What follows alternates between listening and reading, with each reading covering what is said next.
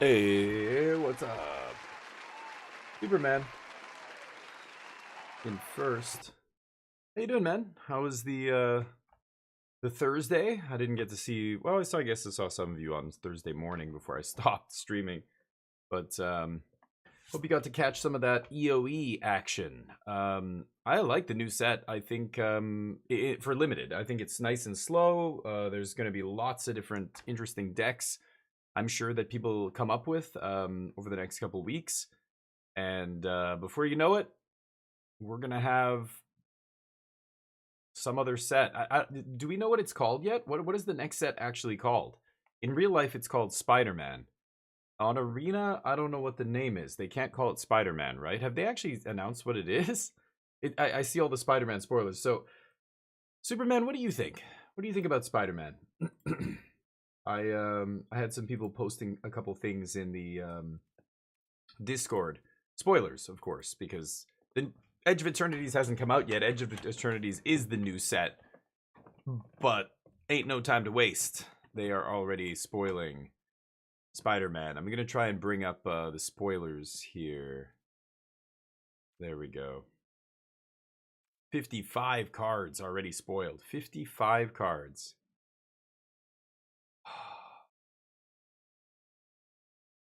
Should we look at them?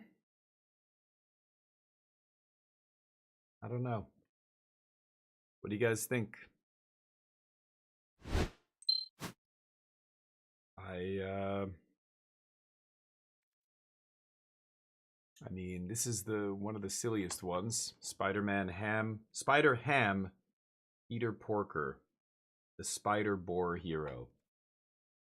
Spider Ham, I guess, is apparently a actual Marvel character, but I mean, it's obviously a joke character, right? They decided to include here. SP//DR. Like, I get it, it's supposed to be Spider, but how broken do you think that's going to be? Oh, no, you know what? Never mind. That won't be what it's called on Arena, right? They don't have to worry about coding that. Jub, how you doing? Oh, wow. Tombstone. I remember Tombstone from the comics. Holy crap. I haven't seen him in ages.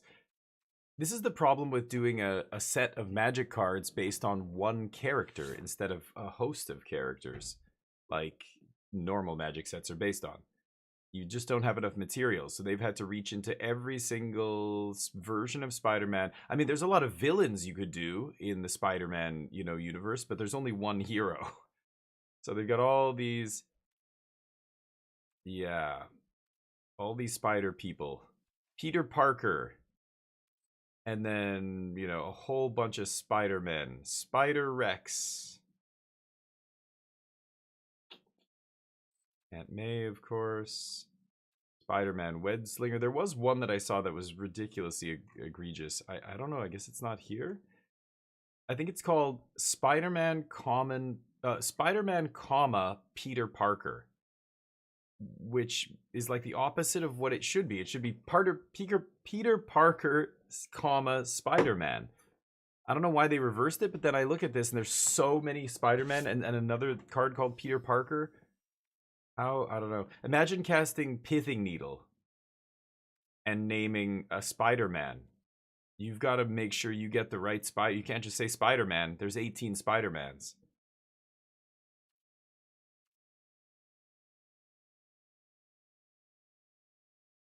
Guy in the chair.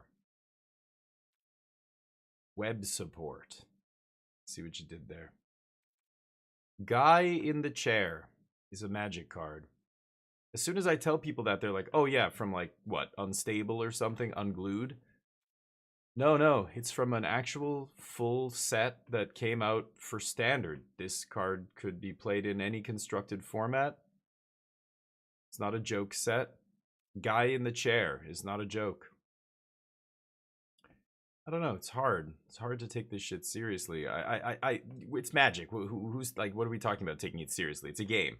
I get it, but it was a competitive game, and it had a gravitas to it that made it. That's what made it cool. You know,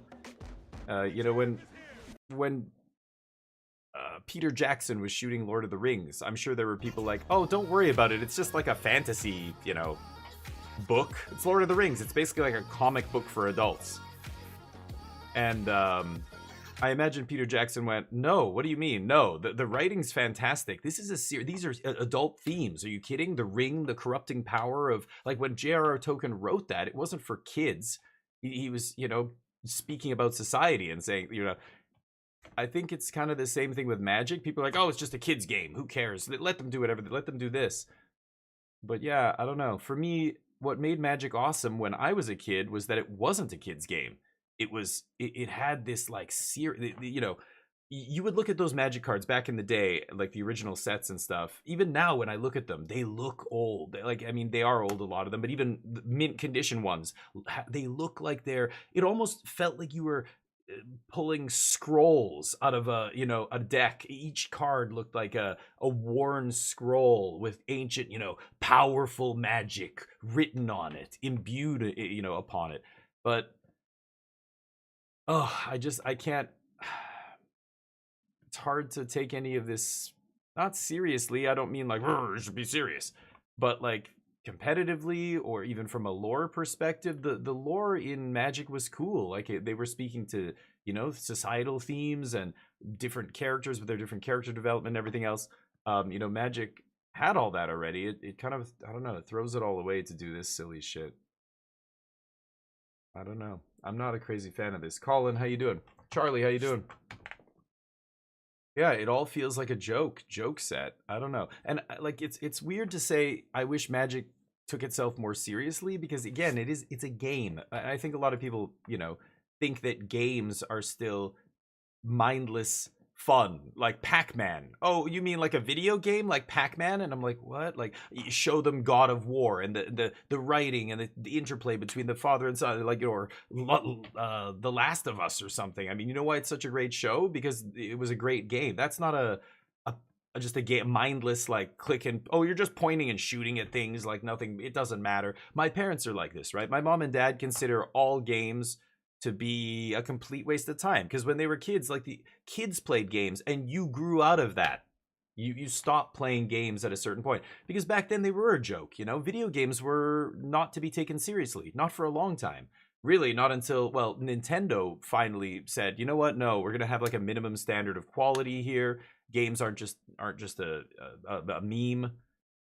And then, when the quality was guaranteed, you started seeing, all kinds of, over the decades, new developers come out and start treating games like art, the art that they are, right? And movies are art, arts, music, you name it. There can be a lot of serious art in those fields, but for some reason, video games, card games, isn't it just Pokemon, but with like dragons or whatever? So I don't know. I think a lot of people don't take Magic seriously, but they're just idiots. They don't know anything about games, right? Magic was a really sweet game. It felt like an adult, serious game. It felt cool to be like a powerful wizard. I don't feel like a powerful wizard if I'm casting Spider Ham. Am casting? Can I even use that word? I'm playing a card called Spider Ham. I don't know. You knew this was where we were going, right? When they started with Godzilla, and I remember telling people, and I don't even talk to those people anymore, but all the people we played with at the time, I was like, this is atrocious. This is terrible. They're like, oh, relax. The Godzilla cards are just functional reprints, but they just have, different art and whatever. I'm like, this is the dam breaking though. Watch where we end up. Now we're 5 years, 8 years later, we have guy in a chair. I don't know, man. Anyway, makes me sad. I don't want to look at it. Let's go to Chromatic Cube Draft. Guy in the chair is your favorite Batman character, yeah. Oracle is basically that, yeah. Or when I die in Siege, Oracle? I'm the guy in the chair dishing out intel? Really? Oh, I didn't. What do you mean, Oracle? I don't know what you mean by that. Look at the Spider-Man artwork. Oh yeah, and I mean, as far as like, are these cards true to the characters and stuff? Oh yes, I have no doubt that they are a fantastic representation of the character, because Magic is an awesome game in that way. You can make a Magic card out of anything, and it can feel bang on, like you nailed the flavor. We used to do it all the time. We made Magic cards of famous celebrities and made meme abilities and stuff on them, and that's literally where they got the idea for half this shit. But that's just Magic's a great template, but yeah, I don't like the way, they just, this is what Magic is now. We're a whore being sold out to the highest bidder, and they can use our body however they please. That's literally what's happening. Use our game however you like. Make the most stupid, ridiculous cards you want. Doesn't matter what they, we'll just make sure they function in the game. But yeah, it sucks. Death Stranding is beautiful, yeah. Well, I mean, because the guy who makes those games treats it like art. He treats it like an art form, and he wants to work with other good artists who understand that, just being a game, just because you're shooting at bad guys or whatever the game is, and maybe it's Portal 2, maybe you're not shooting at anybody, or, games are much more than Super Mario Brothers, or way back in the day, Donkey Kong, or some, Pac-Man.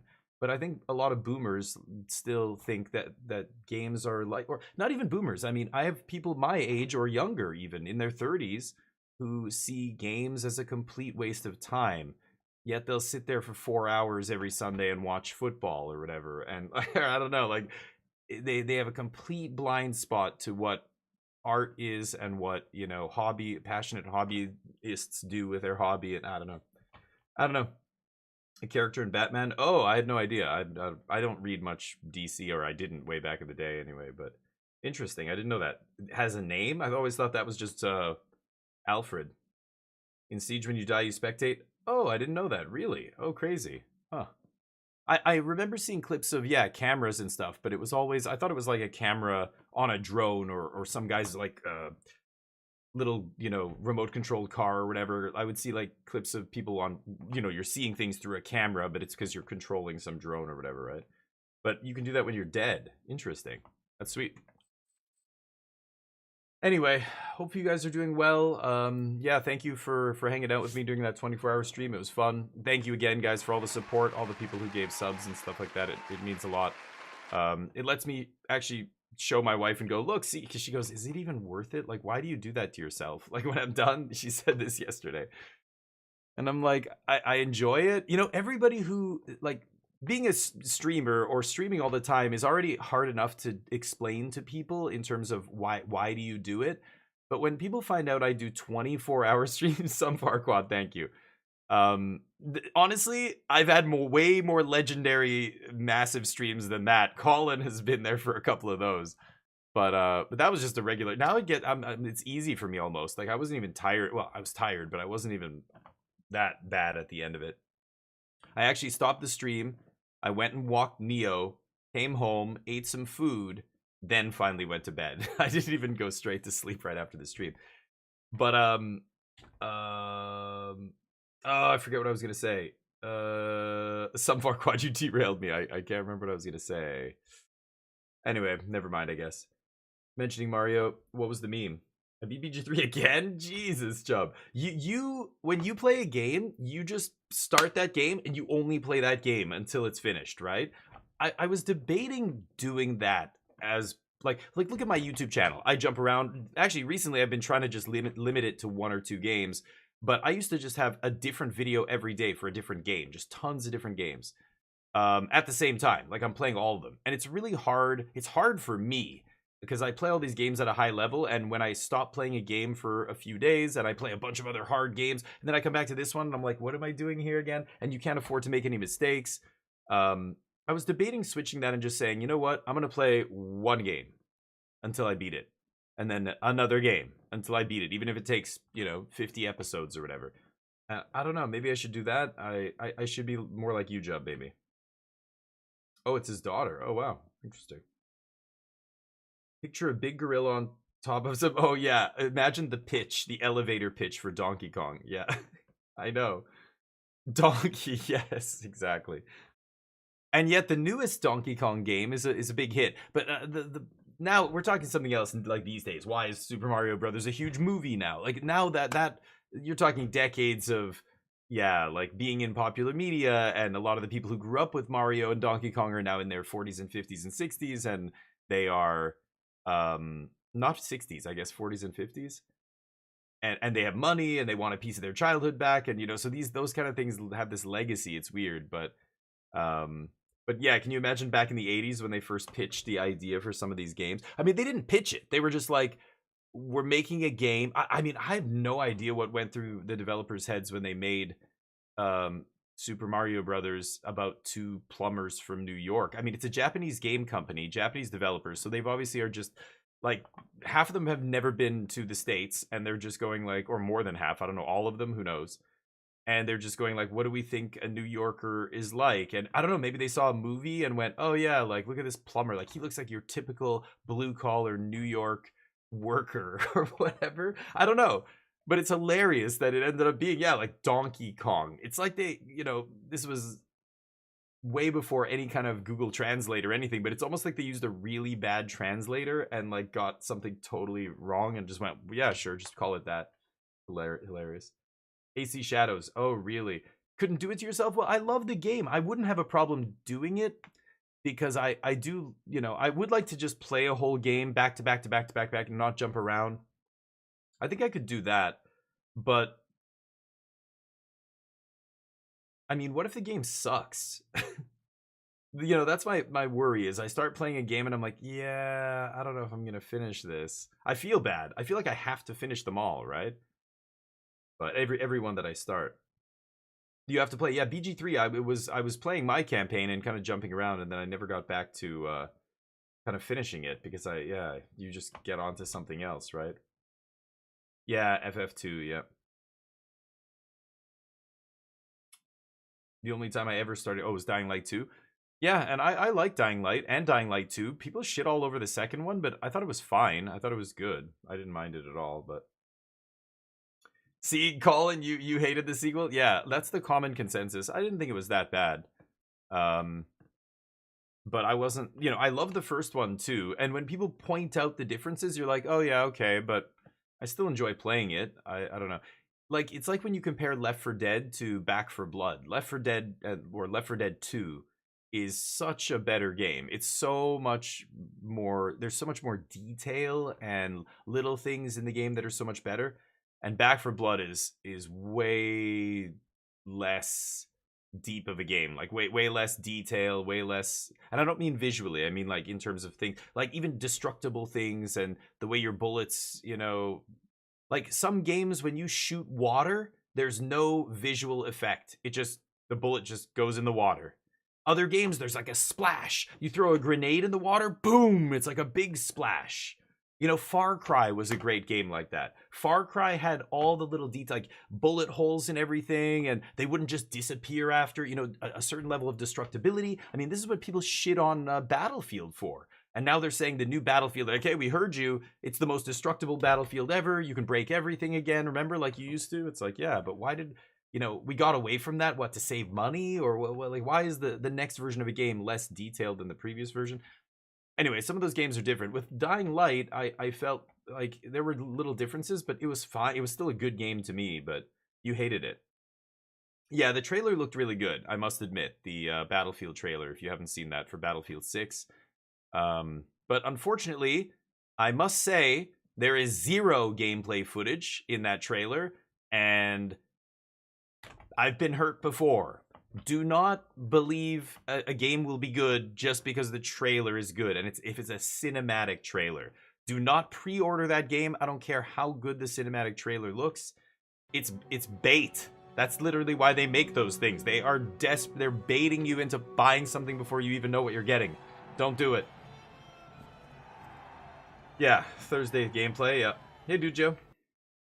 So, and there's people who've played it. There's people who are out there talking about it, saying, "Yeah, I played the alpha and it's good and it feels good and blah blah blah." And there's some complaints. People are saying there's some little things they need to fix, but I haven't heard any huge debacles around it. You know, we don't hear people leaving the studio or having some leak about crunch being insane and drama between the director and the producer of the game, or there's no smoke around any of it.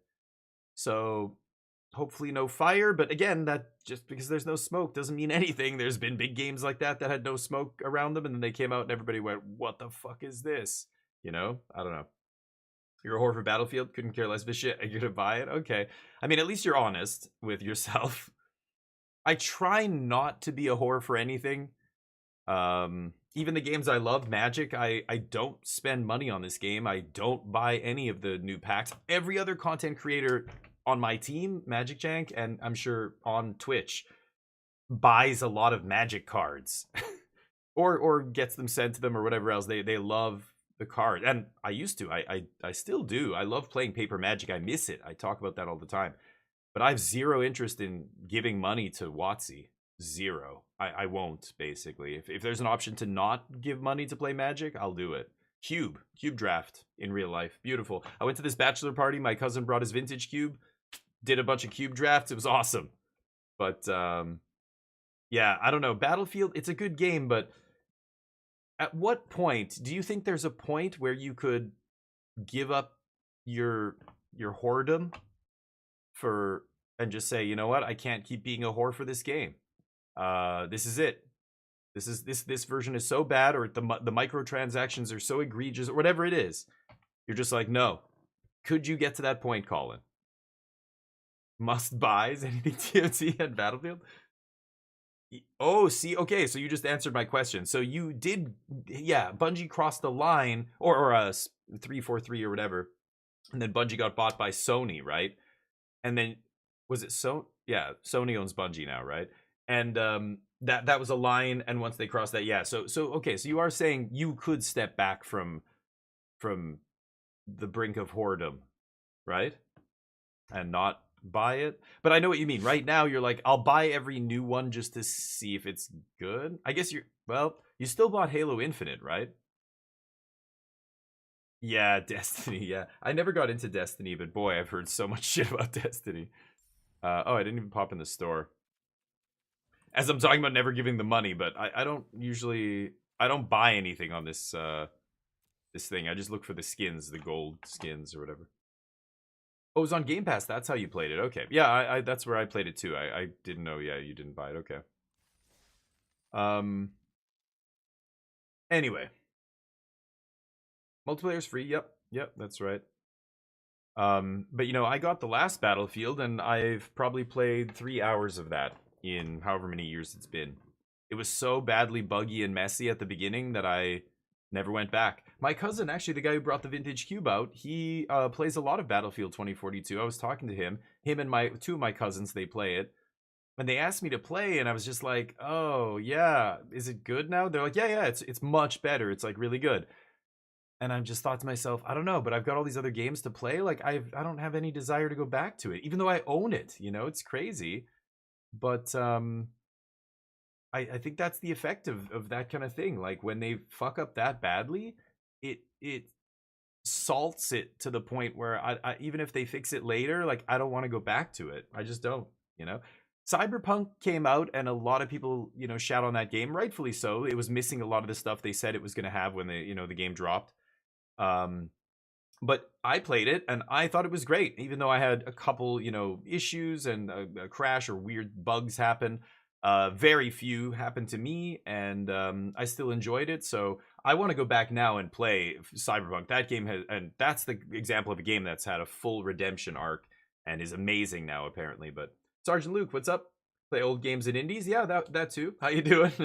Yeah, and that, you can't really go too wrong. But do you ever go back and play? I love indies. There's a lot of great indies I love playing, but retro games. Like, let me ask you a question. This is maybe going to depend on how old you are, but what do you consider a retro game? Um, for me, I think it's pre-online era. I think anything before Xbox 360 and PS3 is retro, and anything after Xbox 360, PS3 is is modern or whatever, the current age of gaming. You played five. Wow, you play a ton of it, Colin. Holy shit. The 90s, yeah. I think 90s up to maybe early. I think PS2 is retro. I think PS2 is retro. I think a lot of people would say it's not. I remember when people were lined up to buy one when it first came out, and obviously that was many years ago. But so it's weird to call it retro. Remember, when I saw it brand new, but that's a retro. That's a retro console to me now, I think. So it's interesting. Retro games, I go back and play some of them, and in my head, I remember them being so awesome. And then I go back and I play this old PS2 game or like PS1 game, and I'm like, oh my god, this is fucking terrible. And I'm not talking about the visuals. Like, the game is fucking terrible. It's so clunky, or it's so this or so that. But back then, people weren't talking about the game in that way. It's just like magic. It's like going back and looking at some of these early design cards and go, this is so dumb. This is so bad. Why did they make this card? There are other cards that are great, but so many bad cards. What were they thinking? Or this mechanic from Invasion Blog, what were they thinking when they made, And I think because back then we didn't have a frame of reference for a lot of that stuff. And, even games like video game journalism and, reviewing and everything, now it's gotten so deep. Like, the reviewers are talking about all kinds of frame rate, blah, blah, blah. Like, so many people didn't give a shit about all that stuff back then. I played Nintendo games that would slow down and whoa, when there was lots of explosions, Contra, stuff like that. When you were a kid, that was just like a whoa, that was crazy. There was so many explosions, the game slowed down. Did you see that? That was insane. Now it's like, one dropped frame, I'm like, what is this unplayable garbage? Fuck this. And I want to never play that game again. It's bizarre when you think about it, but I think because we know so much more about games, the average gamer, and you just have so much selection, I don't know. I go back and play old games and they suck a lot of time, and I'm just like, what did I like about this? This is garbage. Not all of them. Many of them still hold up, but it's funny. Anyway, games are weird. Magic's the same way. I mean, I look at Spider-Man coming out. I've got people, all the people in my Discord, a lot of them are just like, this might kill it for me. This might be the last straw. And I'm just like, I can't do this anymore. This is not, I just don't want to play this Magic anymore. I want to play 2018 or 2050, 2000s era Magic. I don't know.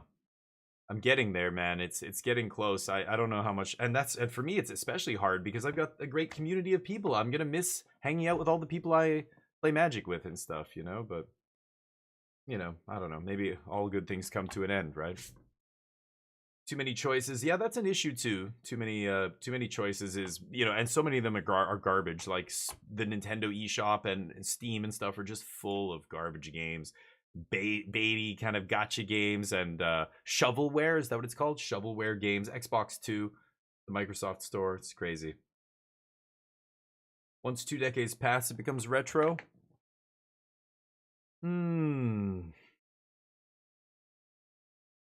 Maybe 2 decades.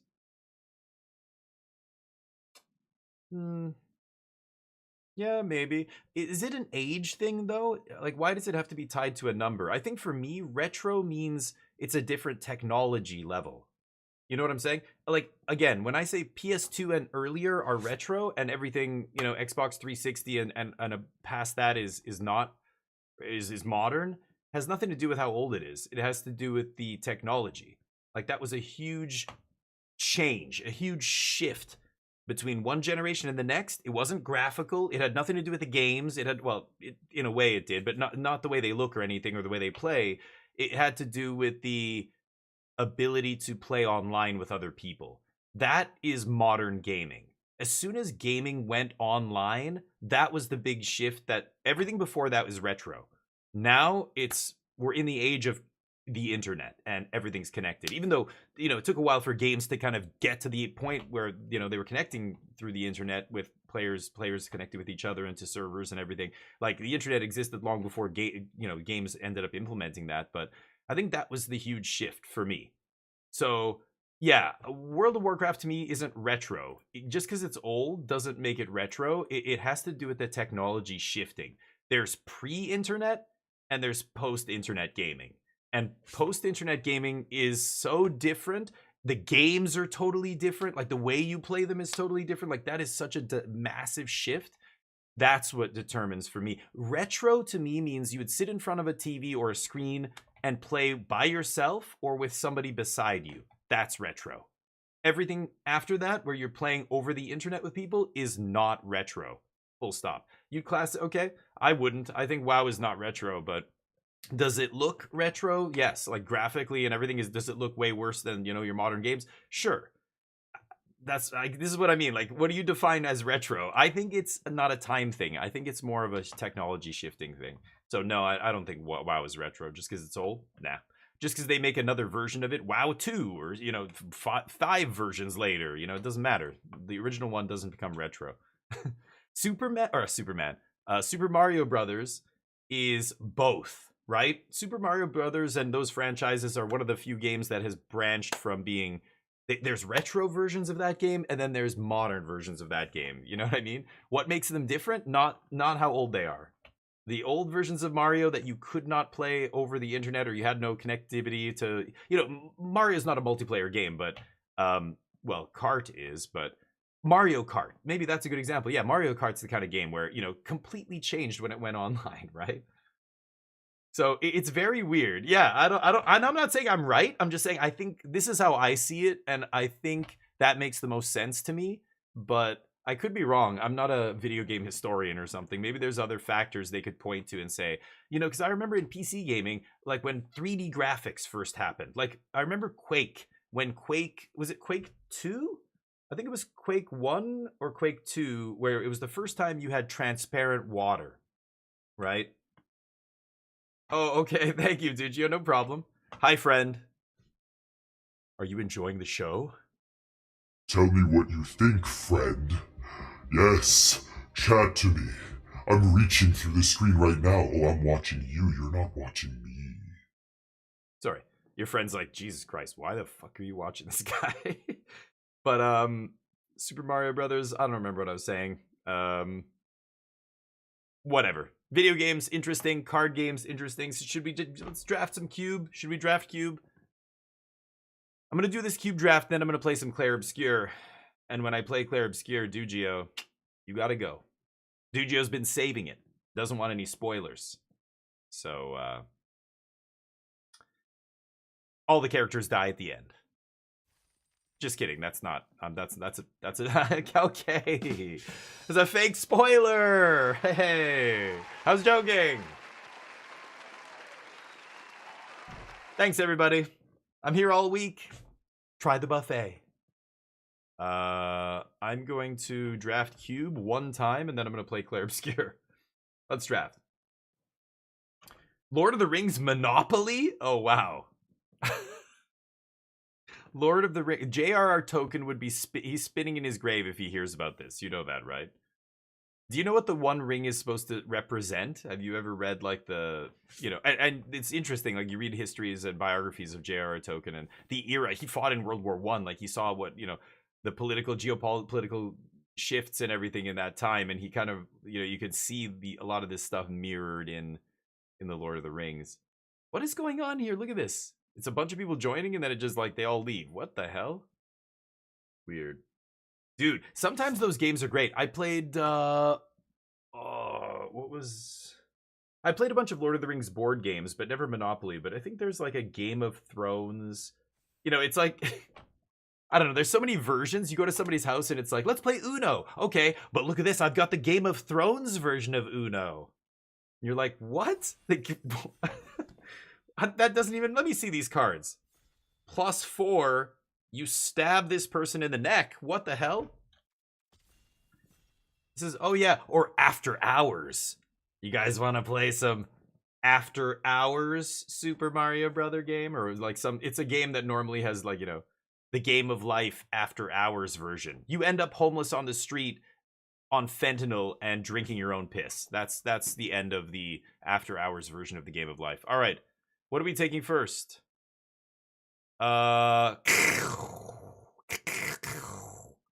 This is one of my favorite cards, Crackle with Power. Remand is probably the pick here, though. Remand is awesome. There's 3 mana green ramp is a little too expensive. I want the 1 and 2 mana. I would probably take this if it was Birds of Paradise or some other 1 mana ramper that I don't know if there's any other ones that make any color. It's just bop. Should I take Crackle? I think I might take Remand, and I'm going to try and wheel Crackle. Is that crazy? Crackle just ends the game, but of course it requires a bunch of setup. The 1 ring to wheel them all, yeah. The draw 4 is trial by combat, exactly. They're going to roll his graves. Well, they sold it. His kids, they don't have anything to do with it anymore. That's why you've seen such a pile of slop Lord of the Rings content come out in the last few years. Did you see that review for what was it? Is it called the Mines of... That's not called the Mines of Moria. It's like something with the mines, and you play as Golem, and it looks like the most terrible game, and people have ripped it to shreds. All these reviewers were like, this might be the worst game that has come out in the last like 5 years. And it's because, yeah, the rights got sold a while ago to some other company, and they've just been milking it. Vaultborn, pretty good. Big cheaty McCheat target. Solar Transformers, 2 mana ramp that also makes any color. This is quite good. Vaultborn. Is it powerful enough to take? Maybe I do take Vaultborn here. I mean, there's no flash in this cube or anything crazy. No sneak attack or anything like that. Show and tell. But you can still do stuff with this, right? There's Tooth and Nail. I'm going to still take Solar Transformer. The big guys are like all very similar. This is one of the better ones, like Atraxa and this. But I think I'm going to take this. Yeah, dude, Dugio. And that's why the IP got sold a little while ago, years ago now. And there's just been there's a bunch of games, and it's the Lord of the Rings. There's a bunch of like products and merchandising that never existed before because that stuff, yeah. Rings of Power got a ton of hate. Enjoyed. Oh, the TV show. Me too. I actually watched it and I thought it was fine. Yeah, people were shitting on it, but it's like this. People shit on TV shows and stuff for all kinds of pointless reasons. A lot of them just do it to get clicks and views on the internet or on TikTok. And the problem is people watch that and go, "Oh yeah, this guy said blah blah blah," but he's got like, I don't know, like a ton of views on that video. I think a lot of people agree with him, so then they start agreeing. Like people who agree with like the haters on YouTube and stuff, they don't realize they're just doing it to get clicks. Like that's what the algorithm dictates you should do if you want to grow on social media or one of those sites, right? Look at me on Twitch. Hate. This is why my channel's so small. I don't promote. I'm not just always, well, shitting on everything. That said, I do shit on Magic a lot, but it's because they piss me off. Should I take Pilgrim here? There's this. Overlord. There's River Regent. I'm going to take the 1 mana ramper here. River Regent's pretty awesome. Yeah, I'll take River Regent. Replication. There's Day of Judgment. Ooh, a little blue-white control? Ooh, a little blue-white? Maybe I'm blue-white control here. I love destroying all the creatures. I love mass murdering creatures in Magic. Kind of my favorite thing to do. Get all your genocidal tendencies out on Arena against made-up creatures. I hate Spider-Man's face. I can't wait to smash Spider-Man's face in Magic. See, that just... that's just making me sad again. I'm going to take Day of Judgment. Praying for the blue-white. Let's do it. Taking Day of Judgment. There's another white removal spell here. This is not a great pack for anybody. I think I'm going to take Planar Disruption and be pretty sad. Artifact Creature or Planeswalker, sure. Most played game since Xbox. Rocket League. Oh, wow. 34 days. I never check stuff like that. I think it would just make me very sad. Archangel of Thune sucks. So does this. Yikes. Blue-white control is going to be tricky here. I'm going to take green-blue land and just spec on maybe splashing green. If I find Atraxa, I'll splash that. That's funny, Colin. Yeah. I don't know what my most played game is. It might be Counter-Strike 1.6. I think I had like 6,000 hours or something in that. But I think if you add up all the Counter-Strike games, like all the way back to CS, what did I start? I started in the beta. It was like beta 5.2, all the way up to Source, all the way up to CSGO. I bet you I have more than 10,000 hours just in Counter-Strike. I'm very sad now that I said that. Extremely sad. I could take the ramp. I could take snowboard as a big boom boom on the top end.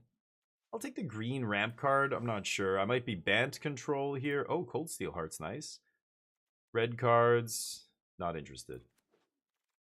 MTGA time. Oh, probably. Yeah. I don't know where I'd find that, but you're probably right. Yeah.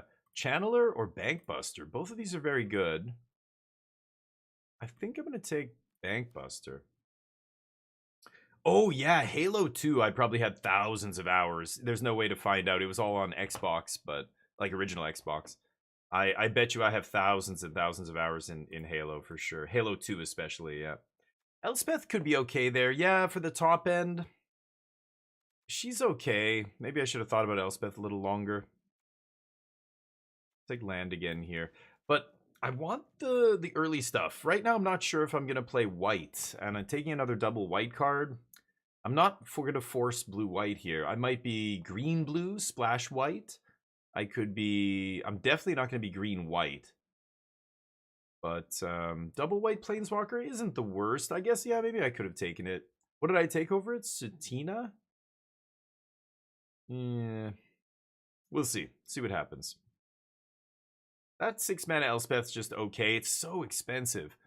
I don't know if it's as good as it was back in the day. It is a sweeper, though, so I don't know. Maybe I could have taken it. I do like sweepers in this format. Yeah, that would be... Yeah, right, Colin. I don't know what mine would be. There's no way to know, I guess, but... They've added Transformers? No, I haven't seen that. Really?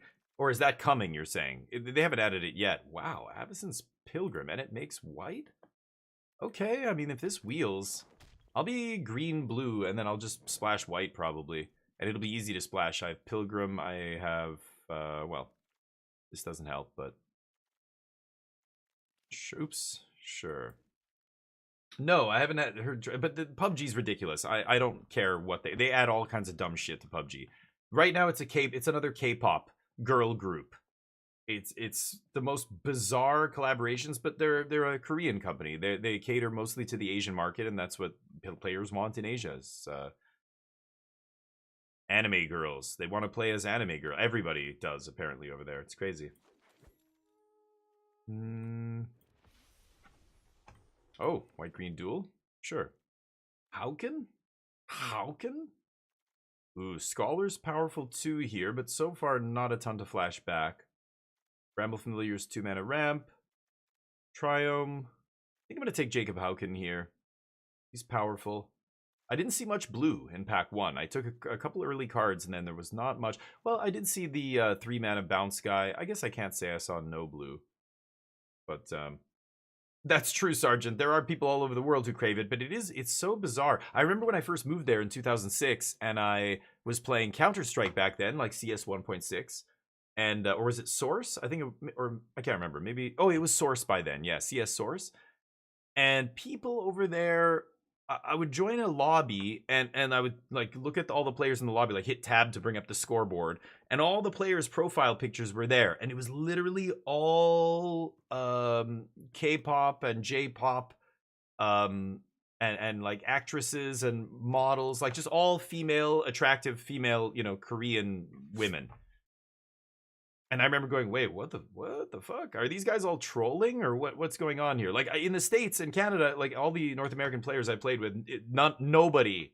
Why would anybody have a picture like what?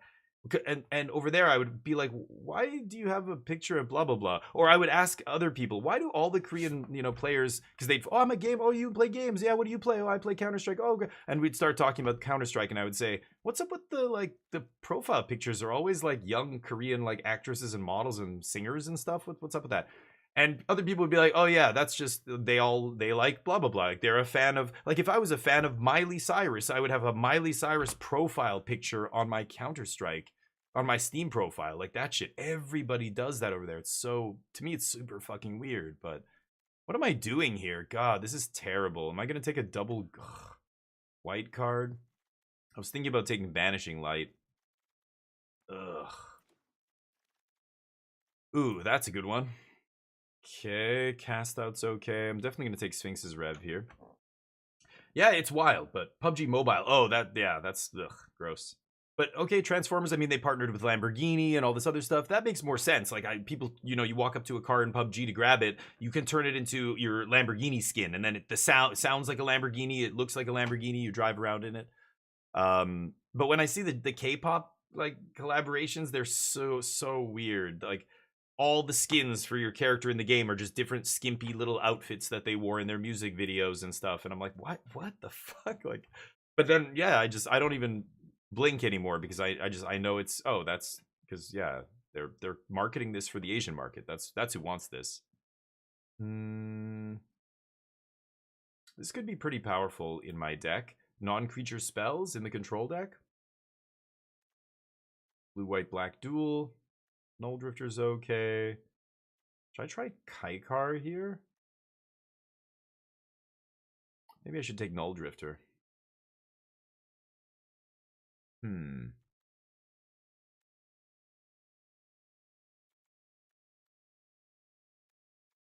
gonna try this guy. I don't know where we're going. Now we're back on basically blue-white here. I'll take Deserted Beach. Crazy. Yeah, anyway, differences with, and nobody would bat an eye over there. Like, one of my buddies used to do this when I started playing with him. He had a profile picture of some K-pop girl, and I was like, what's up with that? He's like, dude, you don't know blah, blah, blah? She's awesome.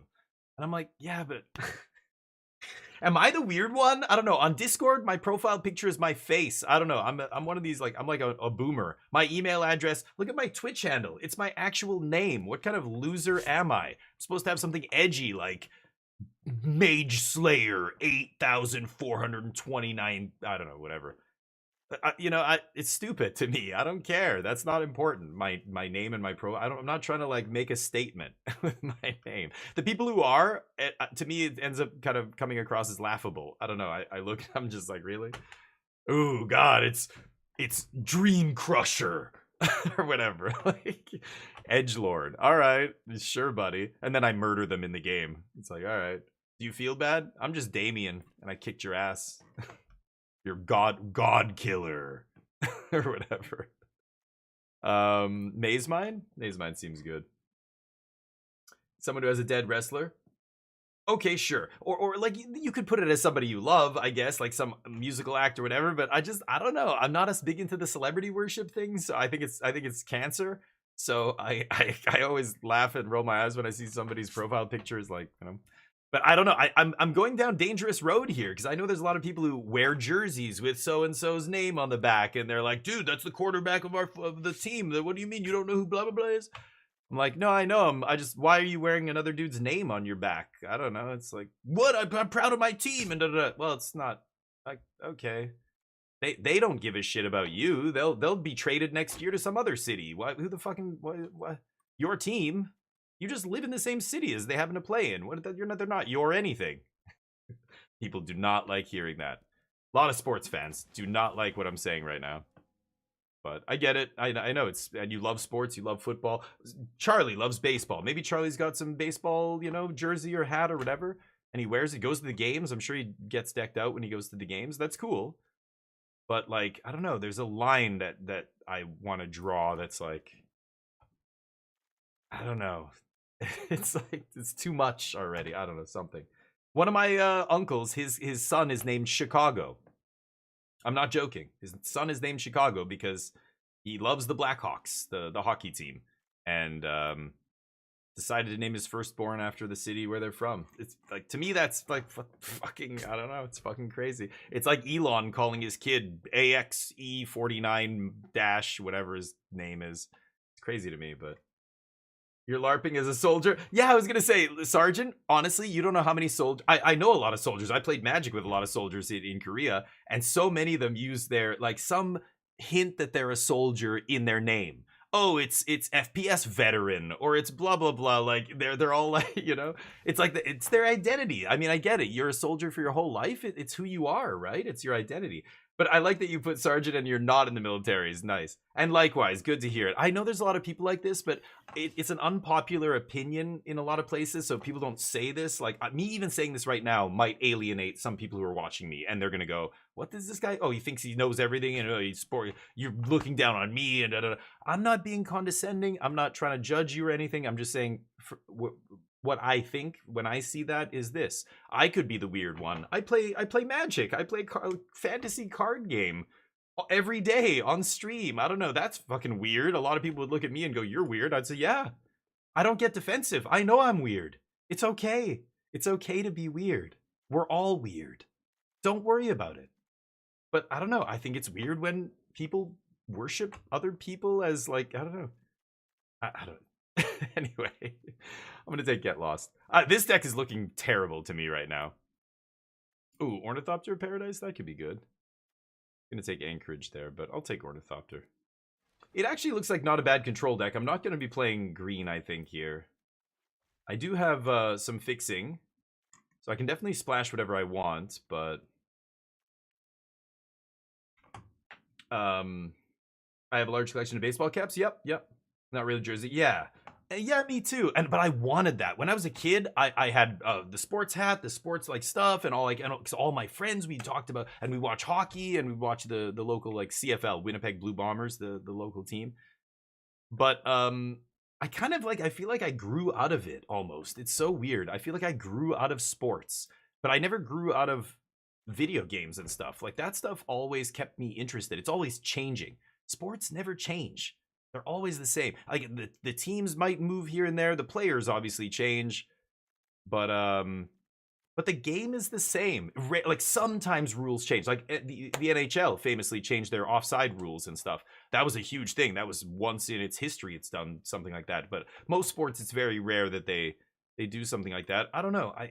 They didn't keep me interested. Maybe it was moving to Asia. When I moved to South Korea, suddenly I wasn't surrounded by people who were obsessed with sports anymore. So I stopped being as interested. I used to be big into cars, right? I used to drag race. You guys have all seen pictures of my Camaro, and I've told stories about drag racing and street racing and all that stuff. I spent so much time and so many years and money on that car, and I was obsessed with cars and drag racing, that whole scene, that whole culture, and all my friends were into it. But then as soon as I moved away, I just stopped, like, because I wasn't surrounded by people who were into it, it just faded away for me. It's crazy how that stuff happens, but ooh, Riptide's kind of interesting. I think I'm gonna take Search for Azcanta. I have 4 creatures. Yeah, this finds almost anything in my deck. Glacial Fortress is nice there too. I guess I have all this fixing that I don't need now, but it's gonna get bullied, yeah. Is the FF Mastery track shorter? Oh, it might be, Swoops. I hope it is, because otherwise you won't be able to finish it in the time that we have now. The seasons or whatever, the length is so short. People were talking about this before, saying, with the 6 sets a year thing, do we even have time to finish the Battle Pass before the next one comes out? But I think they might have shortened it. Yeah, I hope so. You might be right. I don't know though, Swoops. I don't know the answer to that. You probably have to try and find that online. Ask on Reddit or something. Is like competition, the edge is gone, the rivalries, the narratives. Yeah, that is cool. And the talent, man. I mean, people are the athletes are capable. Holy shit. Okay, we found our thing to splash. I love Seed Shark, but I'll take a pick 7 Atraxa here. Sure. Do I have black fixing? Not really. I have Cold Steel, Ornithopter of Paradise, Solar Transformer. I've already got 3 things that can make black. Shadowy Backstreet. Yeah, we'll be okay here. Not going to play Bivouac. Probably going to play all these other... Oh, I'm not going to play the green lands either. Oh, what am I saying? I am going to play. I just got the track set, derp. Green blue. White black duel. Dust Animus. Terrible. Guess I'll take this Shattered Sanctum. Yeah, I think it's incredible. I like watching the Olympics. I think the Olympics is really sweet, and just seeing what humans are capable of is crazy. Like when you see professional, like the Olympians do their thing. It doesn't matter what sport you're watching. It's like, holy shit. I love seeing that. And some, you know, professional sports as well. There's crazy plays, there's crazy feats of athleticism. That stuff is awesome. I love that. But that's where I draw that's where I leave it, you know. I love going to sports games. I soccer games, I've been to football, baseball games. Every time we go to a game, I have a great time. I love it. Just being in the crowd, being in the stadium, watching it live, like all that stuff is awesome.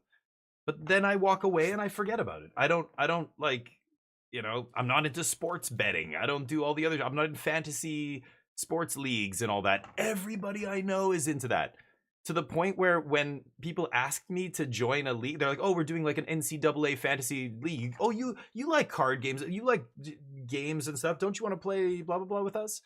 Do this, you know, fantasy league?" And I'm like, "No, I have no interest in that." And people would look at me like, "Wait, what? You don't want to join the fantasy draft?" Like everybody else would look at me as if I'm like I've got a head growing out of my ass. They're like, what do you mean you don't want a fantasy draft?" I'm like, "Oh, I already draft Magic cards. You're doing the same thing, but you don't see it. You see what I'm doing as childish, but you're surprised I don't want a fantasy draft. I don't want a fantasy draft with you guys." Sorry. But yeah, it feels sanitized. Yeah, maybe. The competition, the edge, the rivalries. Yeah, that's, I mean, yeah, maybe you're right. I don't know. That's interesting. I can't speak to that, Luke. I'm not sure. Maybe that is true.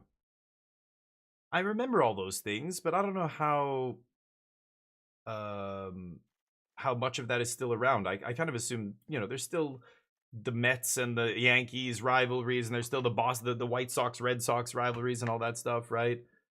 Um that's just baseball. I don't know. I'm sure there are college football rival. College football seems to have a lot of rivalries, like to the point where they're literally like they'll commit crimes and vandalize each other's shit and everything else. Okay, I've got to make one cut here. Maybe it's just Lauren. Look at all these twos. Our deck is very low curve here, which is nice. 4 green sources. That's 7, including my artifact fixing. Not even counting the treasure here. And oh no, that one doesn't make treasure. Never mind. This is gonna be sweet. I kind of like Lauren with Kaikar. He can blink stuff. Same with Thraben Inspector. Maybe I cut like Exercise. This is kind of shitty. Let's take out Exercise. I'm playing 1 Swamp. I've got a bunch of green fixing. I've got 4 black. This looks pretty good. 10-9 and then 7-7, including my artifacts. It's actually like 13-12 here, really. If I consider this can make white blue, this can make white blue, this can make white blue, then it's, yeah. We've got 3 extra sources here that we can add to every single one of these colors. So 13, 12, 7, 7. I'm only splashing for Atraxa here, so 7 of each source is plenty. More than enough. What a weird deck. All right. It's pretty much blue-white control. That's what we wanted to see, right? So let's give her. Yeah, the sanitizing and stuff's interesting. I'm not sure. Maybe that is true. I could see that.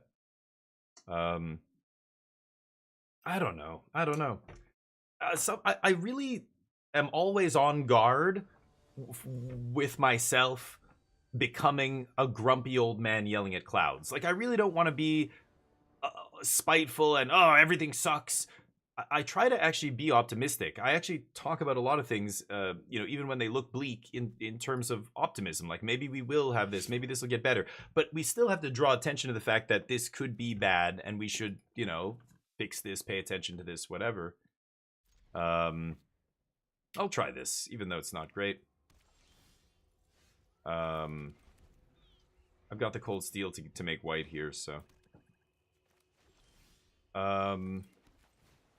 But I complain a lot, like Magic. I complain about Magic, and then I try and say, but, you know, this could be done better, or there's the silver lining of this. Like, even Final Fantasy, like, the fact that I'm not a big fan of Universes Beyond and stuff, I can't deny that Final Fantasy has brought a lot of, did I banish this guy? I think I'm just gonna, yeah, it's just Thraben. crack the clue. It's brought a lot of new players to Magic. I mean, I have no fear that the game I love is going to go anywhere because people are buying so much Magic, it's propping up the entire corporation of Hasbro. Magic profits are paying for all the losses they're taking for their Play-Doh department and their Nerf department and their whatever other shit they make. You know what I mean? It's insane. Christmas, what's up? 24 was great, buddy. Yeah, thank you for popping in. Yeah, right. So, you know, even I complain about it, and I think you should complain if it's warranted. But at the same time, is this guy on Earth or something? Yeah, escape. I think I'm just gonna banish. At the same time, there are upsides, right? Like, yeah, it is bringing a lot of power to the people who make the game, so that game is not going anywhere. I don't have to ever worry about my game disappearing. A lot of other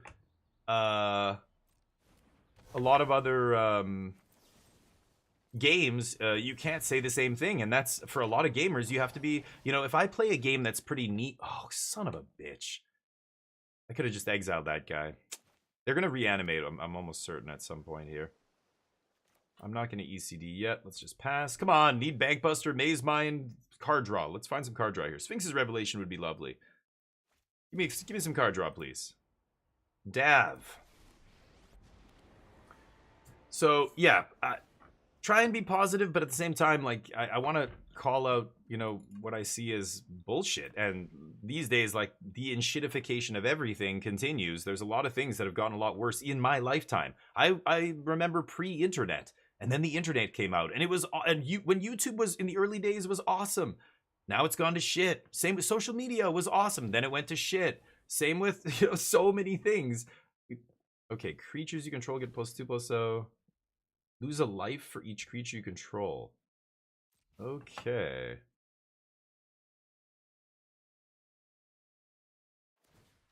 Any land and I can slam a Traxa here. I think I'm actually gonna... Okay, no, I'm gonna let that happen.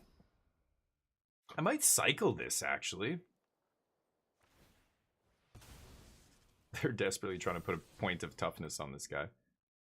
Yeah, I could cycle this just to make sure I find, what's it called? Land next turn. Emblems I can't get rid of, so.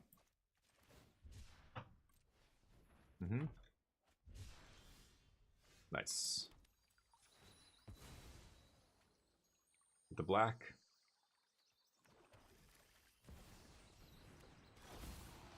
Okay. There we go. Okay. Just 5? Oh, 6. Artifact? Oh, and creature. Oh, I didn't take a creature. Oh, that's perfect. Okay, I was wondering if I could, yeah. Why it was letting me still take something there. Just to discard it. Well, I don't need this anymore. And I don't need Lauren, I think, here. Okay. I'm sure they can kill a Traxa, but then I'm going to Day of Judgment. And, yeah. Oh, I'm dead. Okay. Got me. Let's try again. Should we get the bets up? Will we win this match? Let's see. Did not draw very well that game. Needed some more card draw early. Atraxa as my first card draw spell was not good enough. But I think they got a little lucky on the Davriel emblem as well. It's random, right? What you get, like, you get to pick between 3 random conditions out of I don't know how many. They got the +2/+0. Sure. I had the Day of Judgment too in my hand, but oh well. Insidious Fungus. Let's see. Sanctum, ETB tapped unless I control 2 or more lands.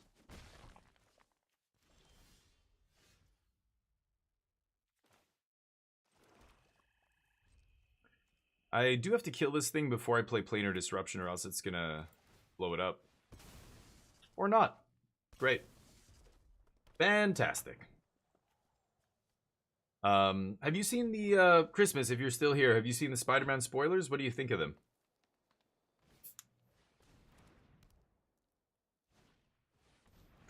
Oh, I'm going to play pre-release today. The Edge of Eternity's actual paper pre-release. My first pre-release in, God, I don't know how long. And when you sacrifice it. Put Lauren here and kill it. I think I will.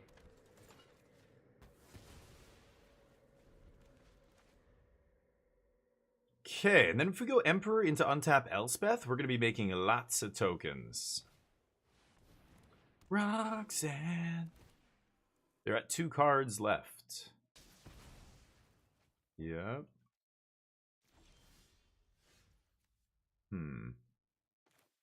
Just go Planar Disruption plus Search. And then pass.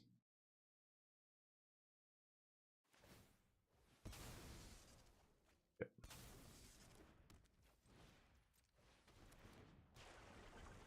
Love to get Kai card down before I start playing these, but I'm not even sure if I... Well, maybe I play... Let's see. Okay. Got me. Sure. Now I have to Emperor. 2 in the yard, 3.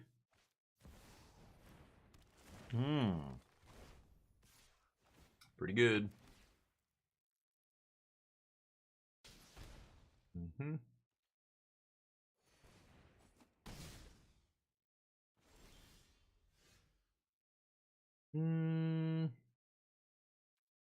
I don't think I want that. Okay. White, blue. I think I'm gonna get another green. Or sorry, I can't fetch green in this. Green, black, white. Maybe I get another white here. Yeah, let's get another white source. So I could Elspeth. I could do big Elspeth. Because if I minus this, then I can't make creatures after. Let's use all our mana.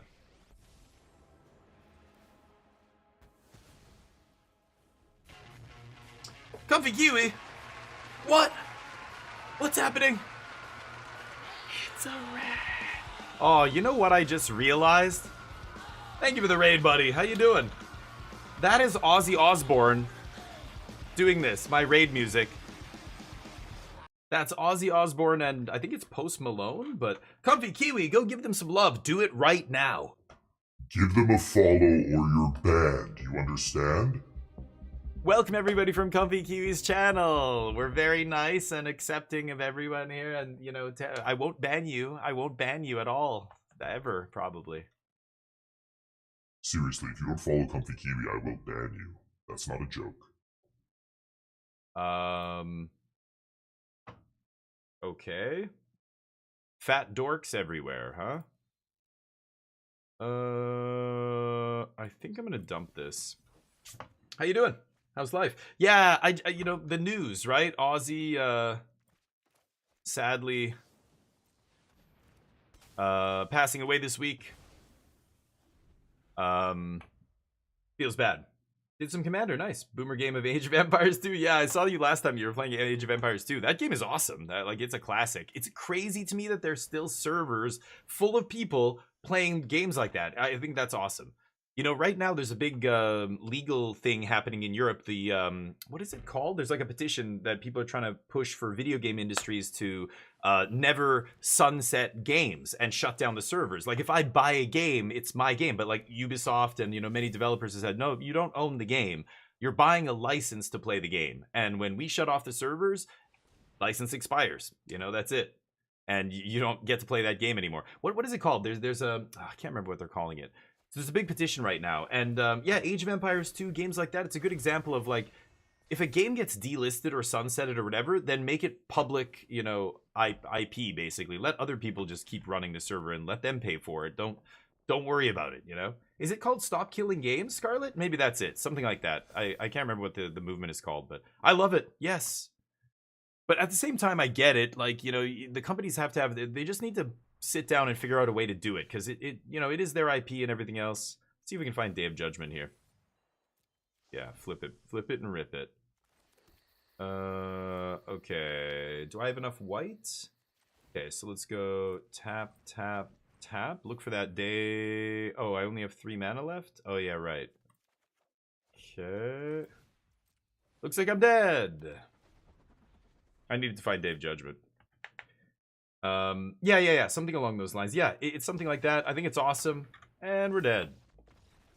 But at the same time, like, companies have to figure out a way to just hand it over. Okay, you know what? We don't want to pay the money to run the servers anymore, or we're not updating it, so now it's just full of hackers and bots and garbage, like Team Fortress 2 famously, you know, became like that.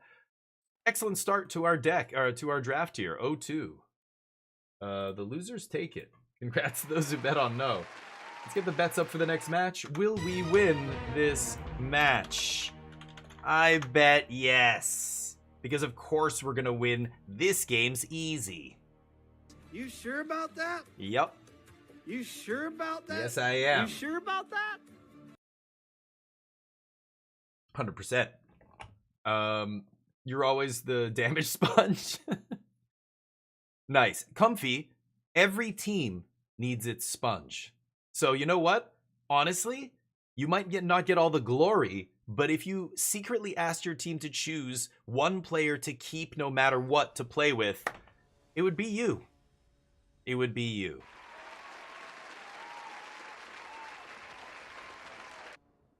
I know when I'm playing Apex Legends or whatever, PUBG, if there's one dude just running around and we're all walking quietly and he's like running, hey guys, look what I found over here. I'm just waiting, I'm watching somebody start shooting at him. Okay, now I know where they are. Bam, start shooting them. And then I look over, oh, he's dead. Well, we'll get you back, buddy. We're gonna res you. Just give me a second. Start looting. I'm gonna keep this. Every team needs their sponge. So you have the most important role on the team. Don't feel bad about that. Feel proud.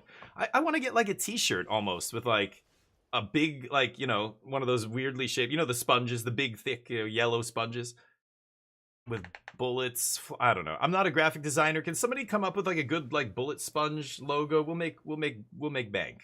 That's copyrighted, by the way. Just saying that. It's out. It's on the VOD. Don't steal that idea. That's my idea. I'm sure there's a million shirts like that already, but whatever. Got a fee. Yeah, it's ridiculous, Sergeant. Yeah. You watch Friendship? Me too.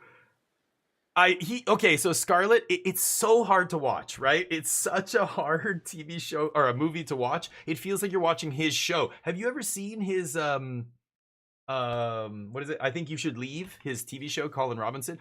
It's just a specific brand of humor that is, well, very specific. You either love it or you think it's dumb. I get why people think it's dumb. Even for me, sometimes I'm like, this is like too much already.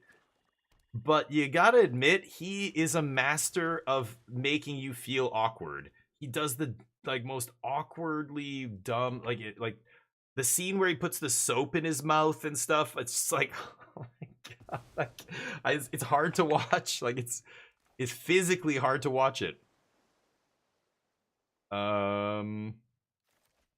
It's Gem Speth here, but it is pretty funny, and that's the thing. It's like I don't know. What's a good example? Mitch Hedberg or something. Like there's specific types of humor that I think are, you know, you either get it or it's like it's just not funny for you. I don't know. Speaking of comedy though, have we all seen the South Park episode that just came out? Oh my god. It is legendary. It is so good. It's got to be probably one of their top time, best of all time episodes. So this costs 5. Okay, so I can't draw anything here. I could just White Sun's Twilight and make like a ton of tokens and kill them here. Just force them to have a sweeper, but no reason to do that. He's a master at his craft. That's true. If your craft is making people feel extremely uncomfortable, he's got it. He's got it down pat. Yeah. Oh yeah. I mean, of course he did, but it's hilarious. Like Satan, poor Satan. Satan keeps getting into these toxic relationships. South Park did a whole thing with Satan dating Saddam Hussein. Do you guys remember that? When Satan and Saddam Hussein were a couple, and that didn't go well. And it just now he's banging Trump. It's it's I feel bad for the guy after a while. It's like, come on, dude, you gotta, maybe it's you, maybe some part of this. Yeah, I don't know, Comfy. I don't know the details. Because yeah, they've burned him a bunch of times, right? They've made fun of him before, but Top Deck Atraxa? Game's easy. I win now. Maze Mind, I guess. Low Ran. Sure. Yeah, okay. Okay, go. Oh, the voice for Hussein is the voice for Trump. Are you serious? Oh shit, that's hilarious. I did not know that. But yeah, I do. The whole thing is hilarious. The best part is Paramount just signed I was reading the numbers that blew my mind. $1.5 billion they gave to Matt Parker and Trey Stone, or whatever their names are. Matt Stone and Trey Parker. Yes, I got backwards. And they're supposed to make 50 episodes of South Park over the next 5 years. And this was the first one. And they just like torched it. I love it. It's like when they get Ricky Gervais to host the Academy Awards, and Ricky Gervais comes out and goes, okay, this person did this, blah, blah, blah, and fuck that person, and blah, blah, blah. And it's like, they knew what they were getting. You knew don't blame me for being me, motherfuckers. You asked for it. Like, this kind of thing. They just bounced my Atraxa? Okay. I'm just going to do this. 5, 6, 7, 8. Let's go X is 6, sure. So 30, yeah, very, like, huge deal, right? 1.5 billion for 50 episodes. And then, of course, Paramount is being merged. They just got bought, basically, right? By Skydance, and, Colbert gets fired, and it's been all this drama, basically, that this, Paramount's been being so shitty because they want this merger to go through, and they know that the FTC can shut it all down. So they are capitulating to the U.S. government's telling them, basically, to not do things with it. But this is nothing new. The Trump's administration, fucks with 60 Minutes and all these other new places, and it's nothing new. But at the same time,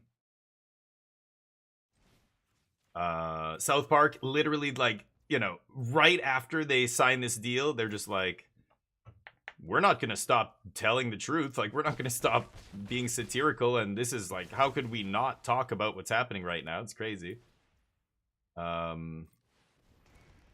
So yeah, it's pretty funny to see. I think this game's over. Yeah, get out of here. Yeah, Comfy, you just streamed. You go home. Go. I just bit my lip.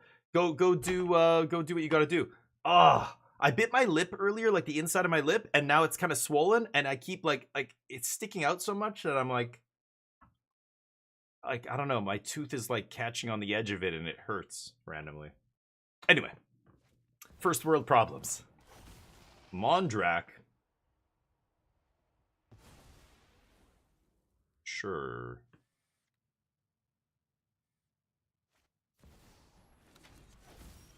You lose.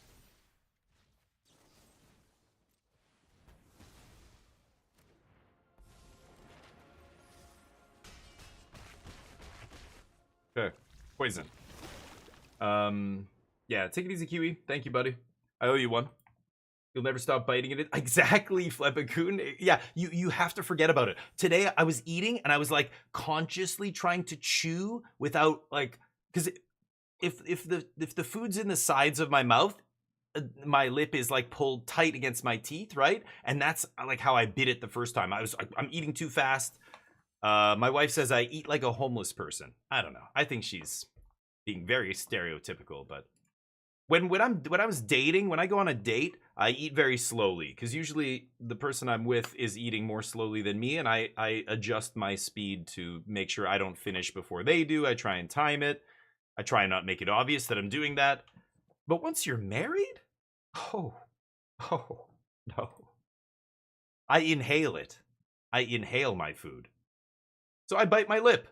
And then today I'm eating and I'm trying not to I'm letting food kind of go in front first. And I realized as I'm trying to think about chewing, how hard it is to think about chewing. It's so hard to like chew and like think about what you're doing and like consciously control your mouth as you're chewing because it's so instinctual and you just never think about it. I couldn't like guarantee that I wasn't going to bite my lip again even when I was trying.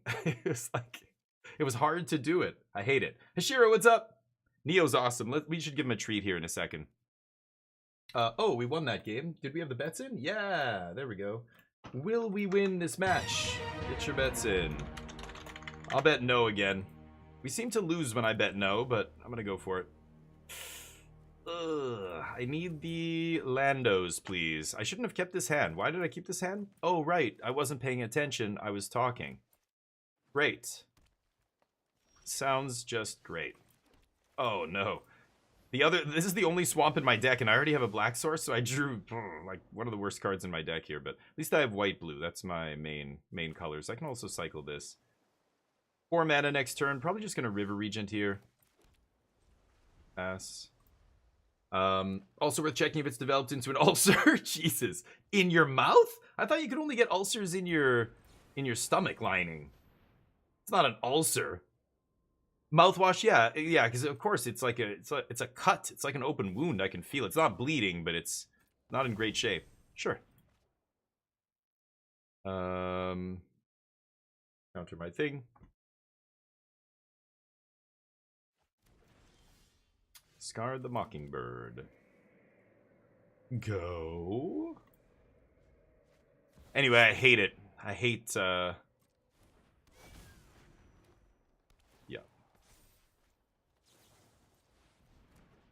I hate biting my tongue or biting the inside of my mouth. It just, ugh. I can't, like, stop biting the same spot or the inside of your cheek. You ever do that? Ugh, it drives me crazy. Anyway. Let's talk about paper cuts. What do you think constitutes 1 HP of damage in real life? People always say paper cut, but is paper cut being 1 HP would, if you extrapolate, then how many HP do you have? Like thousands? Come on. Let's say you have 100 HP. How much is a paper cut? It's not even 1 HP worth of damage, right? Is that 4-drop? Dear God, that thing. 5, 6, 7, 8. Yeah, let's just go for Atraxa here. Refill our hand. Oh, that is ass. Maybe I take Kaikar here. What is it? It only bounces creatures. I guess I could bounce Atraxa. Should I take Kaikar? Oh, that would be so funny. I gotta take Jacob Hauken. I gotta take Jacob Hauken here. Okay. Only 4. That is pathetic. That is a big whiff for Atraxa. Hitting your funny bone. Okay. Yeah. You mean, like, when you say funny bone, the one in your elbow, like, you hit it, and then your whole arm goes tingly, and you're like, oh, you mean that one? Right? Is there another funny bone? Not that funny bone, you chat. Oh. Get your minds out of the gutter, chat. What the shit? Oh, no. Whatever. Oh, you bastard. Killed my land. Extremely rude. The nerves. Yeah. Okay, that's what I thought. Funny bone, right. I haven't hurt my funny bone in a long time. Holy shit. I can't sweep here. Crazy. Get another white source. I would like to do this, but I have to do it for 5, right? So why don't we just ECD this thing? A solid, but not brushing toes. Oh, toe stub is 1%. Yeah, toe stub is poor Dugio recently. Cheeks are the worst. Yeah. Easy 10? And mental damage. Psychic damage, you mean? Yeah, I hear you. There's a lot of things that give you psychic damage. 1 HP of psychic damage is like somebody glancing at you the wrong way. But 1 HP of physical damage, stubbing toe is pretty good. Hitting the funny bone, yeah, I guess. Is that damage? No, I feel like funny bone isn't damage though, right? It's weird. It's like getting tickled or something. That's not damage. It's gotta like physically damage you. It's gotta break your skin or something, right? Oh, no. There has to be rules, damn it. I really don't want to sweep this idiot. Do I just jam Jacob Hauken? 3, 4, 5, 6. Yeah, you know what? Why don't I just go Portico? I have 7 in the yard. Yeah, okay. Let's go Cold Steel. Oh, it tapped double blue, you piece of shit! Why? Fuck. Why did it tap double blue? I have 2 blue cards in my hand. Now I can't cast my last card. What is the fucking auto tapper? Why? Why would it do that? Like, this is what I mean. Sometimes the auto tapper, you can see why it makes the wrong decision because it looks at your hand and goes, you know, whatever. A 22? How did they get a 22? Is that what? I just saw the number 22. What, are you getting a +2 to your rolls from something? What the fuck was that? Oh, it left 2 white up so I could cast this for 0? Is that what it's doing? Maybe. Sweet Lord in heaven. All right, ECD brings back Atraxa. How much HP? Well, calling your teacher mom when you're tired. I love that example, Fleppagoon. That's funny. That's psychic damage. That's like at least 5 HP of psychic damage, right? 5. Is it still HP? I don't know. A plaster and nothing more is 1 HP damage. Interesting. You mean a cast? Like a plaster cast? That's, to me, that's like breaking a bone or fracturing something. That's more than 1 HP damage. If you have to go to the hospital and get some, like, or if you have to wrap it in gauze and like some, you know, bandage of some sort, that's more than 1 HP. You burn your finger, that's like 5 HP. Oh, a band-aid, okay. Oh, interesting. I wasn't sure what you're referring to. Yeah, okay, I thought you meant like a plaster cast. You know what I mean? Like the plaster is you mix the powder with the water and it hardens and, you know, all that stuff. You mean the Band-Aid, yeah. It's weird that we call it a Band-Aid because Band-Aid is like the brand name of the thing, but... Wow, I can't White Sun's Twilight this piece of shit, can I? It doesn't have Vigilance, though, so Emperor can exile it? I could also bounce it. How many cards do I have left? 19 to their 16. I think it's got to be Atraxa here. +1/+1 counter, sure. All right. I am gonna run out of cards here.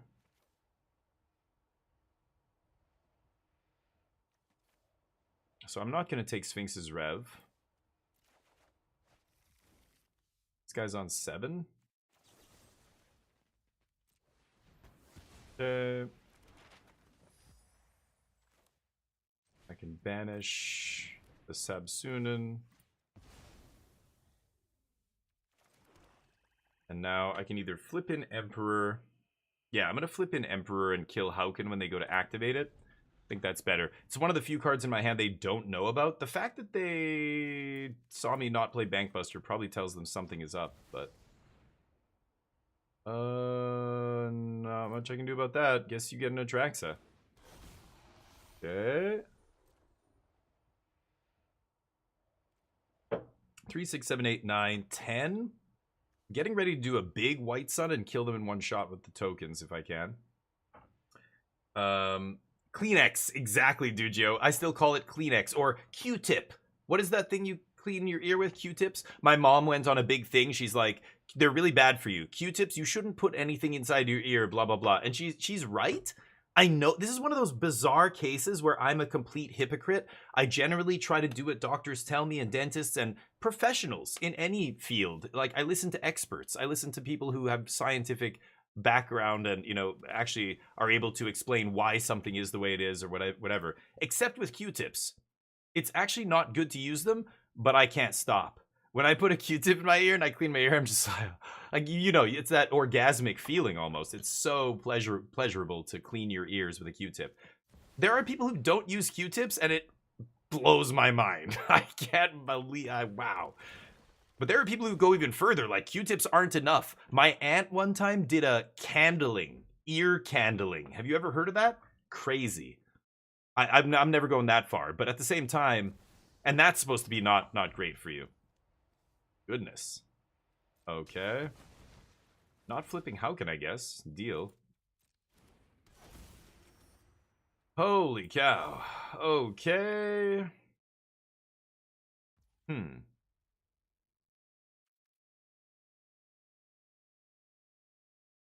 I could flip in Emperor here. They have 10 cards left to my 14. I'm gonna sweep and they know it, right? I could flip in Emperor. But then kill all their guys and then make it 2/2.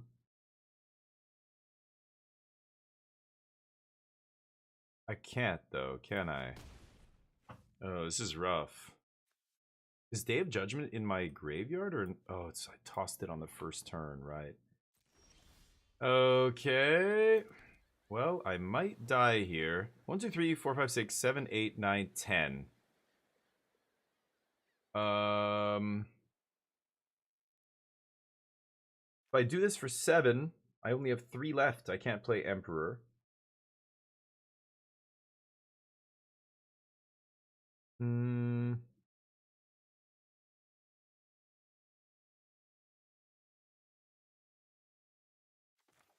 Oof, this is crazy. I'm gonna go Elspeth.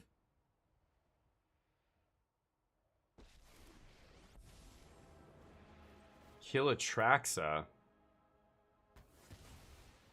And then I'm gonna play Maze Mind. And leave up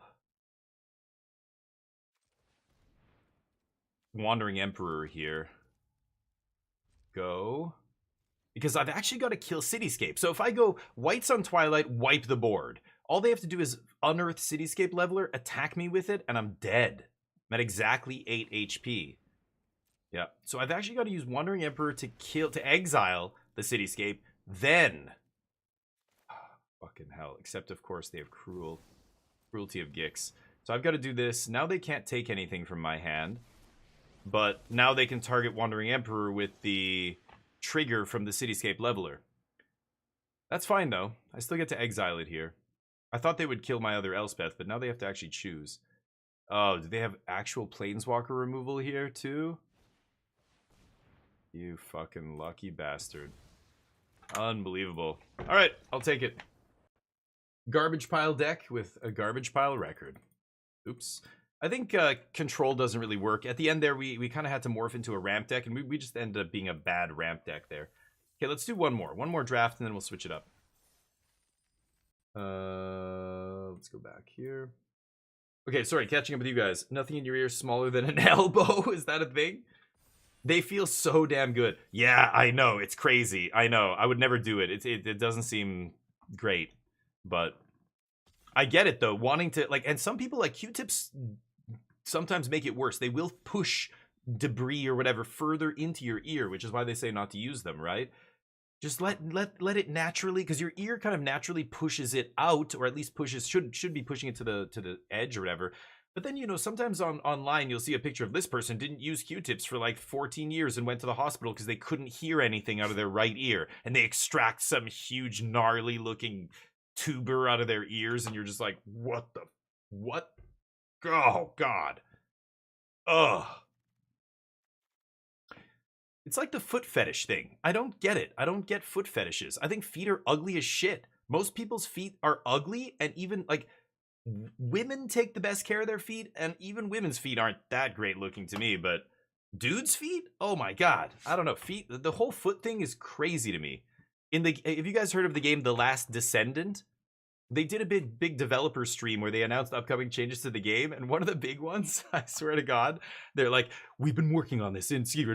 There's all this build up, and then they showed it, and it was this like character model, and they panned down all the way to her feet, and she wasn't wearing anything on her feet. She had bare feet, and the crowd went wild. And I was just like, what the fuck? I don't get it. One of my friends had a big foot thing. We'd go get massages and stuff when I was in Thailand and traveling and stuff with this guy. And he would always get a foot massage. I mean, we would, everybody would get the full body massage. He would get only the foot massage. He's like, dude, I love feet and blah, blah, blah. Feet are fucking ugly. I'm sorry. I don't know. It's weird. I don't know. People love chihuahuas. My ex-wife had a chihuahua that was probably the ugliest dog I've ever seen in my life. It sounds so harsh. I'm like being so harsh. Oh, dogs aren't ugly. It's like, come on. Yes, they are. Like, there's literally an award show, the ugliest dog on earth. It's like some hairless chihuahua with like jack teeth. And you guys have seen this, right? It's nothing. It doesn't. I'm not a bad person because I can say a dog is ugly. Look at this dog. This Air Bud 2 or whatever the sequel is now. There's an Air Bud movie coming out. That's a good-looking dog. Haven't you ever seen BoJack Horseman? The golden retriever looks like it's the Brad Pitt of dogs or whatever, right? Come on. We're not being mean. I've had people get mad at me because I'm like, oh, like, I don't know. I didn't call this person's dog ugly, but I was playing with this person's little pug or whatever, and I kept throwing the ball. It would bring it back, but when I tried to take the ball back from the dog would like tease me and stuff, and I was like, oh, I'm like, look at this guy. Oh my God. I'm like, come here, you little bastard. And I called him a little bastard in a good way, smiling, laughing, like, you little bastard. And the owner who was sitting right next to me, a girl that was younger than me, I think at that time, when I was there. Now she's older than me. No. At that time, yeah, I remember hanging out with a group of people that this girl was friends of theirs. And, oh, yes, okay, easy. And she got pissed. She's like, excuse me? What did you call him? I'm like, oh, what? I'm like, did I say bastard? I don't even remember. Yeah, just lower, you little rascal, you little bastard. I don't know. I'm not like insulting the dog. She's like, don't ever say that to somebody's dog. She's acting like the dog fucking speaks English. I'm like, hello, the dog doesn't know what I called it. Does he look offended to you? What the fuck is wrong with people? Ridiculous. Anyway, Cube is dumb and Itali's dumb in Cube. I agree. Sublime is easy. Sublime is the best card in the cube, maybe. It's this or Atraxa or... Itali's up there, maybe top 10, but I would take Atraxa over Itali, and I would take Sublime over Atraxa. In my pick order. Fight with Fire is pretty good. If I'm going in this direction, I could definitely be blue-red spells. And I love blue-red spells. That archetype is awesome. I don't see a good green card here either to go with Explorer. There's just crappy white and black cards. I'm going to take Fight with Fire. Fight with Fire is a win condition. It kills them in one shot. If you have Ral or Chandra or Cursed Recording, or there's like a million ways to copy spells. And if you kick this and copy it, that's lights out. Ooh, Seed Sharks can be great in the spells deck as well. That's a good pickup. Bunch of white crap will pass. Crater Hoof. All dogs are bastards? Well, yeah, like, it's just, yeah, sons of bitches, right. It's just people getting so mortally offended over things that don't matter. Like, there are things you should be offended about, you know? I don't like it when people use slurs. And I still have friends, I hang out with them, and they will use slurs casually. And I say something, and they, like, roll their eyes, or they look at each other like, okay, whatever, dude, it's not a big deal. It's like, well, you're right. It's not a big deal. It's not like I'm freaking out and, like, I'm not going to ever talk to you again. But at the same time, you're debasing yourself using this. You're broadcasting to everybody around you how ignorant you are. Don't you care about that? I don't want to be associated with people who talk like that. So I would appreciate you not talking like that, you know, not to mention the people who you're actually insulting by saying this kind of thing, you know. I don't know. I'm not talking about straight, like, racist or homophobic stuff. I mean, like, they use the R word, you know. And I've used that word a million times in my life, but at some point it became a slur. It's officially classified as a slur in many Western democracies now.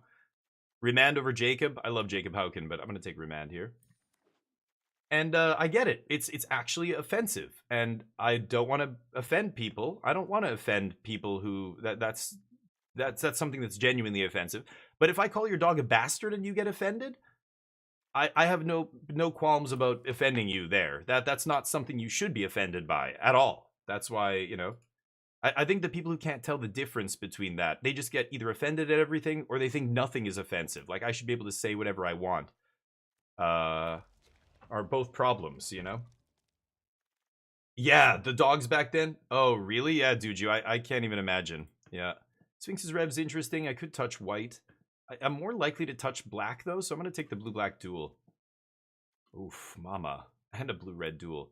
I love Hostage Taker. Thief is insane, but this is a cheap... Like, you want to have this on turn 3, and it just wins the game if you have it on turn 3.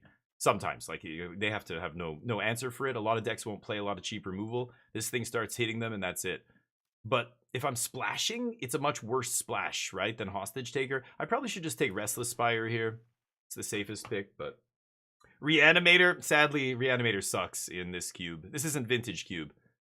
This cube doesn't have anything to turn on Reanimator. It's like, people are like, what do you mean? It's got a 4-mana spell that brings something back from the graveyard. What? 4? How much mana?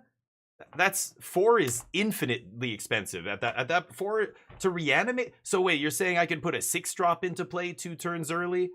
I can do that by ramping too. Why the hell would I put a bunch of crappy reanimation cards in my deck? If I'm reanimating, I want to put a Traxa into play on turn 2. That's reanimating. Turn 1 Entomb into turn 2 Exhume, or turn 1 Reanimate, or whatever, off Lotus Petal. Now you're doing something powerful. Reanimating a 6-drop on turn 5? Come on. That's not good. People think Reanimator is good in this cube. It's not. All the reanimation spells are too expensive, and there's not enough. Entomb, you need a way to go in your deck, pull out that big thing, put it in your graveyard, you know? And you need, you just need a lot of moving pieces, right? If you draw it, you need discard, and there's some discard stuff, but it's not very good. So you're playing a bunch of mediocre cards, hoping they're all going to magically come together. Whew, Prosper is very nice. That's the kind of black card I would love to splash. Ornithopter of Paradise is going to be amazing in this deck, though.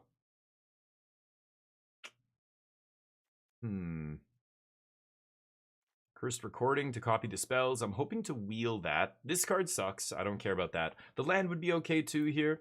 I think it's between Ornithopter and Prosper. Prosper's so good.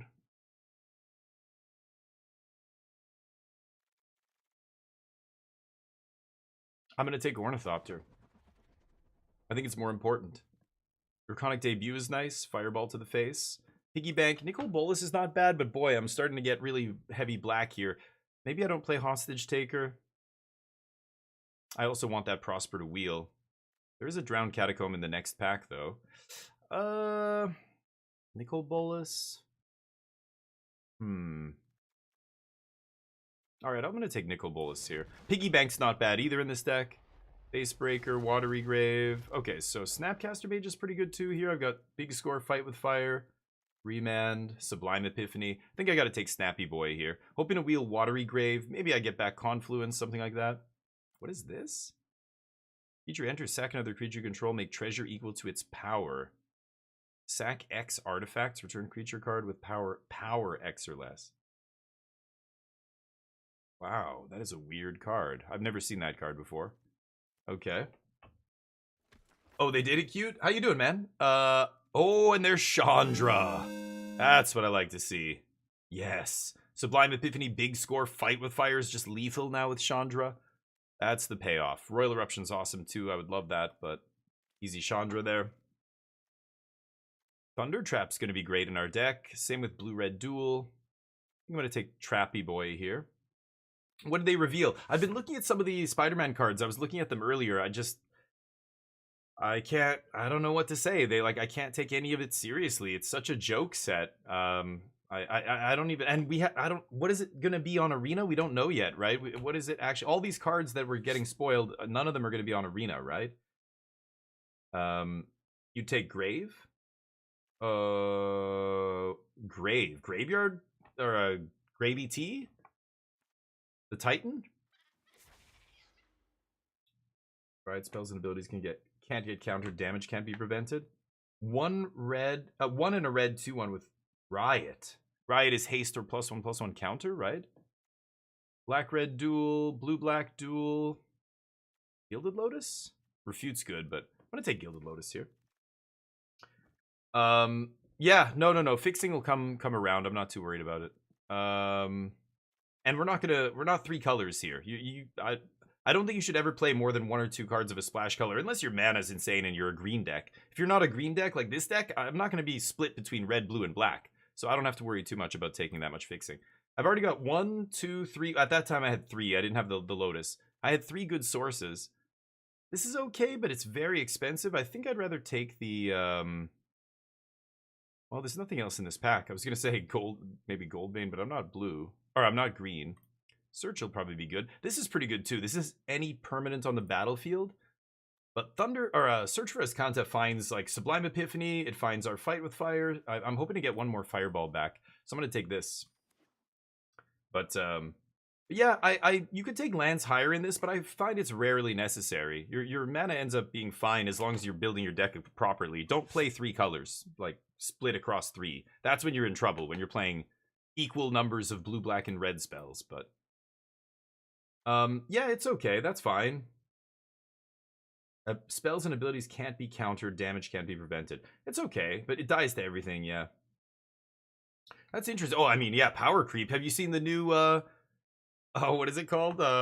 What's the meme? 6/6 with trample. Oh, what was it called? The original one was in Ixalan. It was like, 4 colorless, 2 green, 6 colossal dreadmaw. The meme has become every set they're printing a colossal dreadmaw that's better than the one in the last set. Have you seen the new one? It's ridiculous. It's called Ward 2 now. Colossal Dreadmaw has Ward 2. Colossal Dreadmaw fans in shambles. Did I take Pyromancer's goggles? I'm pretty sure I clicked on something else there right at the end. Oh, okay. I don't really want to play that. Ah, that's the one I want to play.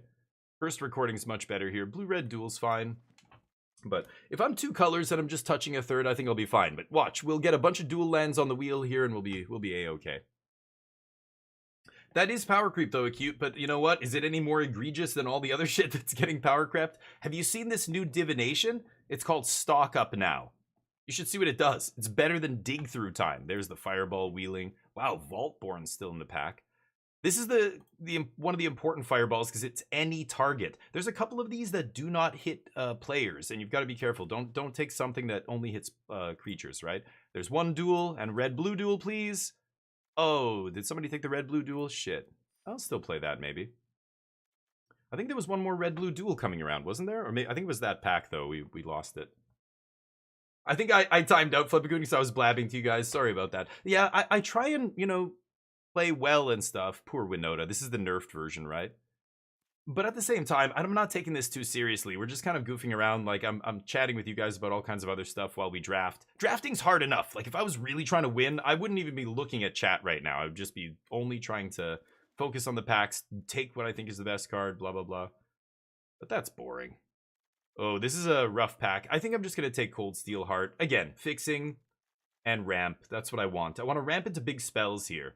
I would love a Torrential Gearhulk. Magma Opus would be insane in my deck. I might not play Hostage Taker. Like, if the deck power level is high enough, I just don't need to play black at all. Like, I won't play Bolus or Hostage Taker. I don't care if I can splash for them. If my blue-red list is tight enough, I'm not going to play those cards. But I'm definitely going to take Heart. I might wheel Muldrifter. Muldrifter's fine. It's not as amazing as it used to be back in the day. 5-color trophy, hell yeah. In Final Fantasy, ooh, nice. Yeah, the 5-color decks are generally super fun. That's why everybody wants to draft them, but they're train wrecks sometimes. You gotta really know what you're doing, and it has to be open. If multiple people are trying to do that in a pod, you're in trouble, right? Well, here I am going, I don't know if I'm gonna splash if my blue-red deck is good enough. Atrax is insane, but I don't think I can splash it here, to be honest. We've got a blue-red duel here, but I'm going to take Fires of Victory. Mizzix Mastery. Probably take a blue-red duel here. Charter Course is okay, too. This is okay, but I've already got Gilded Lotus and some 2-mana ramps, so I can kind of skip 4, maybe. I like Chart, but I'll take red-blue duel. This is another interesting one. I've never splashed for this, but I could see it being good. Gotta be base green, though, I think, right? Mizzix Mastery is obviously insane, but I've already got Snapcaster, and I don't have Magma Opus. Magma Opus is really the nuts with Mizzix Mastery, right? If I get an Opus, then, oh, well, isn't that nice? I would have taken that Mizzix Mastery if I knew the card I was talking about was in the next pack. God damn it. Still, that's a gift. That's going to be insane with a bunch of stuff in our deck. Chandra. Snapping it back is possible. And then, of course, copying it with Cursed Recording is insane. I'm going to take Opus. Here we go. Truly 5-color. Ultima along. Oh my god. And it came together? Oh, okay. Yeah. Yeah, you need a bunch of card draw to make sure your draws get smoothed out in a deck like that, right? This is a weird one. No, that's a terrible one. I was thinking it was the one that made dudes. I could take Extinction Event. I don't have a sweeper here yet, and I'm probably going to touch black. I would love a sweeper here. I really would. I think I'm going to take Extinction. I don't want to play this many black cards. I might not play Hostage Taker. Captivating. This guy's interesting as well, but especially when you're playing a big, like, go over the top of you deck. I don't care if my opponents draw cards. I'm just going to copy Fight with Fire and kill them in one shot. Man, Crackle with power or whatever, the very first pick. Could have had that in this deck, would have been beautiful.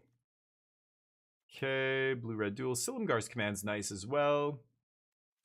Got to take the on-color duel here, though. Mid-pack 2, you got lucky, yeah. And that's good to, admit and be like, yeah, I had to, that had to go perfectly for me, and it did, so. Ooh. Touch white for this? Should probably just take the Verge here, right? Oh, Key to the Archive. Never mind. Wow. 8th pick? Nobody in the entire pod took Key to the Archive? Wow. This card's legit one of the top 10 cards in the cube. Crazy. That's wild.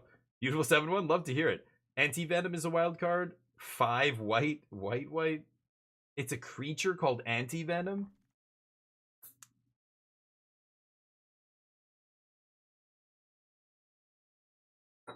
That's ridiculous. All the blue cards wheel. I'll take Muldrifter here. I've got way more playables than I need. Ho, Snowborn's insane too. I might not need to play this though. My top end's kind of covered here. Key's nuts. Key's awesome, right? Yeah, kind of crazy. Oh, and there's Mizzix's Mastery? Okay. I guess. This is too slow. He is too slow, really? Oh, wow. No, it's not too slow for me. I think the name of the game in this format is big slow stuff. But again, you're not giving me context, so maybe you're talking about something else. I don't even have to play a Tali, really, here. Just be all in on the spells. Rona, I don't need. I probably don't need to play Fires of Victory or Dragon Hunt.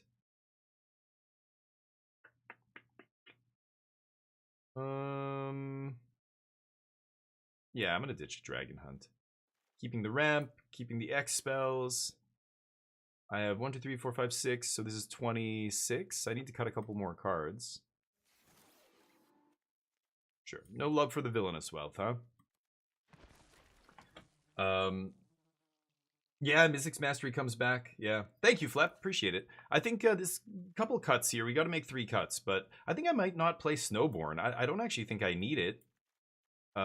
Draconic Debut and Magma Opus, I'm definitely going to play. And Atali. Didn't get the Torrential Gear Hulk. Little Sag. Ever Impersonator I could see cutting. Or Hostage Taker.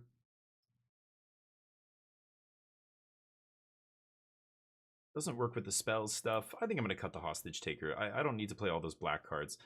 I've got Nicole Bolas as well that I don't really need to play. I love Extinction Event. I'm definitely going to play that. I guess I'll play this. I am ramping. Flipping this is good. I think Search is good. Maybe it is the Impersonator. I'm going to cut that. So you've got 10 red, 9 blue.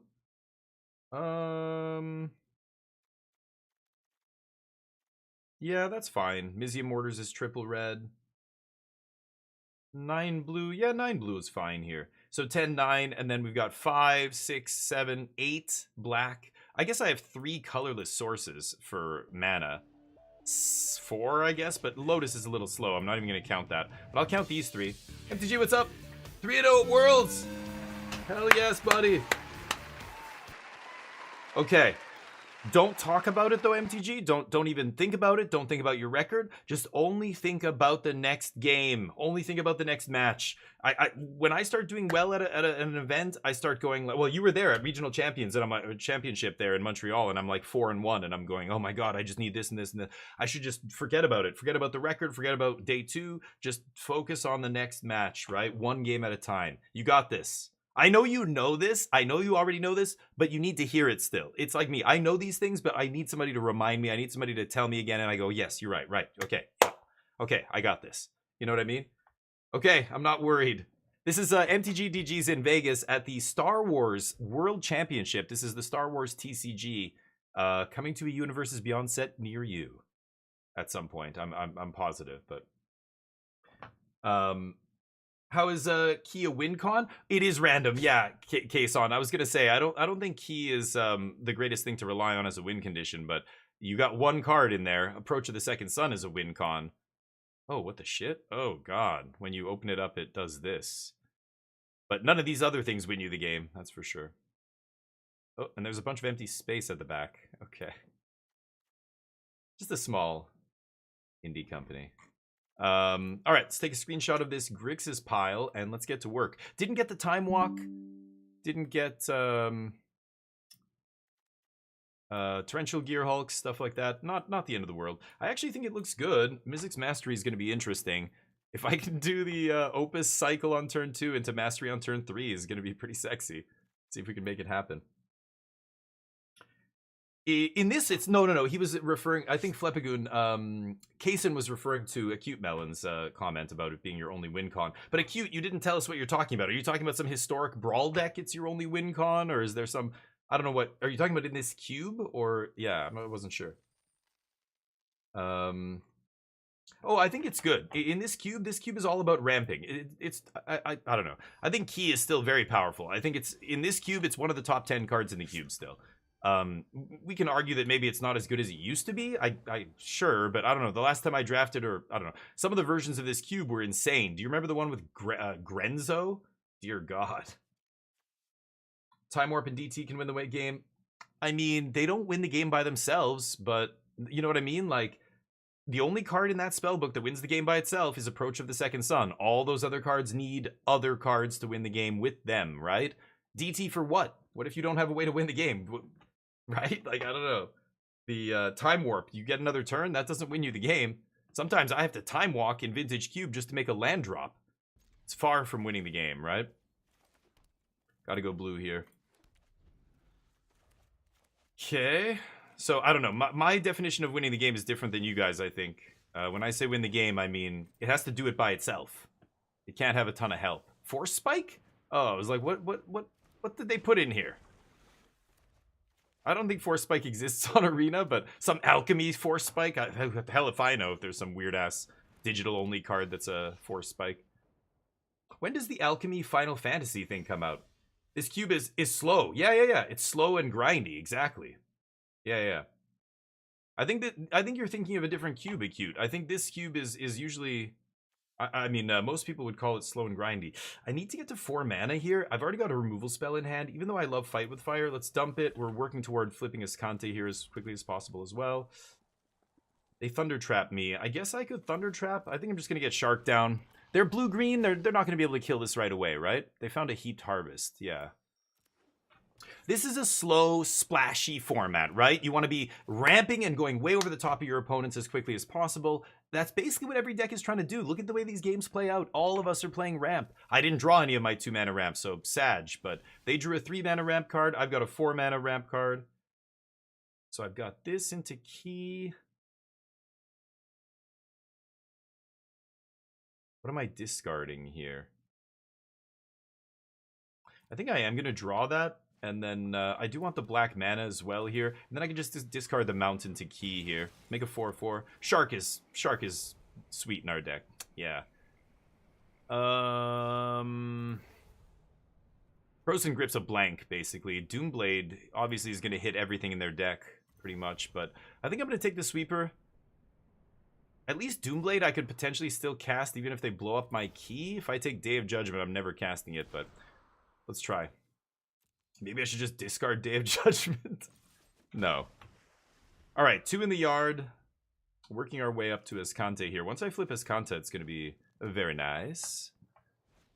But anyway, yeah, this cube is just big swingy stuff, right? So yeah, you're trying to get to the big stuff as fast as... It's a late game deck cube, right? Very little cheap counter magic, right? They deliberately did not put cheap 2-mana counter, mana leaks and miscalcs and all that kind of stuff in this. Like the cheaper, there's one 3-mana counter that I can think of. There's no Supreme Will. It's just 3 steps ahead. After that, it's all 4 or 5 mana, right? Spell Swindle and garbage like that.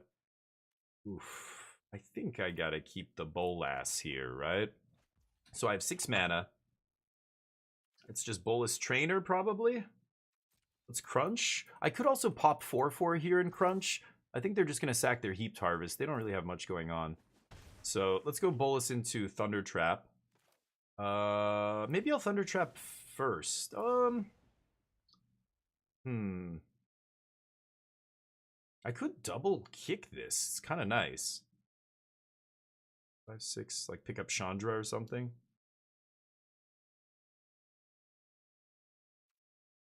Blue, red, green. Trying to think if they're going to have a sweeper or something this turn. They've got to kill Seed Shark, right? So what if they sweep here? I don't want to play Bolas. I'd rather lose Thunder Trap. I think I'm just going to double kick Thunder Trap here. Let's see what happens. They might counter this, but again, 2 mana. I don't think they have a counter. I think they're just sacking Heaped Harvest.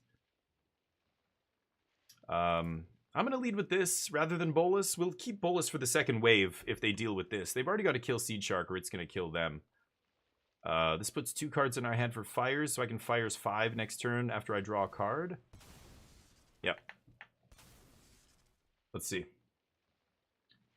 I love Grixis in this cube. It's basically blue-red spells, and you're just ramping 2 big red spells with... I don't want Cold Steel. I need a land at some point too here, but that'll be okay. Oh yeah. Oh yeah. Yes. Okay, now we're doing it. Big Score is gonna probably discard Day of Judgment here and ramp us into Opus. Obviously, I'm not gonna do that into their open mana, so let's see what they do. They have the ball here. They can do whatever they want. I'm tapped out. Torf, how you doing? Oh yeah.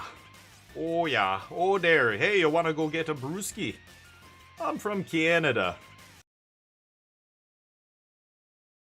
What are you talking about? Nobody talks like that. Nobody says a boot. It's such a weird meme. There we go. Okay. They deal with the Seed Shark. No blocks.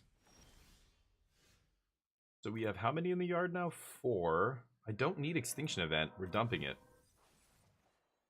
Okay, land was good. A lot of options here. So we've got 7 mana. Can't quite Opus. I like Big Score into Day of Judgment. Or sorry, the Big Score discarding Day of Judgment. I could discard a mountain, assuming I'm going to draw more land here, right? But the Day of Judgment is so dead.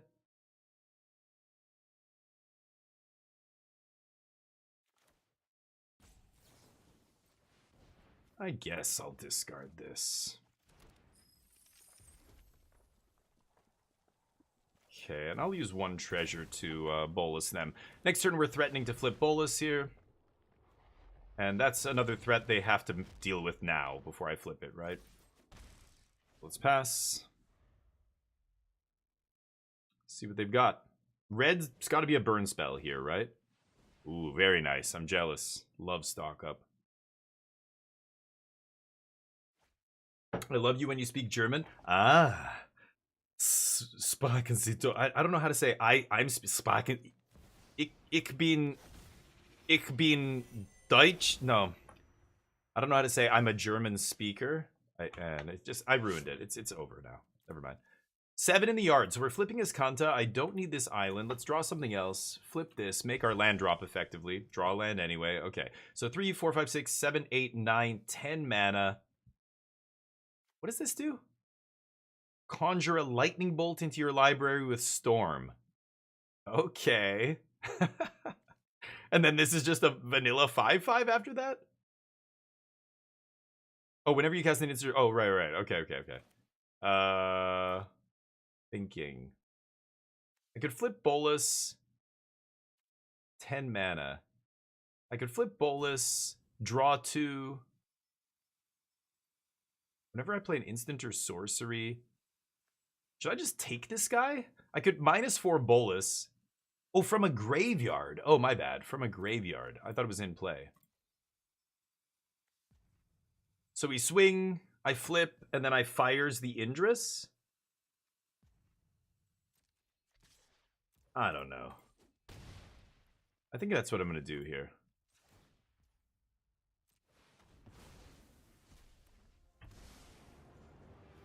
Draw 2. Okay. Oh, it tapped all my red. Lovely. I think I'm still gonna kill this. I don't want them drawing cards. Okay, now we've got a 9 loyalty. Oh, now we've got a 9 loyalty planeswalker in play. They have to kill now. I can bring Indris out of the yard now if I want. Put a lightning bolt with storm in my deck. Lightning bolt with storm in my deck is gonna be gross. I'm assuming it's good in my opponent's deck as well, but like Quicken, good lord. Let's see. Ich bin ein Kugelschreiber. I'm a ballpoint pen. Torf. I know how to speak German. You're on your third what? Dugio, I gotta catch up. Wait, I didn't drink all the beer for the 24-hour stream on Wednesday, so I still have a couple in my fridge. Let me go get one. Ich spreche Deutsch. Try. I speak German. You do? I think I might speak German a little bit better than you. I'm just saying. Don't take the guy I was gonna reanimate that dude. Hey, that's my parking spot. What are you doing? Douchebag. I was here first. You see Nicol Bolas? Hey, whoa. Nicol Bolas was here first. You can't take my reanimation fodder. Unbelievable. These teamer players. I could just keep drawing cards. I do love to draw cards. Chandra is so insane here, so let me think. 4, 5, 6, 7, 8, 9, 10 mana, 6 for Chandra, plus 2, that's 8. So wait, 10 mana. So I minus 6, go down to 4. Plus 2 is 6. I could double big score off Snapcaster.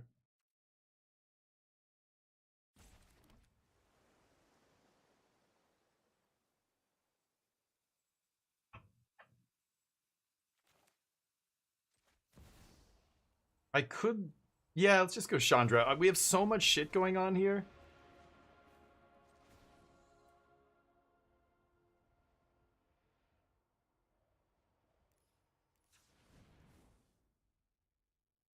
Exile all but the bottom card of target player's library. Let's see if we can ultimate Bolas here. Okay, let's snap. Big score. Big score. Copy. Make treasure. Oh. Okay. Holy shit. I only have 4 mana?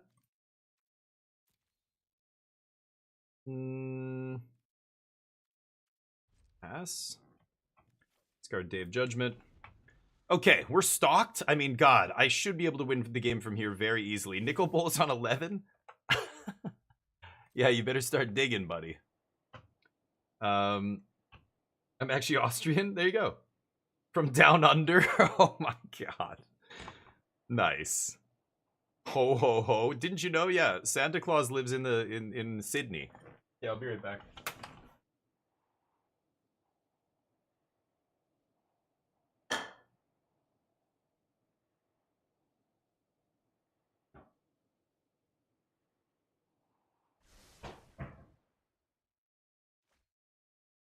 You know what I think?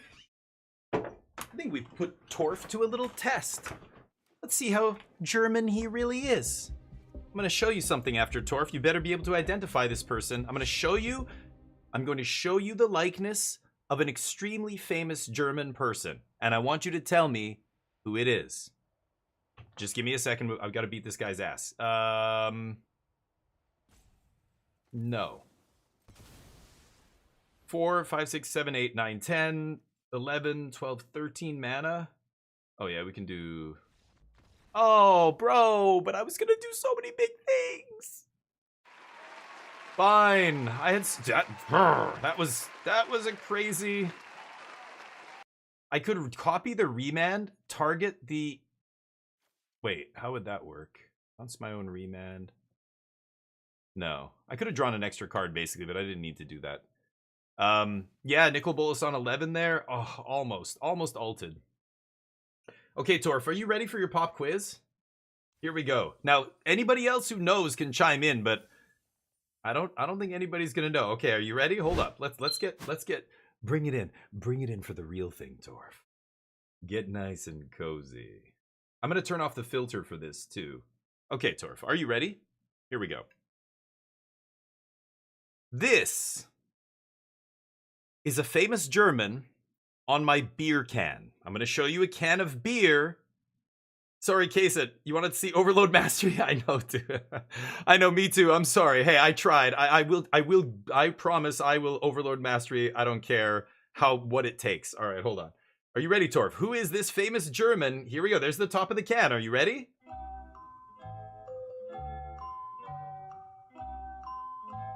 Who is that? Look, here's a little hint.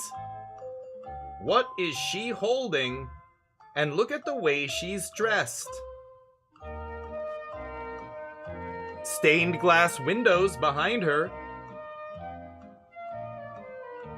Nice cleavage as well, apparently. I just noticed that. Who is it, Torf? You have 3 chances. 3 chances to tell me.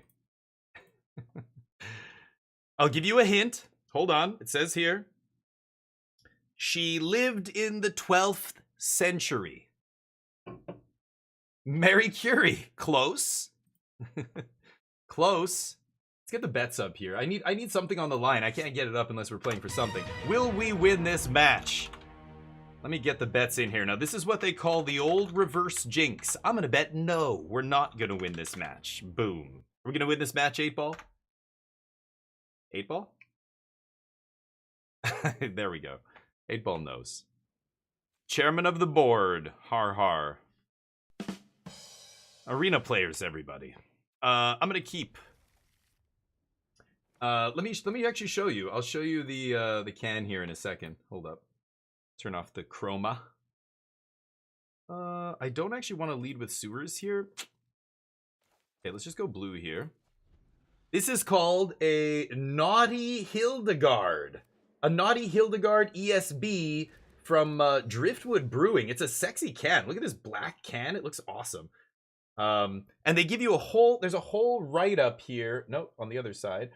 It tells you the history of this person. I don't know if you can see it there. It should focus, but it's not. And it tells you, brewed to honor Hildegard von Bingen, a 12th century Benedictine abbess who apparently was the first to introduce hoppy beer to Germany. She's a saint. She should be sainted. Or whatever it's called. Go. You don't drink alcohol? Okay, fine. You get a pass this time, Torf. But I will test you again, and if you are found wanting... You will never know an end to torment. Oh, shit. Gold Vein Hydra. Extremely rude here. I love that card. It's gonna F me in the A, but not much I can do. Oh, God. Gotta give them treasure. There's nothing worse than ramping your opponent in Chromatic Cube. I love Path to Exile. It's great, but, on turn 2 or whatever, it does not feel good. That was even worse. That was 100 times worse. Rankle, you turd. You're garbage. Rankle's a shitty card in this cube. Yeah, whatever. Don't need recording. I got the real thing. You can go. Cheers, everybody. Happy Friday. I hope you have a kick-ass weekend. To von Hildegard, or Hildegard von Bingen. Bingen? I don't know. You move your 12th century saints a little bit rusty. Well, you never know what the DF16 is going to throw at you. So get your shit together, all right? I guess I'm just going to kill this idiot. I don't care about using all my burn spells here because I can play more burn spells. I have Snapcaster. I have lots of stuff. Chandra is what matters here. Oh, Hildegard, you are glorious. My favorite nun.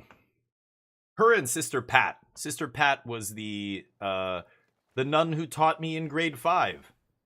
She was a legit awesome lady. She was so awesome that people, this was in my elementary school, grade 5, and the school stopped at grade 6. You had to go to a different school, and people would come back and see her and visit her later, which was pretty awesome. I did. Me and some friends. I kind of like that to ramp with, but I'm actually going to throw it in the yard. I have Mystic's Mastery in my deck. I could turn it into treasure here, but I don't want to draw it, actually. I don't drink, but I'll take a fat dab. Hell yeah. You know what, baby? I'll do both.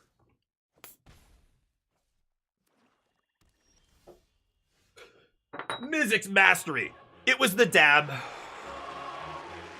Dab power.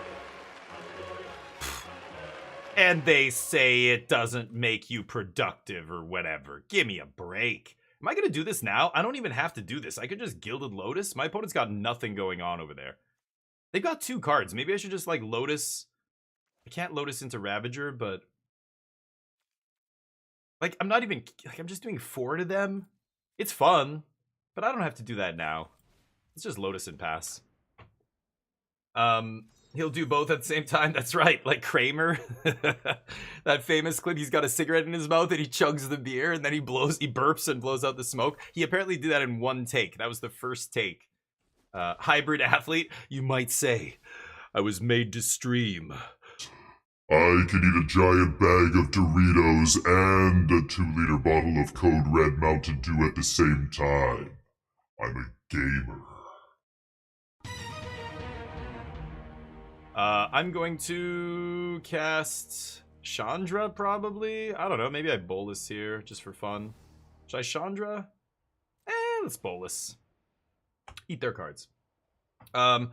Anyway, I don't drink often these days. I'm trying to be healthy, and I love beer, I love alcohol. I know a lot about alcohol, and used to run an alcohol import company at one point. But I know it's bad. You got to do everything in moderation, right? And just drinking too much is bad. I spent years of my life drinking way too much. But in my defense, I lived in Asia, so you know. For those of you who don't understand that meme, till the end of my next turn, yeah. Soju is cheap. If you don't know what soju is, bless your heart. You sweet summer child. You're a lucky one. No, alcohol's bad. You know, don't drink a lot of booze. But the way I do it, now I only drink nice stuff, and it's just too expensive to drink all the time. It's when you're drinking cheap shit, and food is the same. Like, if I'm gonna get a pizza, I will force myself to only get a nice, like, place. Like, one of the good pizza places. I'm not gonna get, you know, Pizza Hut or Domino's or Pizza or whatever it is, right? And if you just do that with everything, it actually makes you so much more healthy.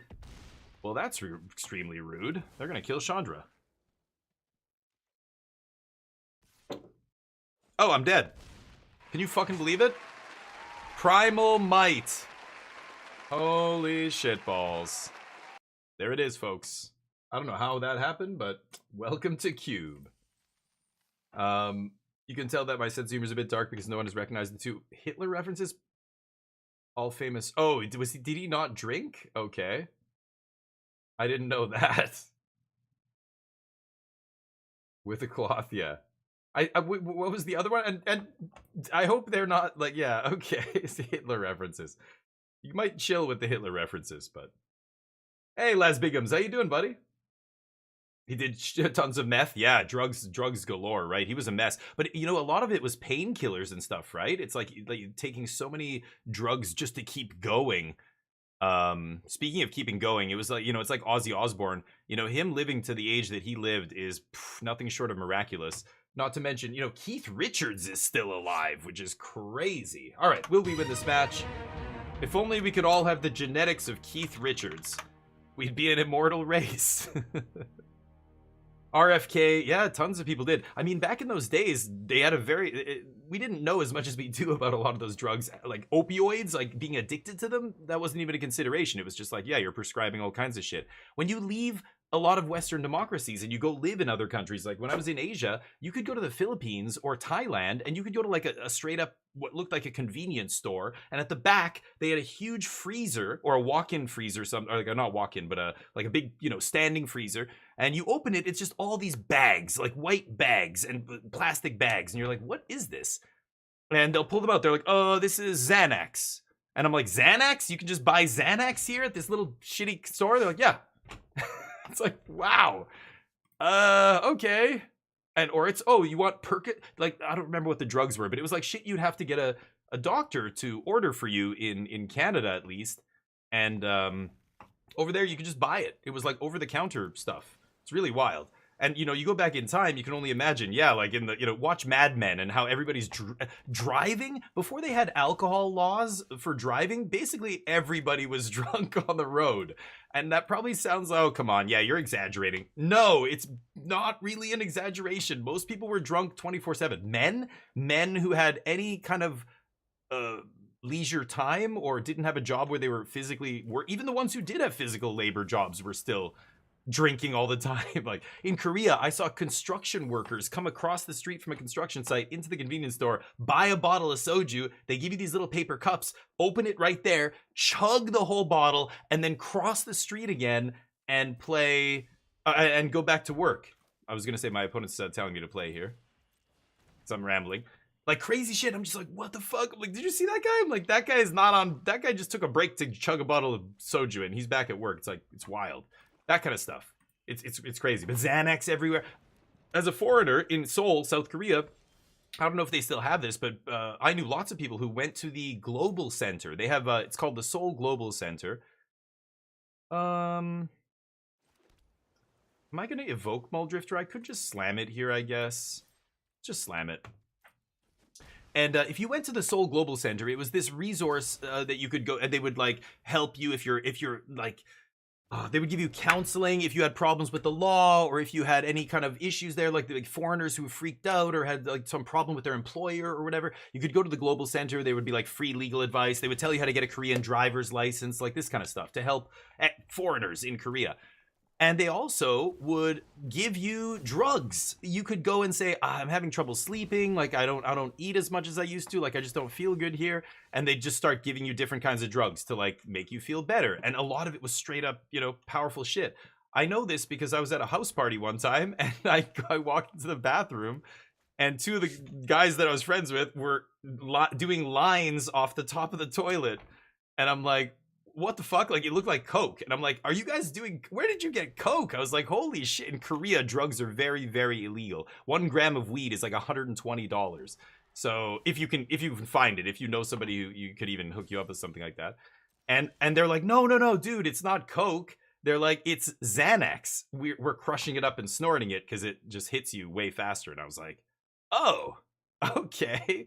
They're like, come on, you want some? I'm like, no, I'm good, but you do you. Yeah, like, and they're like, oh yeah, Xanax. It was everywhere. I had buddies whose girlfriends were straight up addicted to it, just doing it like all the fucking time. Balls.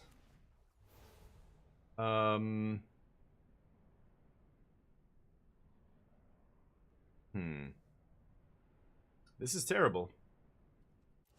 Can't cast anything except the red ones here, so is it Bolt? Or Electrolyze? I guess it's just Bolt, right?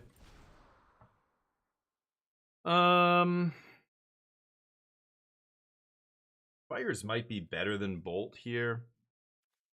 Yeah, I can discard Fires. I can always flash it back later.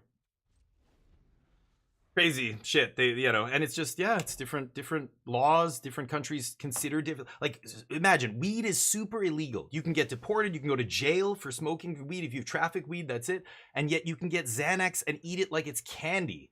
That's like mind-blowing to me. What's up with this guy? He's got, oh, 2 cards. Okay, got it. Right. Crazy. Anyway. Rocky, oh, Mexico is probably similar. Xanax bars and ketamine. That's another big one now, yeah. I hear all this talk about ketamine, and especially if you're wealthy. Like, Elon Musk is basically on ketamine 24/7. But, you know, I like the show, was it called Ascension? It was loosely based on, like, the, what's his face? Rupert Murdoch and his family and stuff. Is it called, not Ascension, what is it called? It's not Ascension. I can't remember what it's called. It's really good. And the one dude was like on ketamine, could not break it, and all his rich buddies were doing ketamine and stuff. Crazy. Not, what is that goddamn show? It's not Ascension. You guys know which one I'm talking about, I'm sure. That's those are fat dorks. Boy, would I love my extinction event here.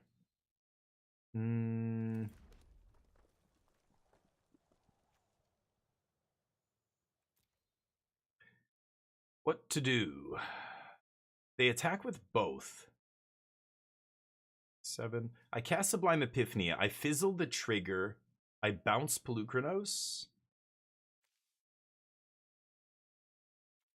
You know what? I think I'm going to snap kill the Overlord here. I think that's better.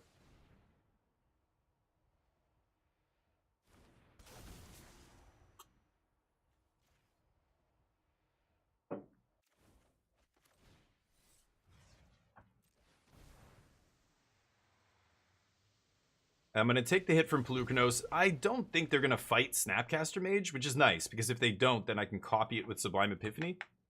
And then maybe recast the Epiphany, but I won't have enough mana to do that. Oh, they fight it. Okay. That shrinks that. I'm fine with that. Could bolt it down to a 1-1, I guess. But that's fine. Succession! Thank you, not Ascension. I couldn't think of the damn name. Laz, you got it. Great series. Yeah, I love the dude, the main I can't remember the names of the characters now, but the oldest son, you know, his character, he went on to play the lawyer. He played Roy Cohn or whatever that guy's name is from in the Apprentice, the Trump movie, and he nailed it. Man, when I saw him, he had his head shaved and everything. I was like, "Whoa." Yeah, stop chirping, buddy. I'm streaming over here. Yeah, deal. Guess I'm bolting that. Yeah, a lot of great series. I'm watching Foundation right now. The new season just came out, season 3, and I didn't finish season 2, so I'm actually going back. I'm watching season 2 again. I really enjoy those. Holy shit, Mizik's goddamn mastery. Woo! Wait.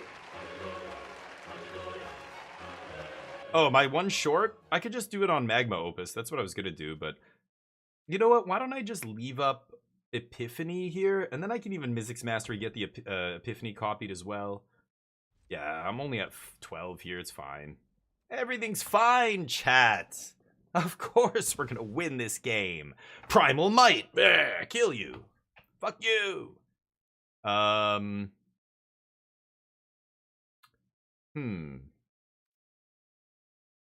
Okay. Now I can kick it. Yeah, why not? Fine, I guess it's enough value. Shit. Okay, I've got to order these properly. So I'm going to go Opus. Okay, I've got... I'm putting them on the stack. Yeah. So I want to go Opus first. I want to go Fires last so I have the most cards in my hand. Let's go Fires.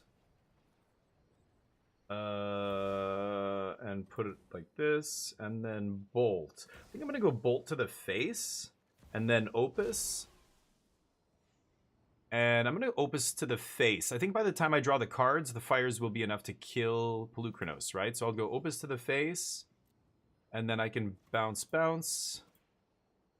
And kick it. Whew! Mizik's Mastery, baby. I have mastered the power of Mizik. What is Mizik's, you ask? It's, you wouldn't understand. What is, I'm sorry, can we cut? What is Mizik's? What is that actually, though? I don't know what I've mastered, but it's pretty good, whatever it is. Okay, Fires deals 4 now. Beautiful. Irita's misleading. When it goes on the stack, it says 2, but it's actually 4.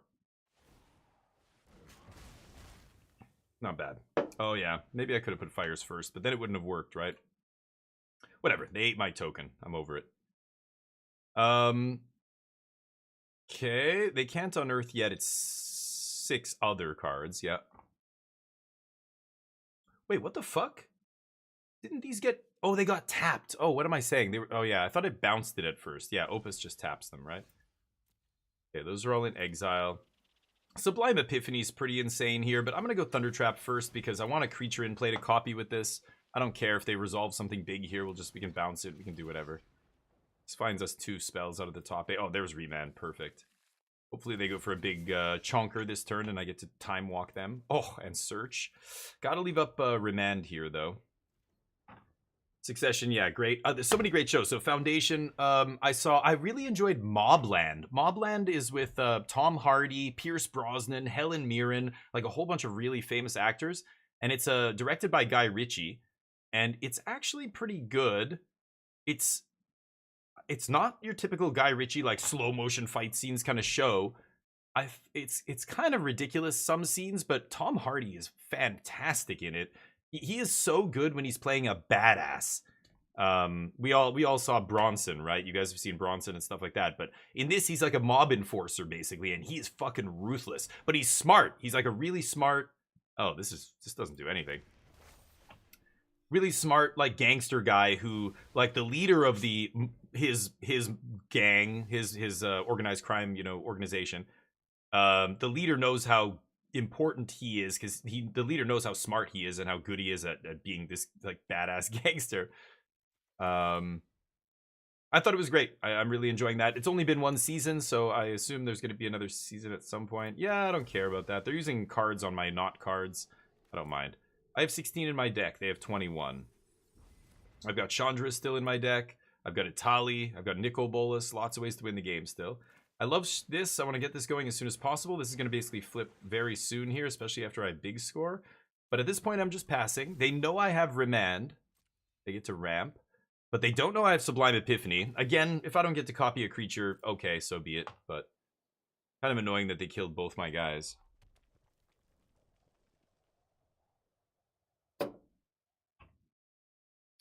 What else? Yeah, Mobland was good. I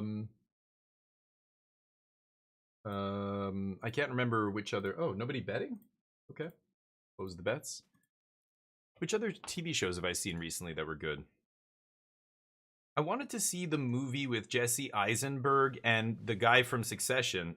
Oh, you douchebag. Maybe I remand that. Yeah, because if I flip the Escante here, then they... Oh, they can still kill it with casualties. But then they have to only kill that, basically. Ooh. Okay, remand to save my search. Am I gonna... I think I'm gonna big score here. I'm gonna discard Mizium Mortars. We want that Chandra. Let's get Chandra, baby.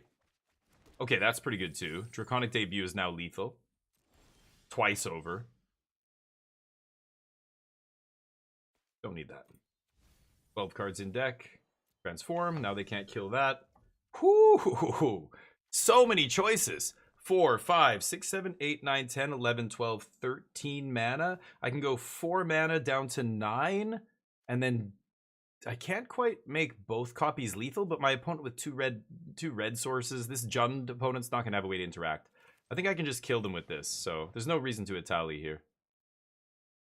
Let's just go debut.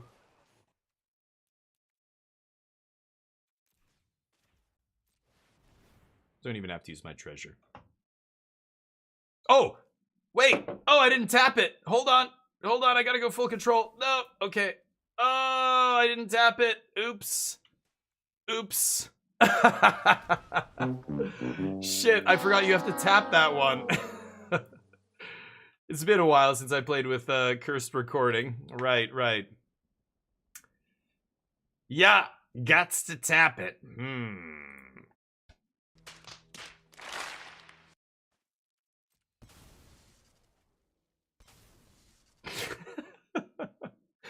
Whoops. Yeah, sure, dude. I think Itali should do this. Oops. Yes, Mr. Trivia. God damn it. The source of my power. It's been taken away from me. How can I... Whoa. Okay, they're gonna find the best card in their deck. I forgot to click this stupid recording. My bad. Oh, it's hilarious. It's for the content, chat, okay? Come on. Would I really do that? Really, like, seriously? Like, I wouldn't. That was on purpose. Everything I do is on purpose, chat, okay? Unless I say it's not on purpose, then that's not okay. Whatever I say is true. I am president. Should I Itali here? I could deck myself if I Itali and I'm not careful. I can Chandra into Itali here, right? 5, 9, 10, 11, 12. No, what am I saying? I can't do that. Okay. 5, 6, 7, 8, 9, 10, 11, 12. 7. I can't cast Epiphany, can I? Whatever. Let's see what they've got. Extinction event off the top. Oh no. 1, 2, 3, 4, 5, and I'm one short of kicking it. Come on. Oh, god damn it. Go. I have 9, they have 8. Italy exiled like 4 cards. Yeah, hit like 4 lands off the top of their deck. Hits 2 removal spells, and this is why people are like, oh, Italy's like one of the best win conditions. Nah. Breach the Multiverse is a good win condition. Italy is just whatever. Okay, sure. This is gonna be great. That does nothing. And then each opponent... I can't even read that fucking text. Can I read what it does? Are you serious? That's the font? Dear God. Each opponent discards 3, then mills 3. Each opponent. Oh, wow. That could kill me. I could fizzle that. I want to fizzle the last one, though, right? Oh, they're at 5? I could just kill them with Chandra, right? Never mind. Sit down. Whew. Alright. Still playing Knock at the Coffin Lid. I didn't beat it, but I stopped playing it, so yeah. I want to go back and maybe finish it someday, but I have not. I'd like to. I want to play a bunch of games, though. Once I got my new computer, I kind of put down all those other games I was playing, and I'm only playing new games now. I was going to do a run of Doom, the new Doom game. What is it called? The Dark Ages. We'll see, though. Hey, Laz, GG. That was, yeah. I can't believe I fucked up the recording. I will try and not do that again. Perfect. Flip it. I'm gonna keep this. I'm trying to think of how I'm gonna, like, what am I naming here? Then I'm gonna do this into this. I'm gonna keep, it's probably Nicol Bolas first here. So I'm gonna name blue. I've got red cards. I've got 2 triple red cards, which is awkward, but they're late game cards, right? Mizzix Mastery and Mizium Mortars. All the Mizzes. Okay, we ramping, baby. They milled Tooth and Nail. Yeah, you probably don't want to draw that on turn 1, or turn 2, I guess. They were on the play. No, I was on the play. Yeah, it's this instead of big score, I think. Just get some damage going here. It's a big lightning rod. They're going to take a turn off to kill this. Allow me to set up and develop. I need to draw land here. I hope I draw a land au natural. But if not, I'm going to big score into a land. Probably discarding Opus. Oh, wow. Nice. Okay. They can't flip this, though, right? Shit.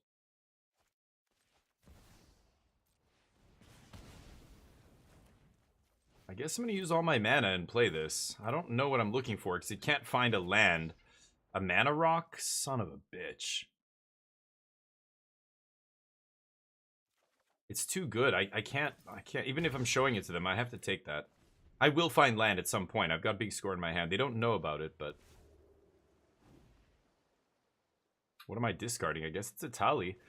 Big score, or Magma Opus comes back off Mastery. Oh, the land is clutch there.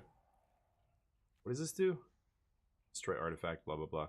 So I have 5 mana here. I guess it's big score, discarded. Oh, that thing has reach, apparently. Okay, right. I think it's big score, but I could let my opponent untap. I think I should just do this now. Okay. Right, shouldn't have attacked into reach there, my bad. Making dumb mistakes. Ashiuk. Do not want. Alright, pass. Let them do whatever they want here. I can extinction event all these things away. They're gonna mill me, but that's okay. The mill actually might set up a crazy Mizzix Mastery here, right? Oh, it's exile. Never mind. Ooh, they exiled 2 lands off the top. See?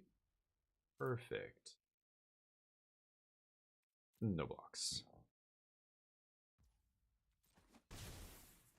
Mm-hmm.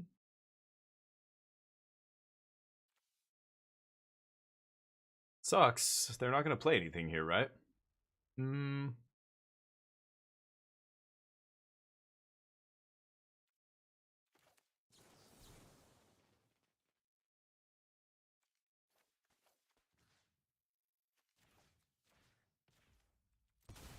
Okay, I have Mizzix Mastery, so this isn't the end of the world, but might find it off the Thunder Trap here.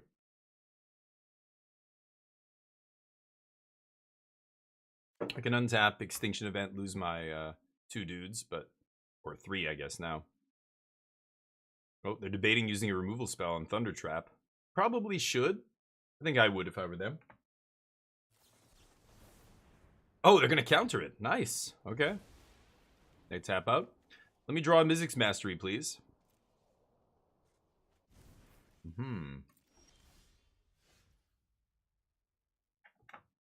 Well, could kill Ashiok here. 6, 7, 8. Yeah, just kill her.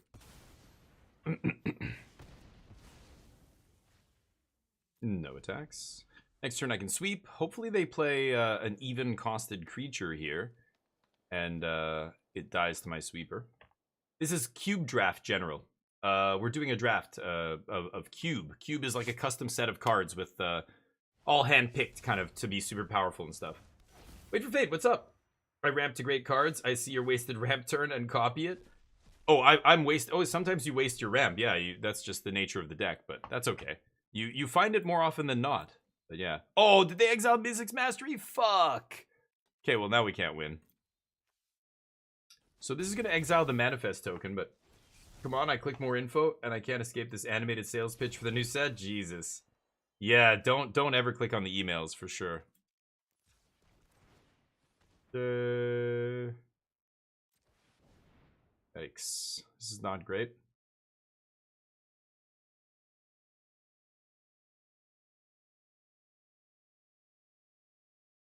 They've got a counter spell. They've only got 1 blue up. They realize I can't kill the Oculus. No problem, General. I'm doing good. Thank you, Wait for Fate. Life's good. Recovered easily from the stream yesterday, or 2 days. I guess yesterday and the day before. Ooh, that's a good draw. They can't replay Liliana here. Okay. Need to draw some action. I've got a lot of removal that can kill this guy, but... well, I've got Fight with Fire is gone, I think? No, Fight with Fire is still in my deck. Okay.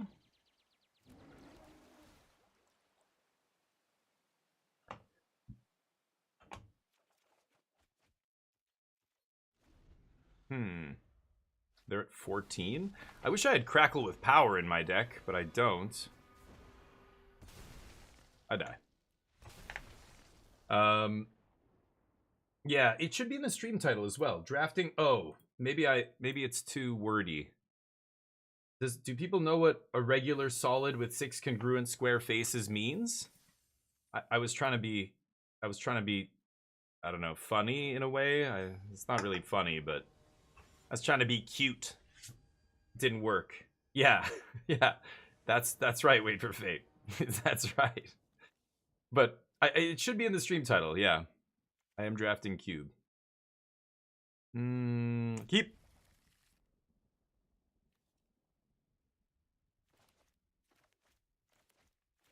All right, here we go. Yeah, I'm drafting Cube. Too obtuse. My title, I think. Too opaque. Do I give a shit about her? She will help them dig to something, right? Maybe I should kill her. I'll let it happen. Yeah, I'm drafting. My stream title is too. I think maybe too dense, too opaque. Is that the right word? You know what I mean. Too hard to parse. Too many words, really, is what it is. Anything more than 3 words, people just don't want to look at it. They're like, fuck that, too long. Give me the TLDR. Jacob Hauken. I'm going to let them exile a couple cards here. Kicking this is nice, but I'm probably not going to get to the point where I can kick that before this thing flips or this thing flips, and I need to kill them.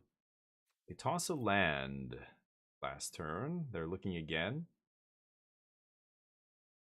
Yeah, moving on, yeah. Your just yeah. I'm the same way though. I don't like if it's some long ass stream title. I usually don't look at it. So again, it's something I probably shouldn't be doing on my channel. But for the people who do read it and go, oh, I get it. Okay, maybe they come in and say, hey, you think you're funny? That's fucking lame, you loser. And I go, thanks for popping in. I hope you have a great day. They toss whale here. I like it. Wait for fate. You don't understand what without the intention, the sentiment means nothing. Like, if I say something and then you're like, you know, it's like, I don't know, wait for fate. You're married, right? Your wife goes, tell me I'm pretty. And you go, you're pretty. And she goes, thanks. That's not how that works. If she has to tell you to say it, you fucked up. You know what I mean. Viewers from Idiocracy basically 10 up. Hey, do you like the show Ow My Balls? Then you're in the right place, baby. You're in the right place. Drink your Brondo. It's got what a body needs. All right? Oh, God. We laugh. We make fun of what the world, and then you look around and it's not funny. It's fucked up. It's true. It's all coming true. It's fucked up.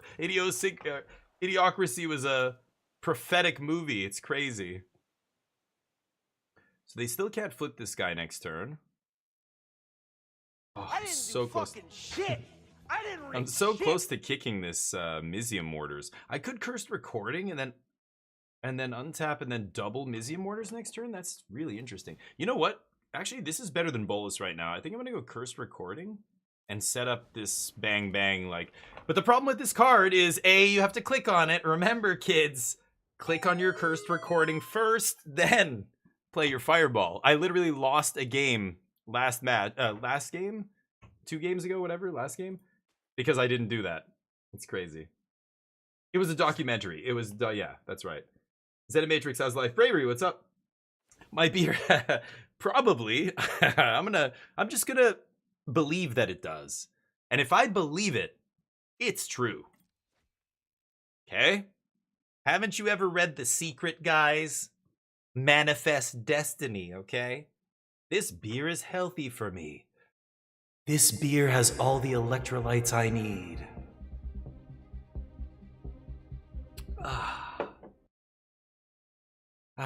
Amazing. Good evening. How you doing, Dakimasu? Tout le monde. Tout le monde? All the world? Plants need alcohol too? What? What? They do? Wait a minute. Now you lost me. Do you pour beer in the pots in the house? The plant pots? 24-hour stream is good. You tuned in for some of it, Bravery? Thank you, buddy. I appreciate it. Tout le monde is... Yeah, but doesn't... Le monde is the world. It's like you're saying the whole world. Yeah, the whole world does it. It's basically everybody, right? Yeah. But plants need alcohol too. Yeah, it's how photosynthesis works. Okay.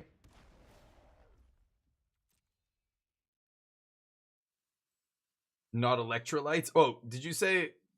What? We were talking about electrolytes, but then we got into... I don't know. Now I'm confused. Il y avait du monde. Il y avait du monde. I see that I don't know. I know du monde at the end, but I don't know what that expression means. Everybody in the world is here? Like everybody's here. Oh, there was... So the place you were was busy? Oh, there was the world. The world was there. Yeah. Yeah, I understand. Interesting. Okay, I have cursed recording. This is the kind of insane bomb that if you untap with this card, you can start doing really crazy shit.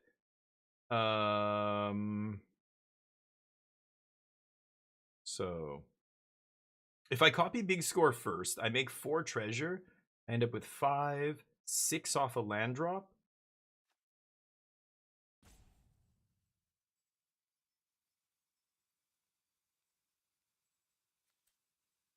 I don't want to use all my mana here, though.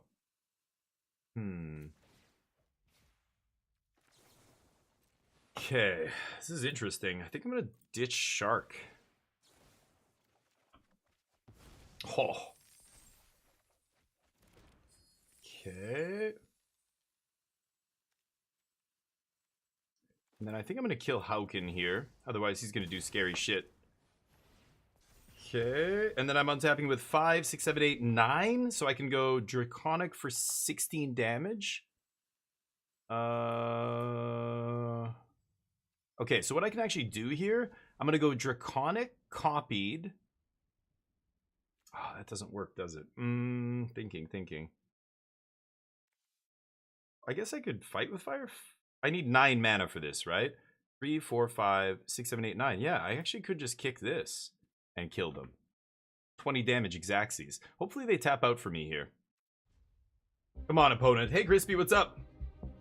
I'm from Germany, Freiburg, near Alsace. Colmar, nice, cool. And yeah, Bravery's from France, yeah. Bravery's got a really great game. I have it, thanks to, you know, the generosity of you guys. But Bravery and Greed is the name of a game. If you guys go look it up on Steam, it's a little side-scrolling, like, hack-and-slash game, co-op. It's actually really fun. And there's a bunch of Magic the Gathering references in that game, which I think is awesome. And a big part of it is Bravery and Greed being the developer. One of the developers on the team of... I don't know how many people work with you, Bravery, on that, but I imagine it was more than just you, right? You pour alcohol on plant like government says to do, they should grow, but they don't. Oh, that's what you're saying, Tenov? Okay, the government told you? Wait, what government are you listening to that told you to do that? Usually the government won't tell you to do horrible things that are horrible for yourself. Despite what I think a lot of Americans believe, the government is not your enemy. Yes, they tap out. Woo! Beautiful. I could remand that, but I need all my mana here. Yeah. You get Lightning Bolt. Check this out, though. Who needs Lightning Bolt when you've got... Play it back, DJ. I could just do like a Beastie Boys like record scratch here and then debut. I'm coming out, Mom. It's my debut. Here we go. Tap the recording first. Ugh, I almost started tapping mana. Are you ready to take a fat 20 to the face? Don't worry, baby. I'll be gentle. Bam. Boop. Adios. No Pact of Negations in this cube. They want this kind of shit to happen, so blame Wizards. Alright. 2 people total? Oh shit, 2 people. I didn't know that. I mean, the American government is a lot of people's... I mean, oh, you mean, yeah, in other countries, sure, if you're... Well, I was going to say Putin, but now that's changed. But if you're a shitty government, I mean, Saddam Hussein, a lot of Iran hates, you know, if you're on the list of people who the U.S. government's at war with, you're probably not a great country to begin with, but that was before all the shit show that's happening now. Now everybody's your enemy. Everybody is, like, literally all your allies are now not your allies anymore. So that's changed. But I mean, for the people who live in the States who are, you know, well, even that I can't even say, because God, you could be a straight up, you know, legally living there and be threatened to deport it. They just said if you they're passing a law that if you fuck up your taxes in any way, you could be liable to lose your citizenship, even if you're a naturalized citizen. That is insane. But not surprising at all. I mean, I think it's pretty obvious where this was headed, right? Crazy times. Anyway, do you believe in Bielefeld? I don't believe in Finland. I don't think Finland exists. I'm pretty sure it's not real. It's just like one of those made up, you know, and everybody kind of goes along with it, but like nobody's ever been there. Show me a picture of Finland. It's not Finland. It's like Norway. It's some other country over there. Finland's not real, pretty sure. I don't know what they say in those European textbooks, but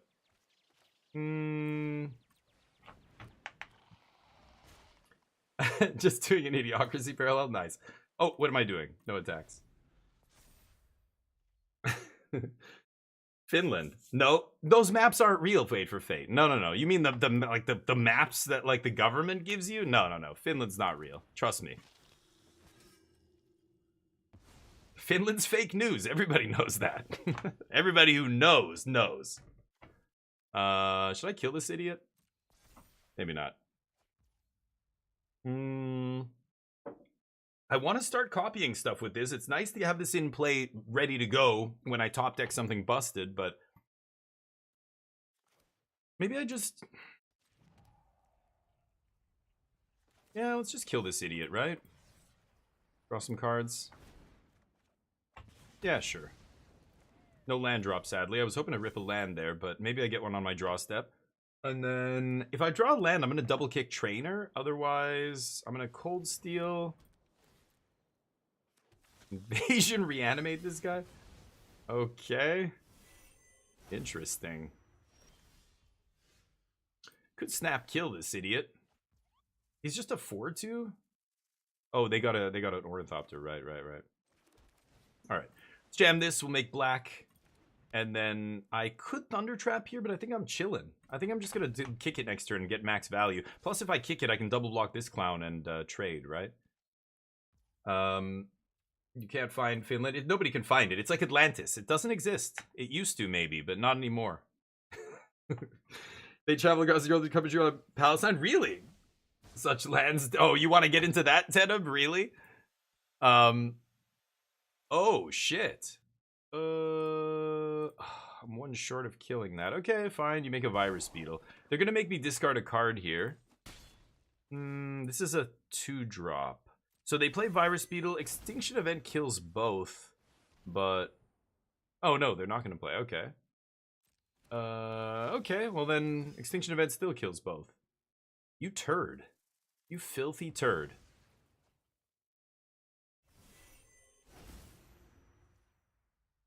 Ninjutsu back the 4-drop. Invasion of Tolvada the 4-drop. What am I playing against here right now?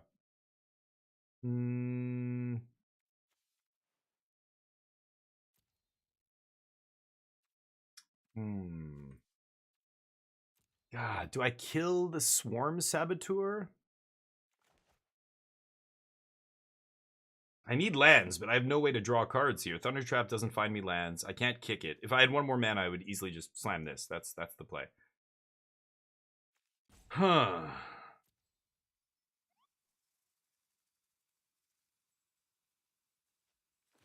Yeah, I don't think I can let them keep having more and more rats here, so let's just do this. God, I'm in the dregs here, playing against these I don't even know what to call this opponent's deck here. Esper? They're splashing for Midnight Clock.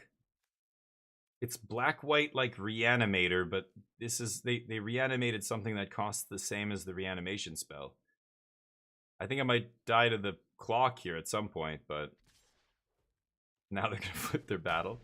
Sure. I discard a card. So what am I discarding here? It's Halley, I guess. Super far from casting him. Sure. Sucks that I'm gonna lose my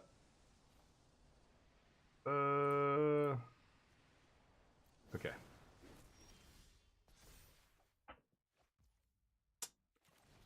Too slow. Holy crap.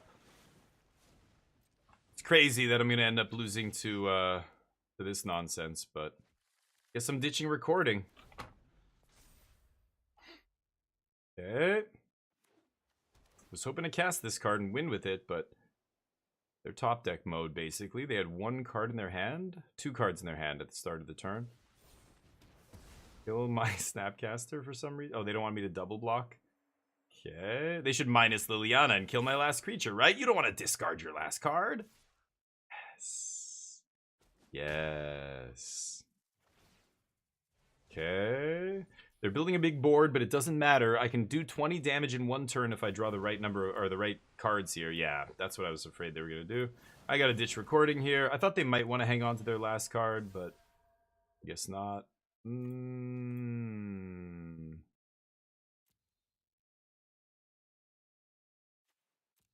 I mean, I could wipe the board with that.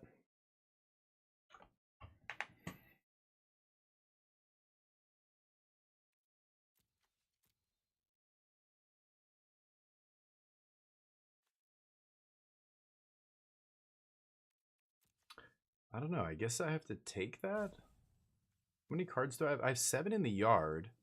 So as Kanta flips, I have 6 mana, and I have Sublime Epiphany up. They Liliana me. I counter the trigger, tap their dudes. I'm going to keep that on top. Okay. Pass. Does it have to tap? No. Okay. So should I fizzle this trigger?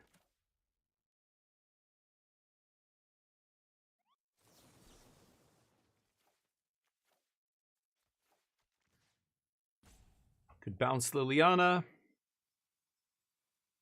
Bounce the token.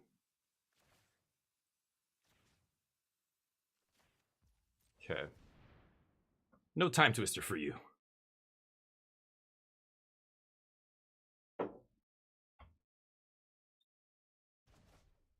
I lose my mastery, but I'm getting... Oh, didn't even let me look. Oh, that's the draw. Okay. Ooh, yeah. Okay, okay. I can kick mortars and do 4 to everything here. I think the only thing they can really attack with... Oh, they top deck that. That was their draw. That kills my dudes. Okay.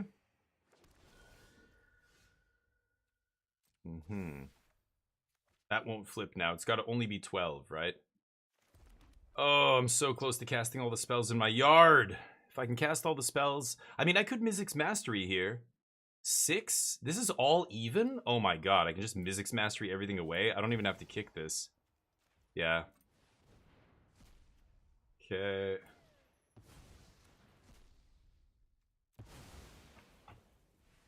Oh, that guy's... Oh, he's 5. Okay, my bad.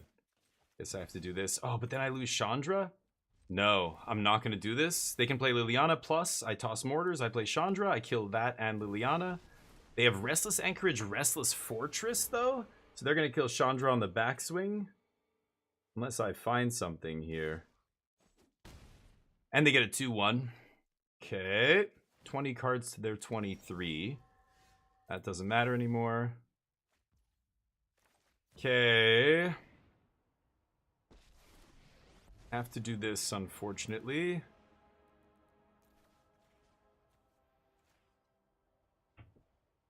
They can do 2, 3, 4, 5. Oh, they have... Oh, no, but they can't activate both their creature lands, can they? 1, 2, 3.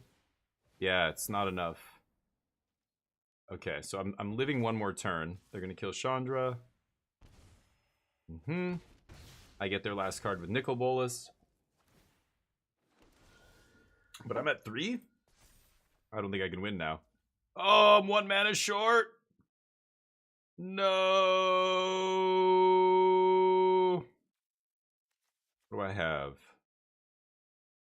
I don't have any other sweepers in my deck. I could Escante here, but it's not going to do anything. 1 mana. 1 mana short. All right. Sorry, what are you guys talking about? Any Meechans, Crispy? No. Meechans are coming soon. Once the next set comes out, we'll do some Meechans. That was hilarious. We just kept that joke going the whole 24-hour stream, right? But Democratic turn to diminish power of our Lord and Savior President? What are you talking about, Tanab? You know how to speak American, yeah. Yeah. Okay, we're 3-3. Sad times. let's do I have enough gold to do another one? Yeah, I can do one more. Let's do one more draft, and then we'll switch it up. I do have to stop. I don't know if I'm going to be able to play Clair Obscur today. Unless I stop already, but I'll do one more draft. I want to finish Clair Obscur already. It's been too long, almost, but yeah. Anyway, it's fascinating what happened. If you want to learn about Palestine and stuff, you got to go back to the 19th century, like around the mid, 1850s, 40s, 30s, like that part of that time. The Ottoman Empire was collapsing, and you look at what happened around that time. I mean, that is what caused the religion of Islam to suddenly veer in a totally different direction.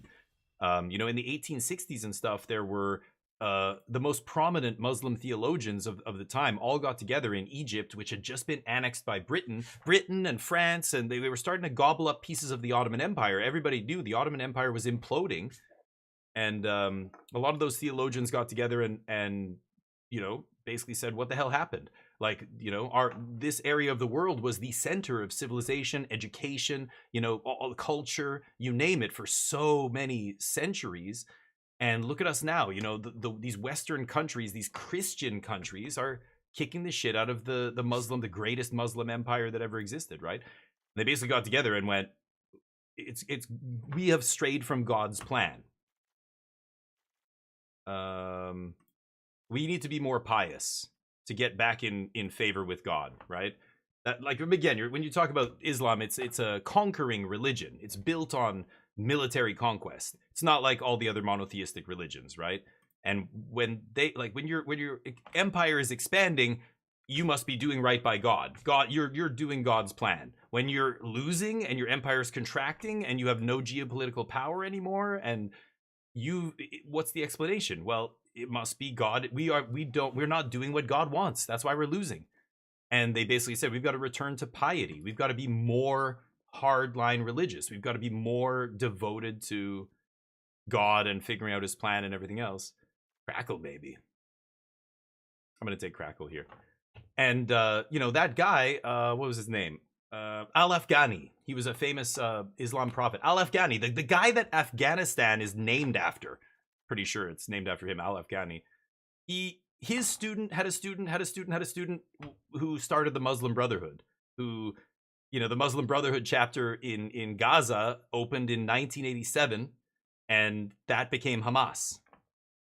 It's crazy. You got to read a history book, and then that actually gives you some context for what's happening in that region. I would love to see a free Palestine, and the way to free Palestine is destroy Hamas. And I think a lot of people waving Palestine flags don't understand that. Hamas is the reason Palestinians are dying. Hamas is the reason people are starving, and that whole area is a shit show. Hamas is the biggest enemy of the Palestinian people. But Israel's killing lots of people there. It's terrible. And Israel's not innocent either. Netanyahu's a piece of shit. But it's pretty clear, again, who the Palestinians' real enemy is. But boy, college campuses, Western media, like, it's crazy that the Western media takes what the Palestinian Health Authority or Hamas says and runs with it and, like, puts it on the front page. BBC, they've been sued multiple times. They had to pay out lots of money for crazy bullshit they printed because that's what Hamas officials told them. Oh yeah, there's this many people who died, and there's this happened and this. And it's just they've lied so many times about so many things. You can't take anything they say seriously. They're very clearly willing to lie about anything to make themselves look like the victims. You can't believe a thing they say, and yet so many major media sources run with whatever they say. It's batshit. It's crazy.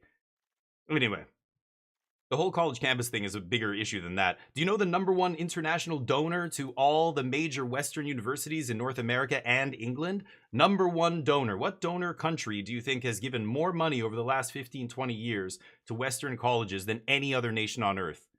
I'll give you a hint. It's not Australia or whatever, or China or no, Qatar.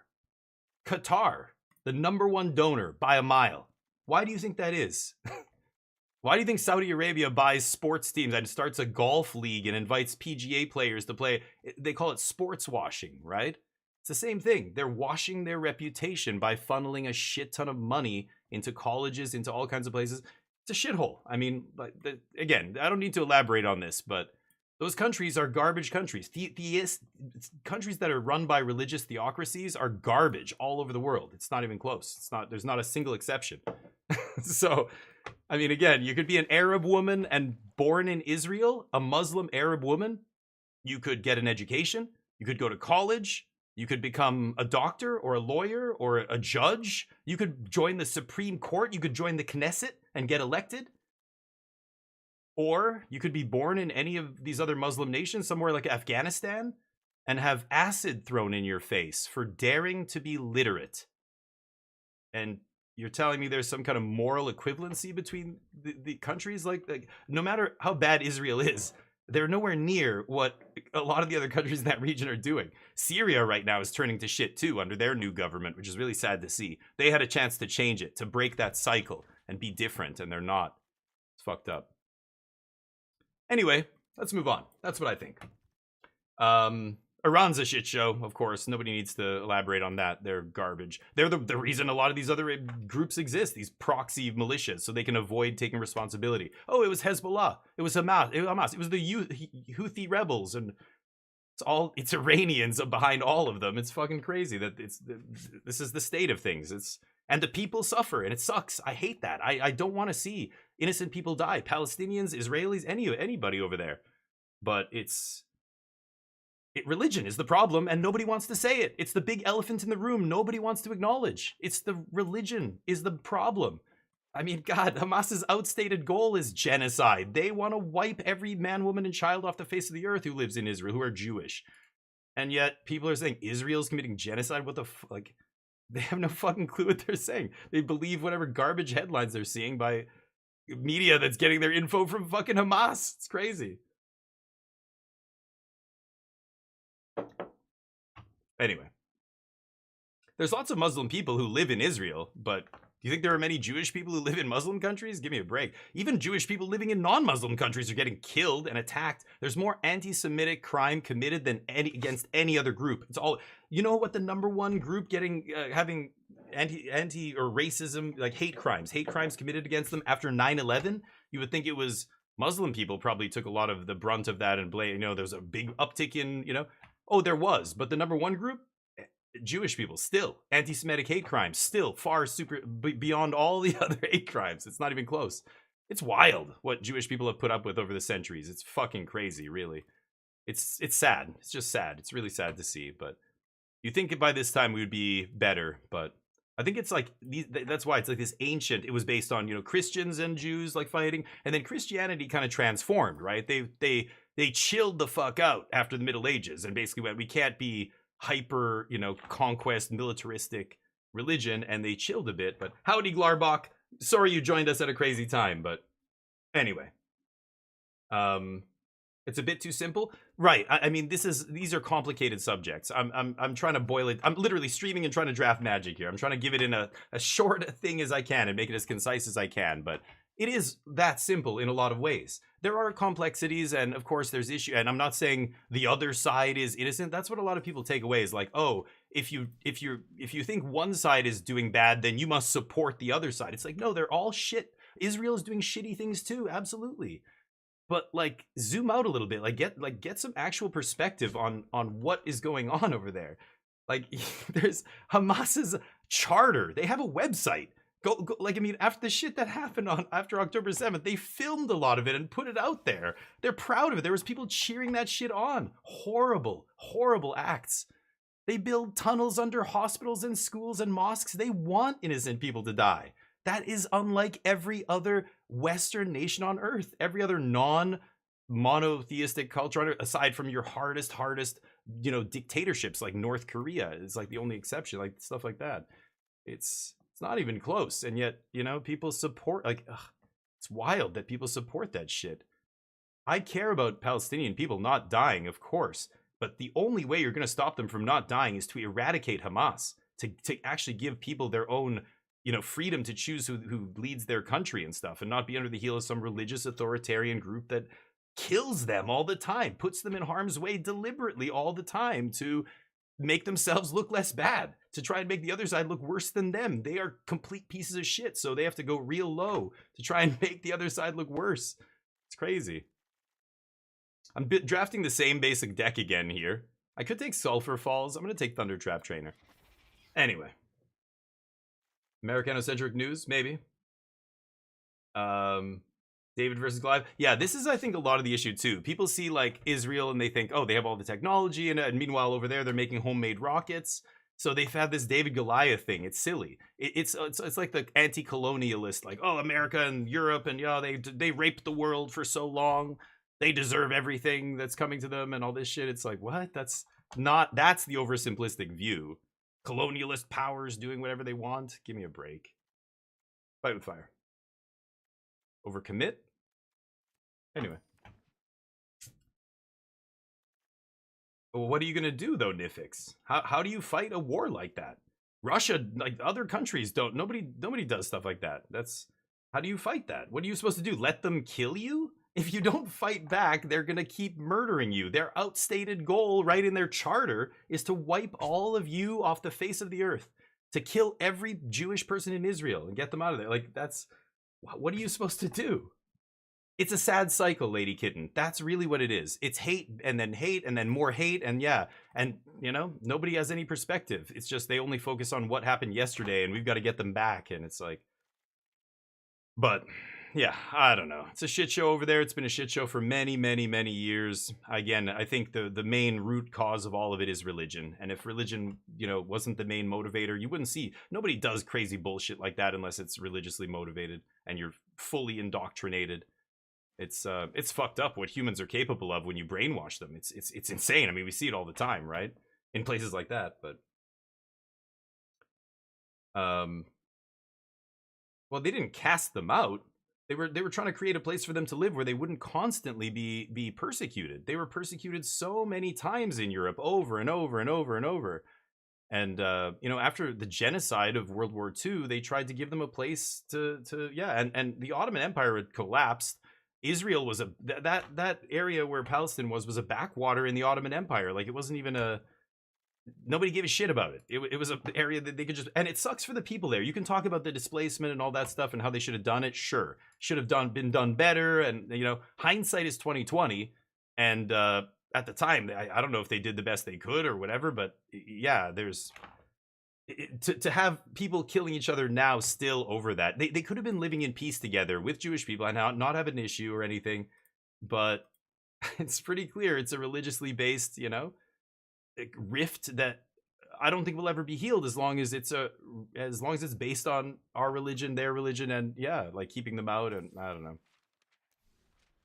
It's crazy, but why were they they've been persecuted for centuries. Yeah. Well, originally it's for religious purposes. Again, like when Christianity was a fledgling religion, they wanted to differentiate themselves from Jews. Jews are bad. Like, it was all this conflict. Jesus is the savior. Jewish people believe he wasn't. Like, it's religious disagreements at the core of it, right? That's what the initial hatred started about. But yeah, it's wild. I think that's why a lot of it persists to this day, and people still say anti-Semitic things and things. It's just like it's ingrained in our history now because it's been around for so many centuries. Fucked up that we can't just, like, who gives a shit? Why? Like, who cares what religion they are or whatever? Like, customs. They're not hurting other people. Jewish people weren't like they weren't the Mongolians under, you know, whoever, Genghis Khan, conquering half the world and murdering and pillaging and raping and everything. And yet people act like that. It's so fucking crazy.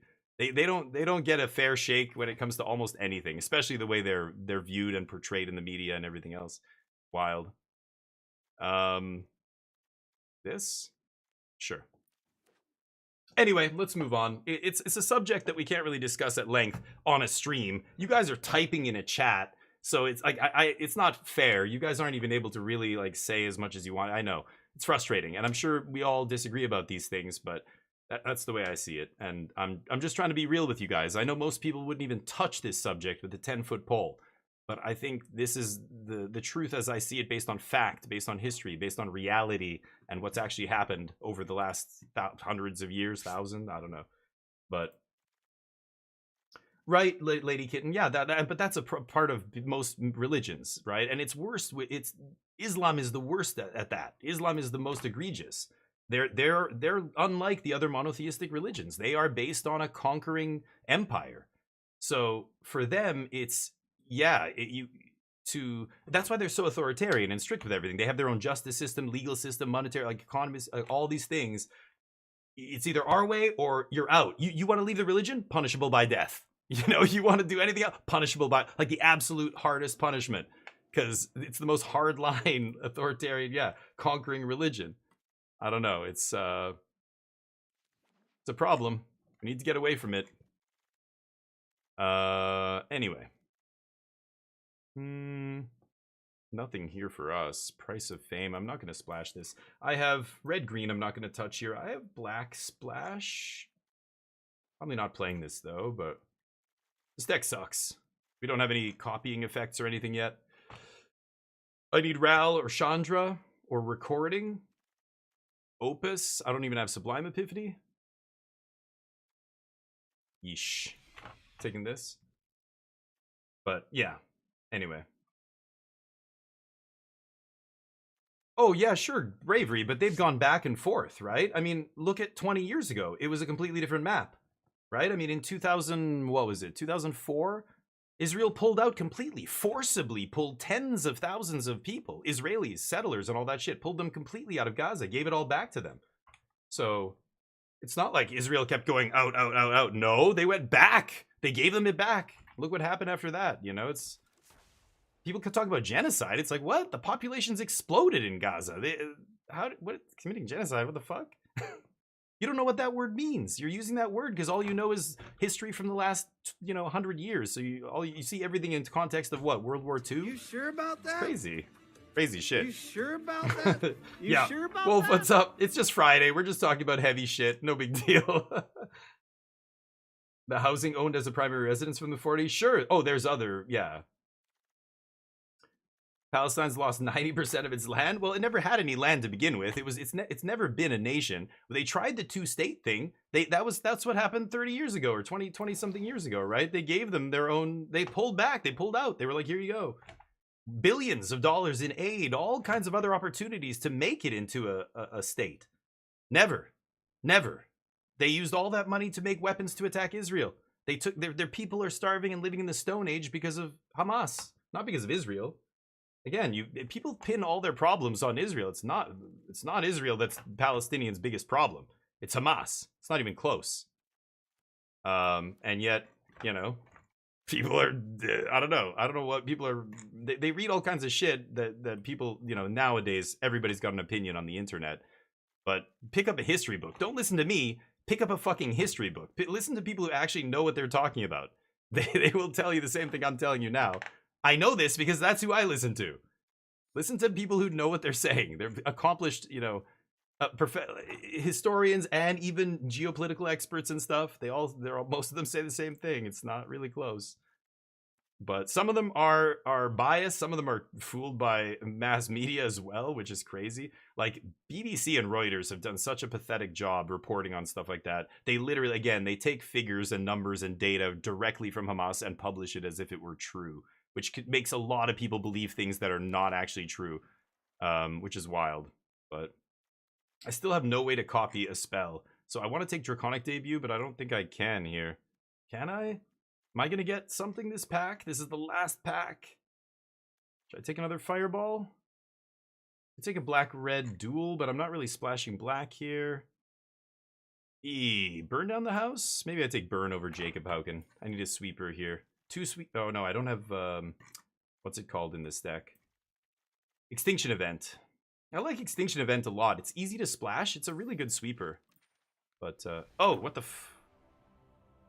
what? I'm drafting. What? I was in the middle of a draft. I can't get out of this. What? I didn't mean to click on that. What? I can't get out of this. No! Are you kidding me right now? Was that the email? It was in my, you said email. I didn't think it was the inbox in this shit. This auto plays and I can't cancel it, and I'm in the... It auto played. It didn't even pop up and say, are you sure you want to leave the draft? It just started playing. What the fuck?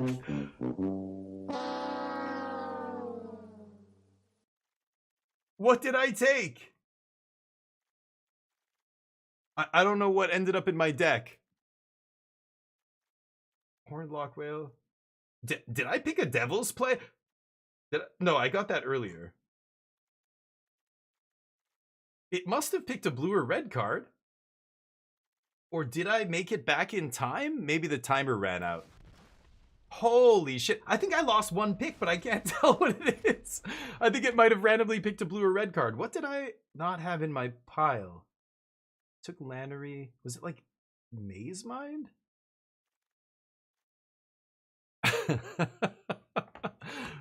Wow, careful. Okay, lesson to everybody out there.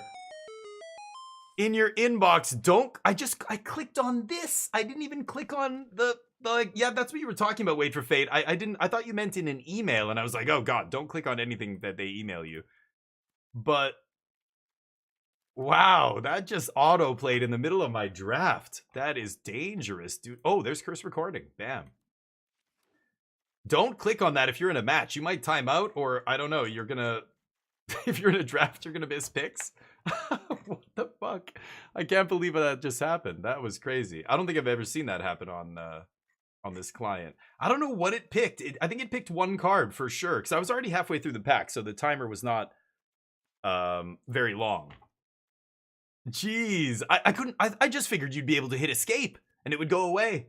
You can't hit escape. It just takes you. Do you want to exit the game? It's like, I'm in the draft, so no. But what the hell was that? Yeah, the pick timers were longer, Kitty. I agree. I wish that was a little bit better, but you know, this is the issue as well. Like, people complain about the rope or whatever, and why do we have rope? Well, like, there's people who abuse this shit. If we didn't have timers, or if the timers were even longer, people would be sitting here forever, you know, debating their picks, or just AFK, or, you know, you name it. So it does suck, but there's quick draft, right? Quick draft, you don't have to worry about that stuff. So anyway,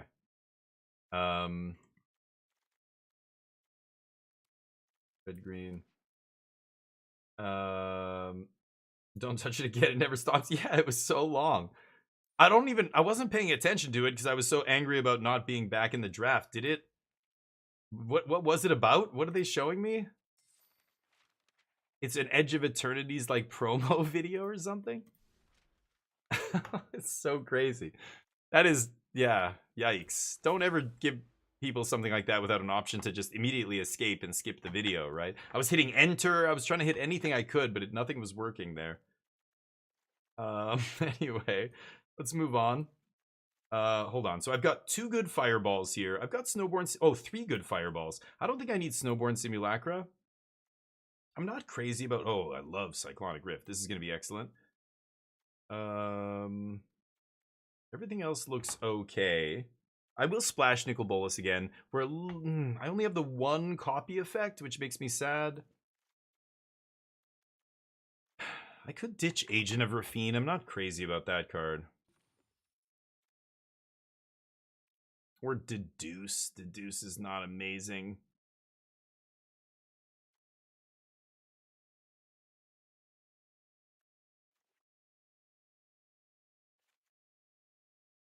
Okay. Let's try this. 9, 9, 3, 4, 5, 6, 7. We have 7 black sources, so way more than enough. I don't even need to put a swamp in here. So let's screenshot that, and let's get down to business. I'm going to go do a pre-release today. My very first pre-release in a long time, but... yeah, for Edge, yeah, before you open the email. Yeah, I don't know. Man, that's... yikes. Let people skip it, at least. Not great. No ramp. Can I mulligan this, though? Physics Mastery is not even that great in my deck. I don't have Magma Opus or anything, but... Our last deck looked better, but died to a misclick. I didn't click my cursed recording and lost one game. And we ended up going 3-3. Pretty sad with that last deck. I thought it was much better. Well, I feel like we should have done much better, but we didn't. Sure. I think I'm gonna kill this now. We've got other fireballs, and I want to keep them off of ramp. Next turn I've got Bolus, and then we'll see where we go. It's a promo that looks like it's made in MS Paint. Yeah. Yeah, the Spider-Man lands. Did you guys see the lands? Like, what the fuck are the lands? Here, let me see if I can show you. Oh, I didn't launch Discord again. Oops. Thought I relaunched it. They have Fountain Port Charmer. Okay. Wait, what? Why did I only cast it for 3? When this creature enters, creature cards in your hand perpetually gain 1 less. Did that make my creature cost 1 less? I paid 3 for Bolus. Is that bugged? When this creature enters, cards in your hand. It made the opponent's creature cheaper. Am I missing something? I paid 3 for Bolus there. What?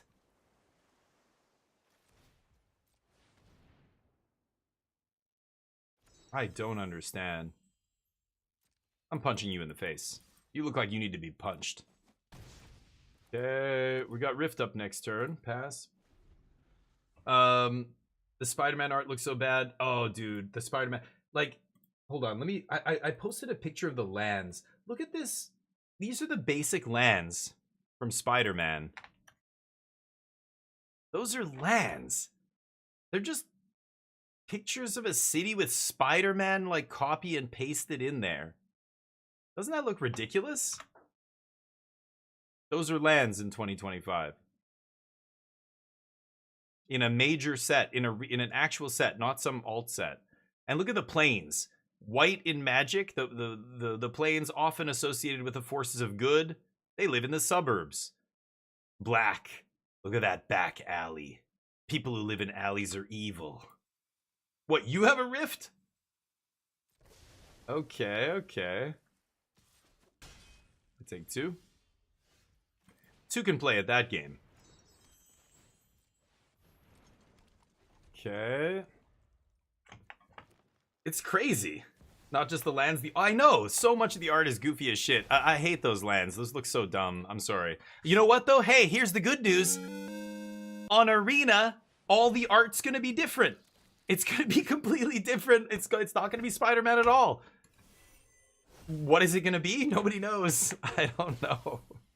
Are those cities? Oh, I saw the Brooklyn Bridge, but are the other? I couldn't recognize the other pictures. They just like random, you know, suburb or random alley. I don't know how you could tell what alley. Oh, that's Cleveland for sure. Or something.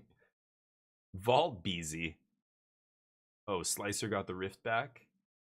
We've got Draconic debut. Oh, they got Draconic from my side. 3, 4, 5, 6, 7, 8, 9, 10. I can't cast this and Kindred Denial.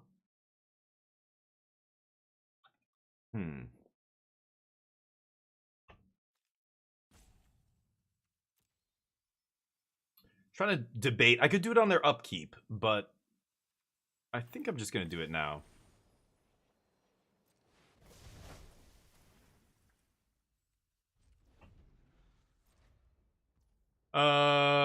Black, red. I could have attacked with Restless Vents post-combat, I guess, but I don't think I don't need to discard anything here. Yeah.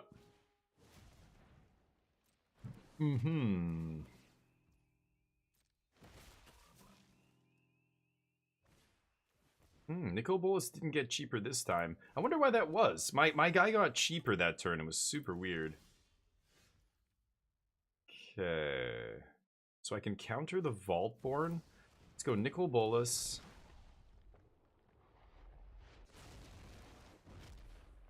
Pass. Could cruise swing 5, but I need okay, that doesn't matter.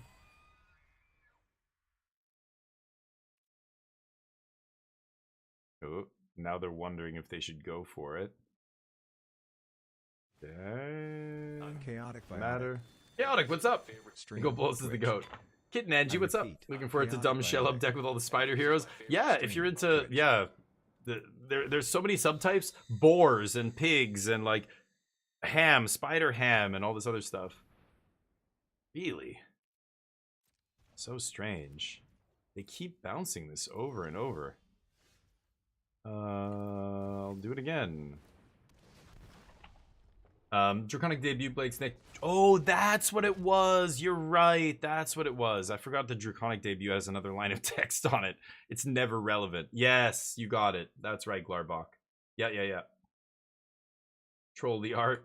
All New York. Yeah. Knockoff. Yeah, I don't know. It looks not great to me, but... Oh, I don't know, guys. I don't know. This is the first time I'm having like an existential crisis because of like in Magic. Like I feel like the game is just... It's getting so close to the point where I want to step away from it. I just don't like any of it, and I don't know. I don't know. I don't know what to just how to not let that happen. Oh, I didn't get a spell. The mana value is way too high, right? Mm-hmm. Sure.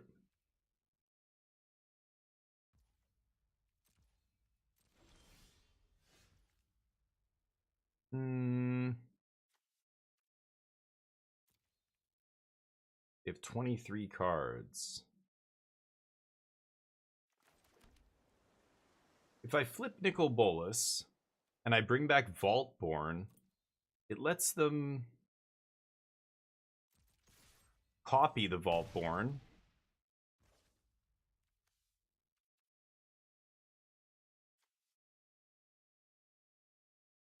I can Mizzix Mastery Overload, right? Pretty sure.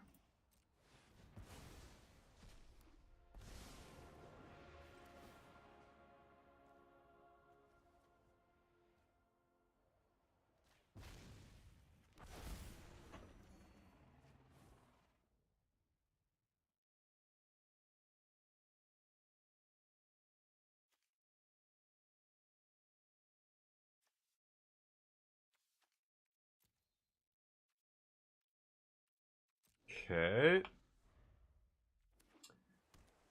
Yikes. Let's see what happens here. They're gonna copy a bunch of stuff. Sure.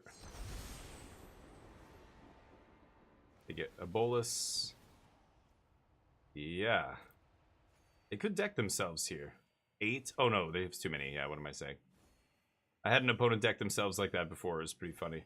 But if I wipe the board... Oh, these don't come back as a copy. If it's not a token. Yeah, right. Never mind. Okay. Sure. I get a copy. Okay. Kogla. Sure. They're gonna kill Nicol Bolas here. They're at 42 life? Uh-oh. Oh, and they draw 3 cards. They've got to be careful. Huh. Okay, let's see if they get greedy with the attack here. Sure. I'm gonna Cyclonic Rift all this, I think. 3, 4, 5, 6, 7, 8, 9, 10, 11. Yeah, sure. 3, 4, 5, 6, 7, 8, 9. Fuck. Yeah, I'm 2 mana short, right? Damn. I'm so close. I need to bounce everything, obviously, but I guess... Yeah, no, I don't have enough mana. Okay. I need 2 more mana to Mizzix Mastery Cyclonic Rift Overload, right? 7. I need 11 mana. If I untapped with my Gilded Lotus, I'd be able to, but they correctly killed my Gilded Lotus because they're trying to stop me from getting back in this game. Do I have Snapcaster in this deck? No, that was my last deck. Oh, I have Saiba Siphoner. That's still 11, though. Yeah. I need 11. Close. Hmm.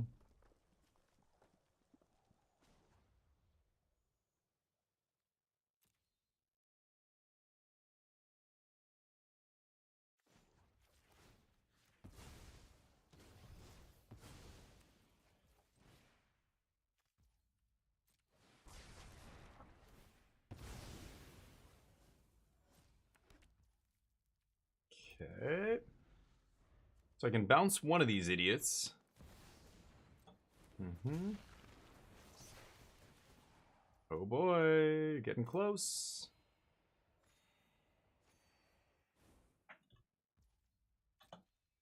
Only way I'm winning is by decking here. Oh, I could... Oh, no, but that won't matter. I was gonna say, I could bounce Vorinclex. Kind of interesting. Because I want them to draw cards, right? But no. Because they would have to... Well, they wouldn't have to replay Vorinclex, so yeah, it wouldn't matter. Kill...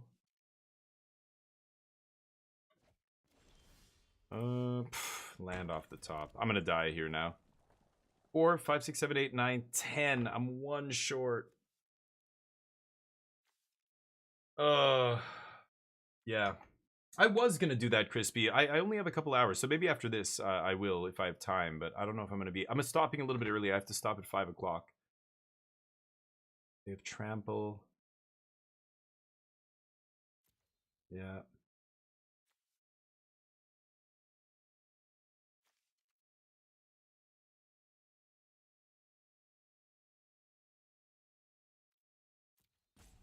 Darn. One mana. 1 mana short.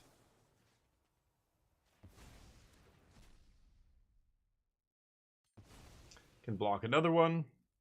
And then I die. Good game. Alright. Next. We take an L here. 0-1. Curious about the rotation. Yeah, we'll see what happens with rotation, but... Oh yeah, exactly, Wait for Fate. That's the weird, bizarre things happening over and over, but... Too many collabs, not enough fun? Yeah, so many Universes Beyond sets, and like... They're getting a bunch of people in, like Wait for Fate is alluding to. You're getting a bunch of people in the game who care about that set, but then as the game keeps going, or they go down to their local game store and go, hey guys, I've got my Final Fantasy deck, let's play F&M. They're playing standard, and people go, okay, turn to, you know, Fairy, and turn to the Kaito, and blah, blah, blah. And people are like, what? Like, those aren't cards from the Final Fantasy set. Oh, no, the Dimir mid-range deck? No, this is from, like, 8 months ago. But it still kicks the shit out of everything that came out last week. Yeah, so after the bannings, we're just, yeah. What? But the best cards aren't the newest ones? Like, Final Fantasy isn't the best in Standard? No. Well, I don't want to play this. That's it. And then that's what's going to happen. People are just going to stop playing because they'll realize the competitive scene doesn't give a shit about whatever the new set is. Very, like, less than, I want to say 2% of the cards in Final Fantasy are seeing play and constructed. So, yeah, I don't know. It's going to be interesting. It's going to start activating Rafine. Spider-Man, same thing. Bunch of people will get in because of Spider-Man. Then they'll realize these cards aren't competitive. You can go play Commander with this stuff. Have fun. But you're not going to be playing any, you know, Standard or anything else at the shop. It's kind of weird, but they made their money. They don't give a shit, right? They get a mountain. Okay. Hopefully they need land. Lannery Storm. I like Lannery here.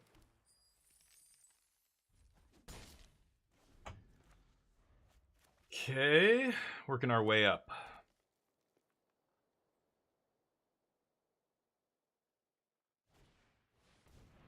Ooh, I like that. Copy Lannery. And then it turns into a mana rock, so they get kind of a double ramp here. Pretty nice. Fallout and Doctor Who sets are all there. Yeah, so yeah, it just depends what you're into, right? I'm sure there's a lot of players who think that, right? I know a lot of players who were excited about Warhammer. They really loved that Warhammer came to Magic, and they did a good job with it by all accounts. But that doesn't matter, right? Like, Magic's such a great template for anything that the cards always end up being cool. They always end up being true to their roots. Like, you could make a really well designed Doctor Who card that just feels exactly like that character. Like, they just nail it. But that's because Magic's great. That's not because the IP is necessarily a good fit. Magic's just such a good blank canvas that you can put anything on it, right? So it's great when it's a veneer that you like, but for every other set that you're not into, it kind of becomes like, oh, I don't really care about this, and it's all about this thing that I don't care about. So it's weird. It was better when it was a middle ground, a generic fantasy setting where, you know, it didn't matter what you liked or didn't like. You would always find something in the set that you liked because it wasn't a specific IP that you don't care about. You know, it's like, I don't know. I could start swinging with the vents here. I think I might. My mana is so... Or my hand is so shitty here. I'm gonna go for this.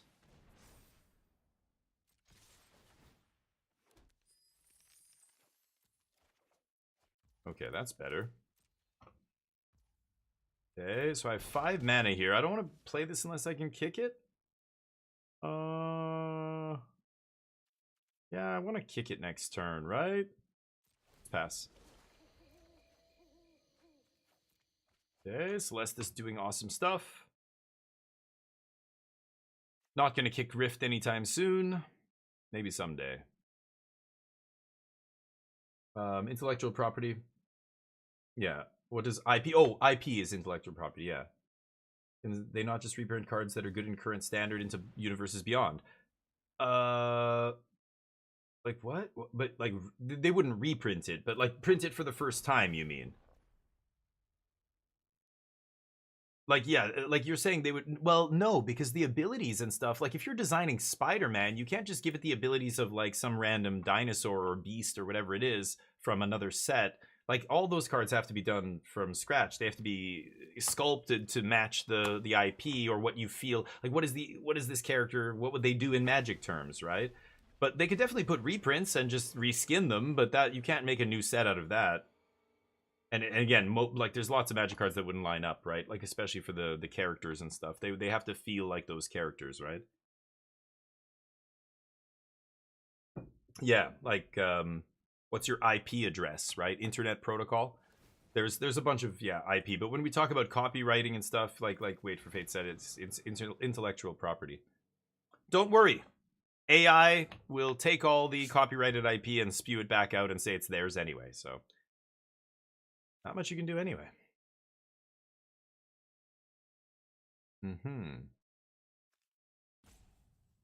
Maybe time for a rift here. I don't love giving them Solemn back. Oh, right. I have that in my deck. They're at 12 life? Holy shit. 3, 4, 5, 6, 7, 8, 9, 10. I can do 10 damage to everything. Or I can do 10 damage to 2 things. 1, 2, 3, 4, 5, 6, 7, 8, 9, 10. So I go X is 8. Yeah, I think I killed him here.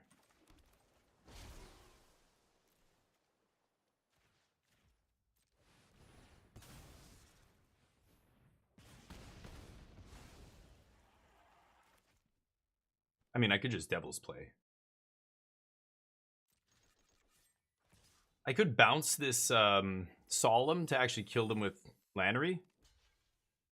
But I could have obviously attacked first, but I know they're going to trade Solemn for this guy. It doesn't matter. Letting them draw 1 card here is whatever. If I don't Devil's Play kill them, I'll find another way. I can flashback Devil's Play, right? Fireball, baby. Fireball. Yeah. All right. Let's keep going.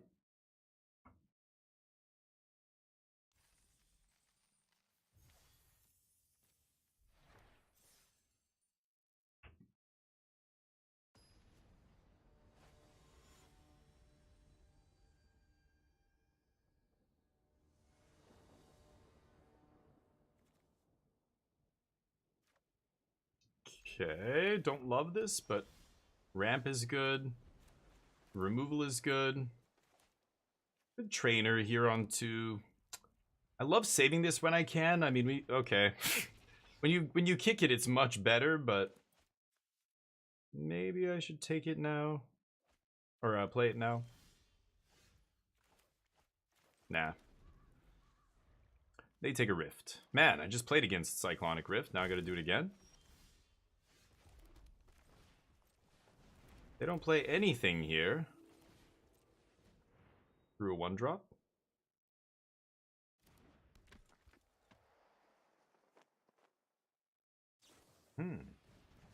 Wow, they immediately bounce my guy? That is crazy. Oh, that's why?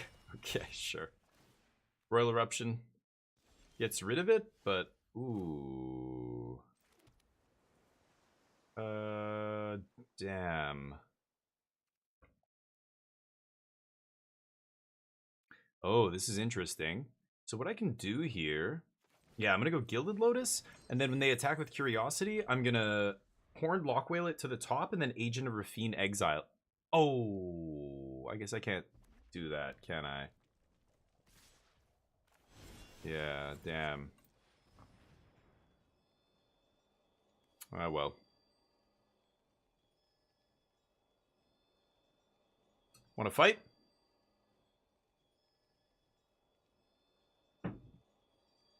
Fight me, bro. Don't you want to draw cards? No. Yeah, I needed to play that guy on my turn so I can untap and use it, but Saheeli's irrelevant.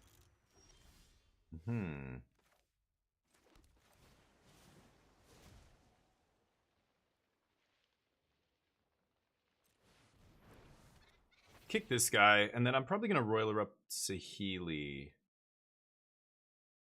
Shit. I played my land, didn't I? I did play a land already. I won't be able to leave this up.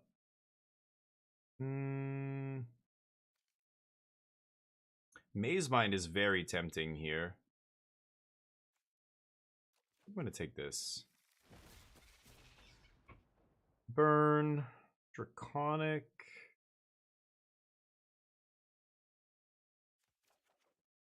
Okay.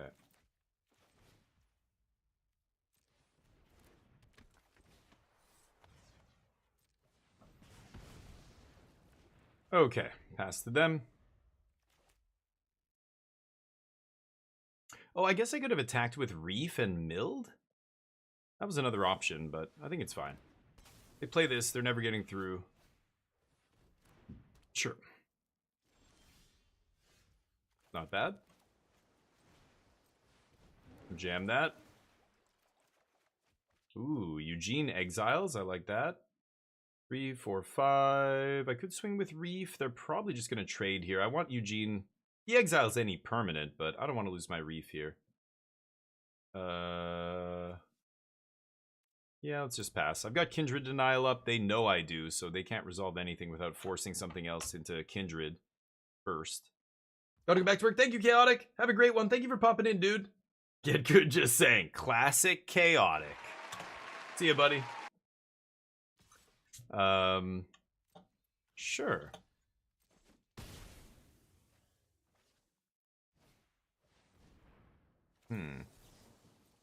Yeah, I'll fight over that. Fight with fire. Deece. Oh, that's just gonna be lights out. 4, 5, 6, 7, 8, 9, 10, 11 mana here. Hold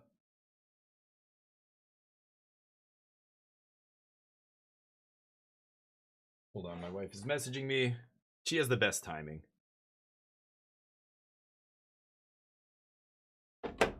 Okay, so what am I doing here? 11 mana. I'm gonna go Ugin into Cursed and then exile 2 things here. Let's see if Ugin resolves. I think it should. Beautiful. Let's draw cards.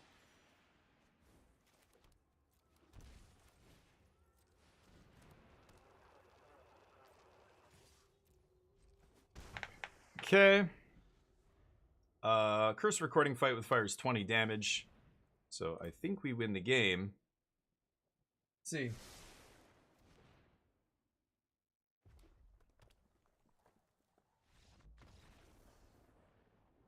GG. They didn't even have to see my 20 damage. Let's keep jamming, baby. We're 2-1. Let's get it. Let's get that 7-1. We're gonna get a 7-1. I can feel it. It's easy. You sure about that? Yes. You sure about that? Of course I am. You sure about that? Yeah, well, I'm like 70% sure that we're gonna win every time.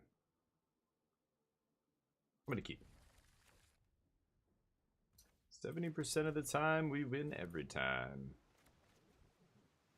Eraserhead. Do you guys know that that movie? Eraserhead from I'm not gonna scry here. I actually don't care what I draw. I have a third land. I guess I would like to find a land, maybe. Maybe I do scry. Red green, Tenderwild. I'm gonna Lannery here. Yeah, that's fine. They might block, but I don't think so, right?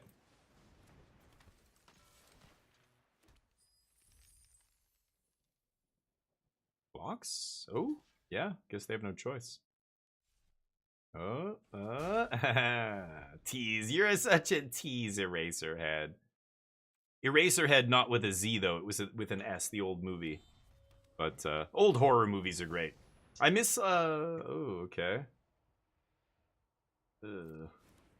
I'm sure they have no land to go with it? Dude, that's not how you pock. Bro, do you even pock? That's not how you play that card. That's not how you... You play this and you play a land immediately. Otherwise, you get no value, homie. Okay. Yeah, that's fine. I want to play this, I think, here. So, could sack a treasure there to draw a card off Tome. But I think I like just jamming Ornithopter. There's a horror about number 2 pencil? Eraserhead? No. Wait for fate, those dad jokes, man. Oh god, that is cringy. My dad would love that joke. Eraserhead? You mean a number 2 pencil? Ha ha! Thanks, Dad. You're great. It's good. I like it. It's just, it's a groaner. You know it's a groaner. That's why you said it. I'll probably have to kill this son of a bitch. Cat Druid. I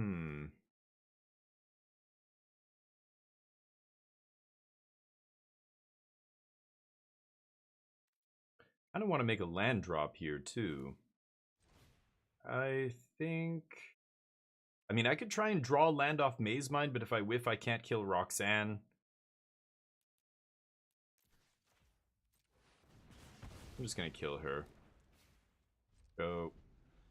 Now I am gonna scry. Need to find land here. We've got lots of mana. You do? It's fine, Jebel. You need to make it okay to make the pain go away. That's okay. No, I like it. It's just, you know, number 2 pencil. Come on. It's like watching, like, I know, who was it? Like LSV famously using a lot of puns. Puns are sometimes, like, kind of amusing, but people who make a lot of puns, that shit gets old real quick. Don't make a lot of puns all the time. That just, it goes from being, okay, nice, pun, you got, okay, that was, okay, you got it, to like, okay, shut the fuck up. You just, all you say is puns. Okay. So I could rebuy something here. I think I'm just going to scry first. I like land. What to do? 4, 5, 6. I could slam Thunder Trap kicked. I kind of want to do that. Otherwise, I go Cyber Siphoner. And then... I can only do it for 3. Yeah, I'm going to kick this. Let's just use our treasure here.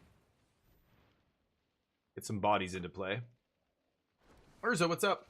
Pun equity. Yeah, the number 2 Punsel. Oh, you are flirting with a ban, my friend. Do you want to get banned? Because that's how you get banned.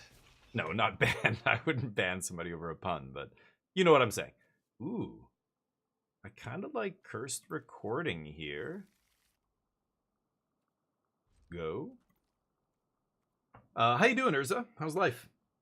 I'm gonna do a paper pre-release tonight. Yeah, I'm gonna post a picture on the Discord of my pool or my deck, I guess, that I build, and I'll show you guys. I hope it goes well. I'm going with two dudes that are buddies of my cousin's fiance. I've known them. I've bumped. We went to parties and stuff before at my cousin's place and other places.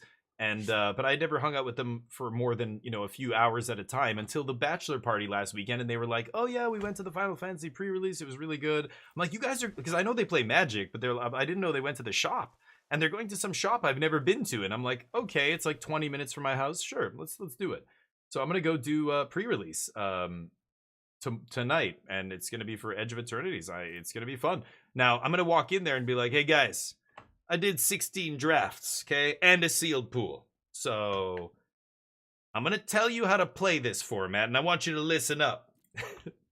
No, just some arrogant prick just talking down to them. But they both were like, "Oh, they know I did the early access and everything." So I think they're expecting me to have some kind of insight. I hope they do well, because otherwise they're probably gonna blame me.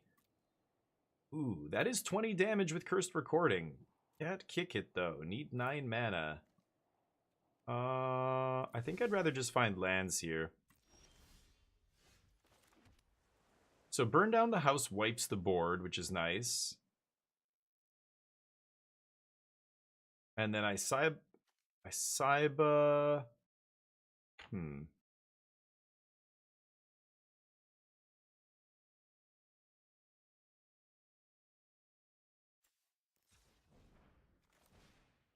Yeah, I think it's still this. See what happens. But yeah, I know English. I don't even know. I don't know what the prizes are. It's a new shop, and it's pretty small, I think. I don't think... The biggest shop is the one on another 15-minute drive from my house the other way, Stronghold. But they're, I think, one of the biggest shops in Canada. Sure. Go nuts. Look at you go. 6 cards. Mm-hmm.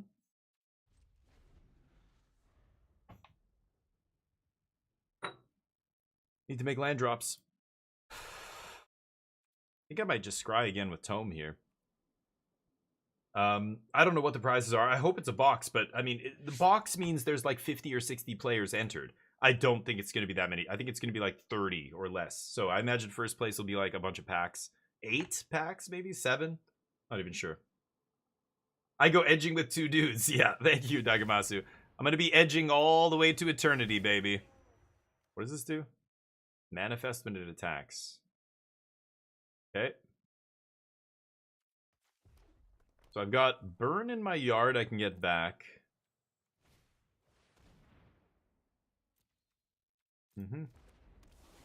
First recording is going to come down soon and hopefully do something. They stole a bunch of my cards, so Celeste is one of them. That's another one. Sure. Land?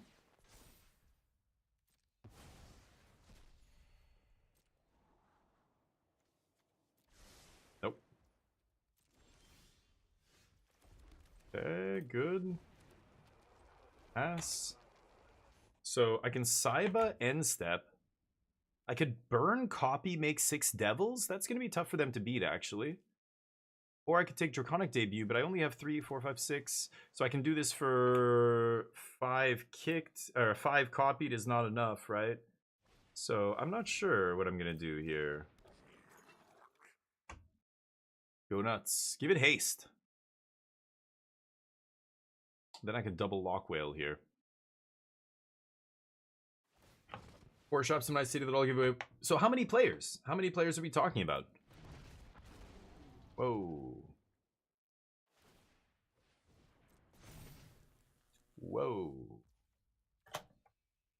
How many players for a win of box? Because those shops have to be pretty decent. There has to be a pretty good turnout for that to be a box for first place, right? And how many rounds? I'm actually curious. I imagine it's got to be at least 5, 6 rounds or something, right?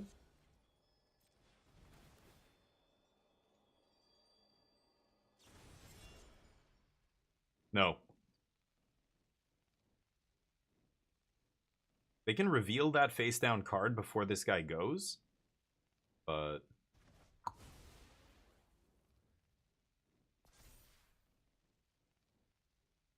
okay. No matter what, 4 rounds? That's it? So how many players? Do you even know how many? Oh my lord. Oh, well, hello. 3, 4, 5, 6. I need to get to 2 more before I can kill them.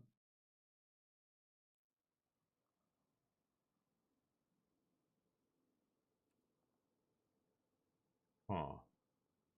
I could just jam Whale here.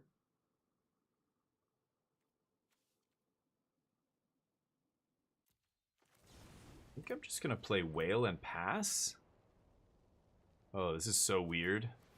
I'm so close to killing them. I need to make 2 land drops. Or 1 land. 3, 4, 5, 6, 7. I need to get to 8, so I need 2 more land drops? Fuck.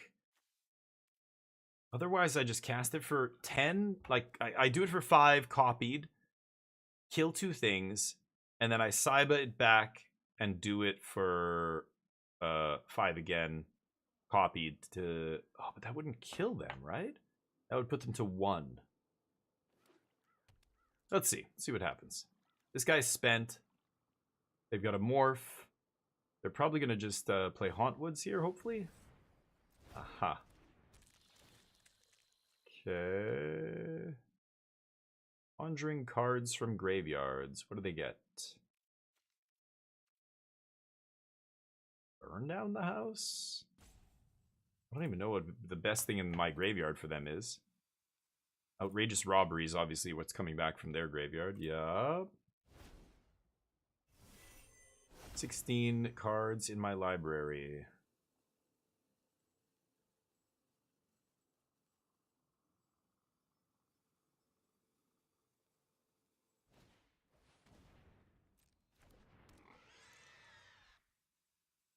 Three, 6, 7, 8, 9, 10.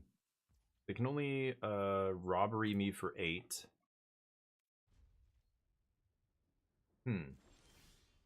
Oh, there it is. Oh, what a draw. Yes. And then I can flash in Saiba. Bring back debut, and I think that's it, right? Spell eruption. 5. Okay. Pass? Oh, this is crazy. So I can flash in Siphoner. That's okay. Doesn't matter what they get here. I just have to untap with Crackle and Cursed Recording and I kill them. I have 1 counter spell in my deck. Kindred Denial. They could have that.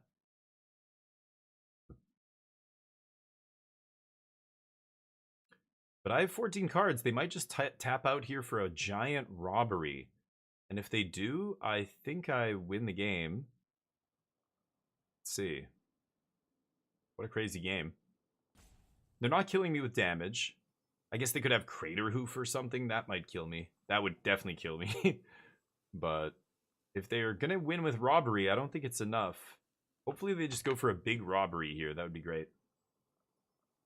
That's great, Urza. I'm jealous, but you live in a big city. You live in the biggest city in Canada, so I'm not surprised there aren't a bunch of shops there. But in Vancouver, it's not great. There's 1 big shop, and then there's a bunch of smaller shops that, you know, they just don't have the player support to have big prize support, right? Oh, they're looking at their reef. They're doing the math between robbery and reef, seeing if they can kill me. It's not enough. Not this turn, anyway. But I really hope they just tap out, go all in. Wow. Okay. Interesting. The pig obviously comes in, right?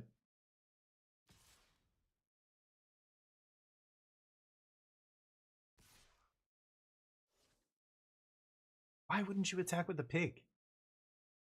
It's so weird. Sure. Makes Saiba even better here, but I already know what I'm getting back. Maybe they can kill my Cursed Recording. I don't know.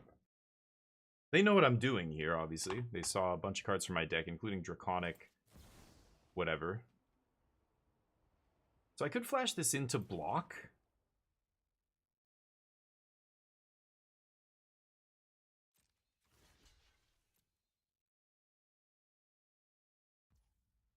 I think I'm saving it. I want my opponent to at least respect a counter spell here. If I flash this in, then they untap on, or they go to second main phase with no fear that I have anything I could do. They say good game. It's not a good game from where I'm sitting. You gonna show it to me? Otherwise, there's no good games happening. Do you have something that I don't know? Because I'm not gonna say good game if I don't see it. On the board, I'm not dead. My opponent with the hard, premature good game. Hello. No, they think I'm just dead on board. I have cursed recording in play. They think I'm just dead on board. Show me. If you're not going to show me, then what the fuck are you doing? So 3, 4, 5, 6, 7, 8, 9, 20. I'm going to take Royal Eruption. If I draw an untapped land, I can do even more. Ashvilo! What? It's a red! There's good old Ozzy Osbourne. Can't go wrong. Rest in peace, buddy. Okay.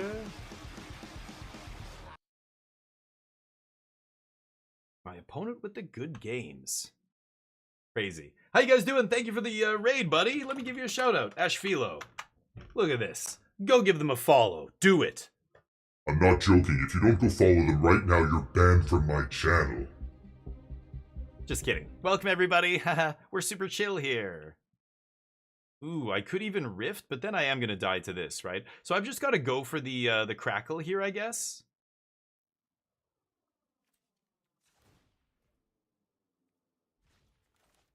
Let's see if they've got it. Doesn't really matter what I kill.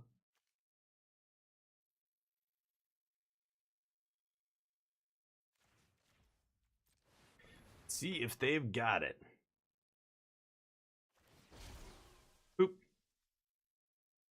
Wait. Wait, what? Can I go back? Wait, what the fuck? Did it not let me go back? I thought I could still change targets. Oh, they say good game. Okay, good. I was like, what did it do? Good game, yeah. They said I thought it messed up there. I hit click and I guess it didn't choose 2 targets there, but dear God, I'm like, I thought it let me go back. I didn't lock in the choice. It didn't let me go back. Dear God. How you guys doing, everybody? Thank you, Ashfilo, for the raid. We're playing some cube draft today, and we are 3rd draft, I think. We're 3-1 with this Grixis pile. It's a blue-red spells deck with Nickel Bolas, basically, splashing for Bolas. With Curse Recording has been super impressive in this cube. You get a bunch of fireballs, and you cast a copy effect. Normally you have Chandra or Ral, or, you know, there's a bunch of ways to copy spells, and you just burn them and, yeah, ramp into big fireball. Let's do it. I thought I screwed that up for a second because I was like, oh, no, wait, why am I even bothering? But yeah, it's 2 targets, and I clicked on the first one and then didn't do the second one. Oh, well. Little Lady Kitten, sorry I missed the message. I'm in Vancouver, Canada. Yeah. The Oregon coast. Yeah, I heard it's beautiful. My brother did that drive. He went down through Washington, Seattle, Portland, all the way to California, Northern California. It's a really beautiful, like, coastal highway, right? In a lot of spots, it's really nice. I wanted to do it. I've never been down there, but... GG means they know they'll lose? Well, Moz, yeah, I say GG when I know I'm gonna lose too. And then I scoop. People say GG and then they keep playing the game. It's like, if you're scooping because you lose, say GG and then scoop. What the fuck? People are hilarious. A YOLO to hope you FF? Yeah, maybe. Maybe I misclick. We ballin', Thorin? Gave me just a quick diff card. No, it's going to be an e-gift card, Dugio. So I'm just going to message the... Oh, I'm going to talk to you soon. I need your email to give it to you. And then they're just going to send it to you via email. Yeah. But I was going to do that later today. I was a little bit busy catching up with stuff from, you know, not doing anything. I just did a 24-hour stream for those of you who are new in here. Yesterday for every early access. Every time a new set comes out, I do a 24-hour stream because that's how much time they give me to play the new set. And I want to show people that new set as much as we can before their pre-releases, before their release events, before all the stuff they're going to do with, you know, the new cards. But But now they do 6 sets a year. So when I do 24-hour streams before every set, it was not a big deal. Now I'm doing a 24-hour stream every 7 weeks.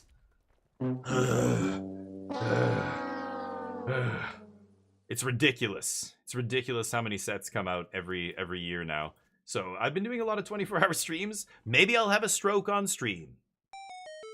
You never know. Tune in for the content. What is going on with you? What are you talking about? Ooh. All right. You for me.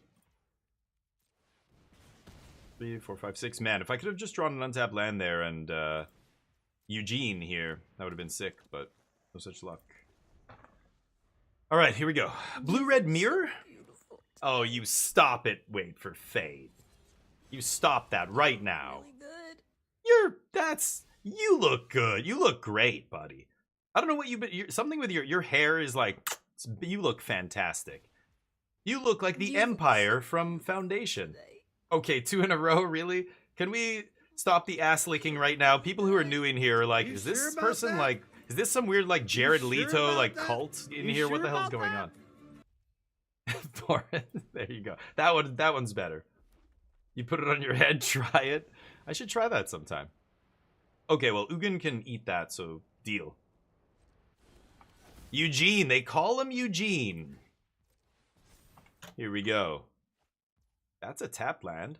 Can I get an untapped land one time, please? Oh! What?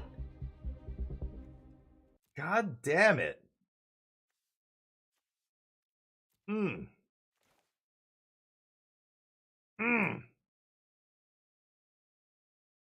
I have the counter spell, but obviously I can't counter the trigger. God. Go. I even drew an extra card off Maze Mind. Yeah. Fine. Right here, buddy. Right here.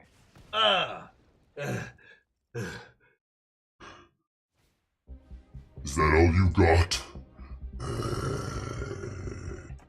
Like some Japanese anime when they lick the blood off their sword. That's how you know they're badass. Should I counter this? They have 5 mana up. I counter it, they're just bringing it back next turn. It also draws me cards. Oh, at the beginning of their upkeep. Right. Okay. I like cards. I like lamp. Get in my hand. Oh, right. Oops. Whatever. Ow.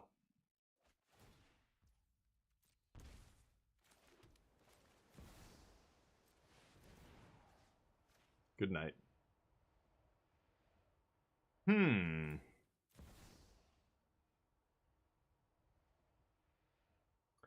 Exile. They can counter Ugin here. It's pretty good. But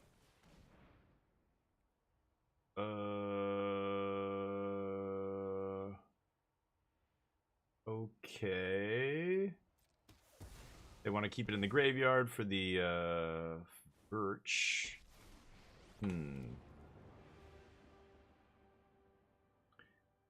So I could make colorless mana here.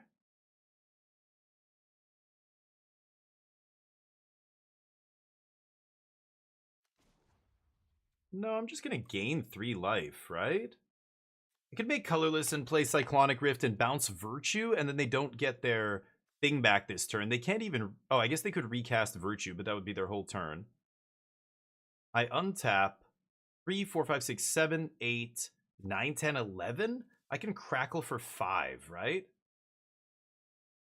I can crackle for, sorry, 15. 5 times 3. 3. X is 3, basically. Or I could Cyclonic Rift. I think I'm going to plus Ugin here. I can save the Rift to get kicked, right? Yeah, it's fine. Okay, go. They get back their dude. Yeah, we draw an extra card. They're going to shoot me? No, they're going to shoot Ugin. Okay. Sure. Maybe they can give their guy haste? Then they would have shot me and just killed me, though, right? They're trying to kill Ugin here. That's fine. The Crackle with Power is going to deal 15 to 3 targets here. So I get to kill the Overlords and their face. And then I just get to Devil's Play them the turn after.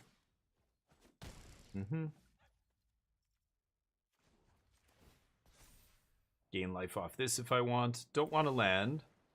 I could scry on upkeep. I think I'm just going to draw. Bolus? So, 3, 4, 5, 6, 7, 8, 9. I'm going to go to 11 here. So, 9, 10, 11, 12.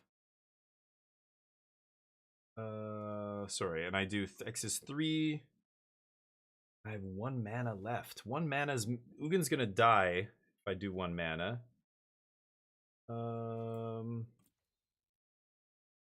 Can't copy here. Geez, if I had 2 mana, we'd be good to go here. I did not draw land. That would have been perfect.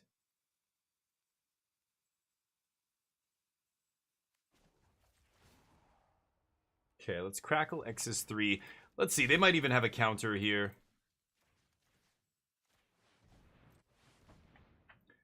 Let's see. No. They go to 5. Oh. And I Devil's Play them next turn. So they cycle. They're going to bring back Overlord of the Forge or whatever he's called. The red one. Yep. They're going to kill Ugin. Oh, they're going to shoot me. I'm gaining 4 life here from Mazemind Tome. Yeah.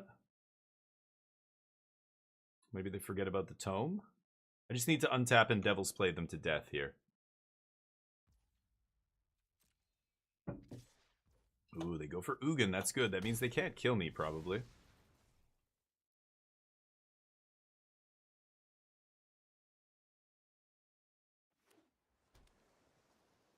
Okay.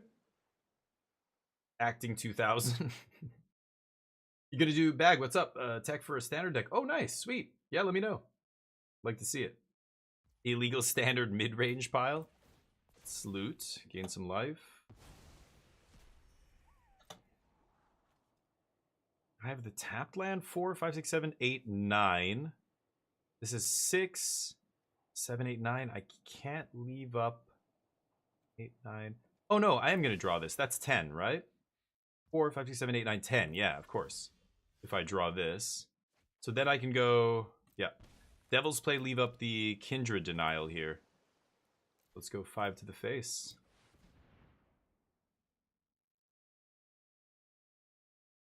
What else? Counterspell?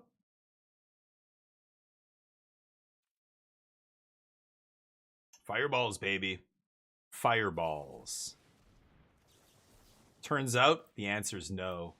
Had the counter and everything. Don't have another counterspell? They must have just top decked that because they didn't counter my Crackle with Power, so... You have another counterspell? No fucking way. Yes!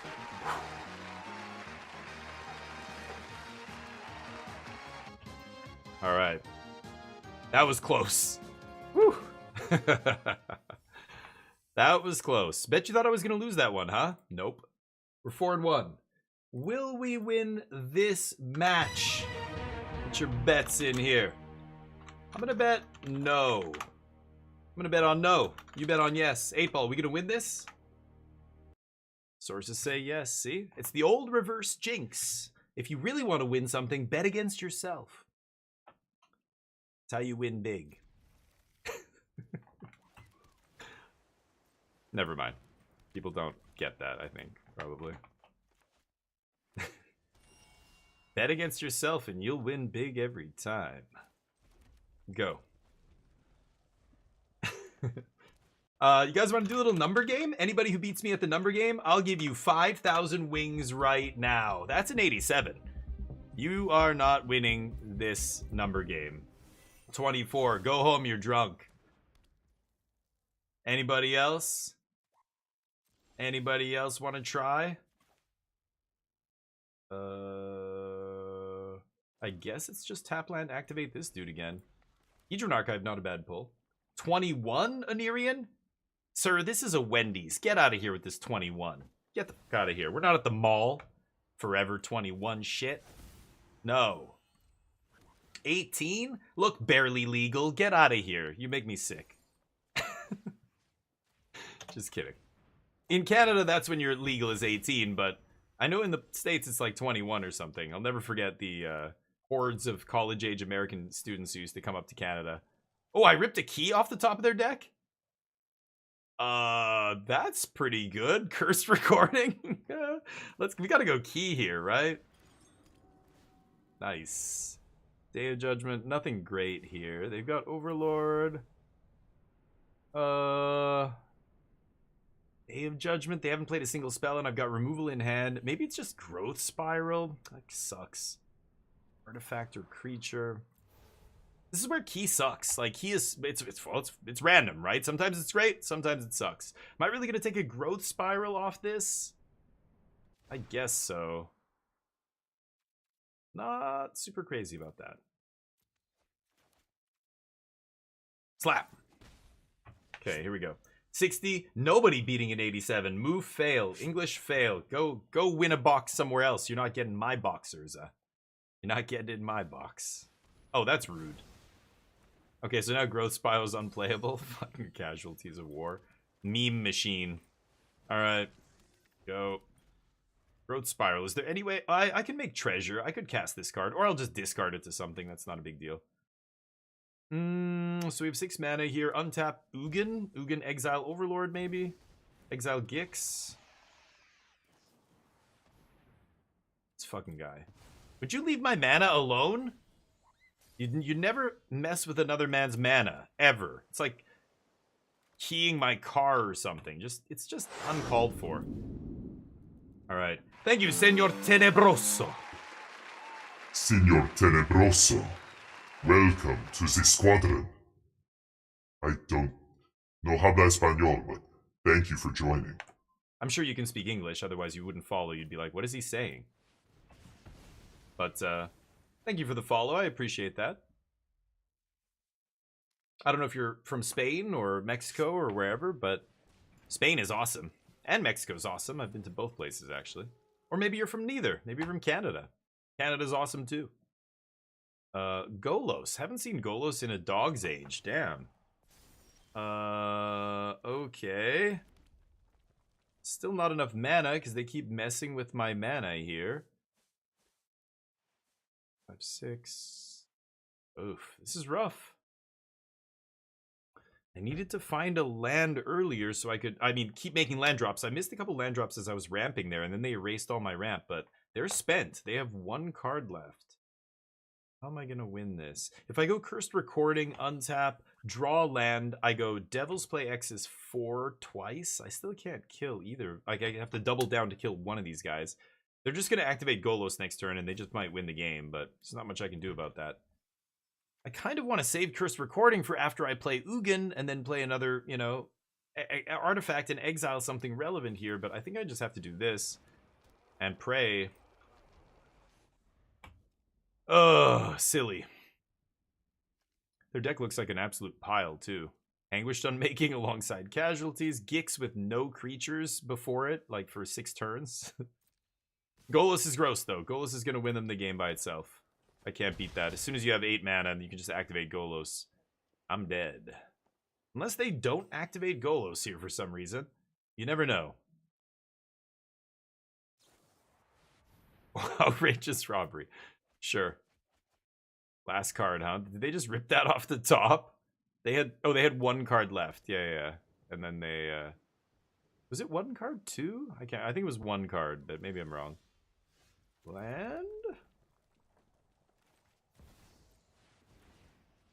Can't believe they didn't activate Golos. I think that's actually better than Outrageous Robbery, but I don't know. Okay. So 8 mana next turn is not enough. I can do 10 damage, put them to 4.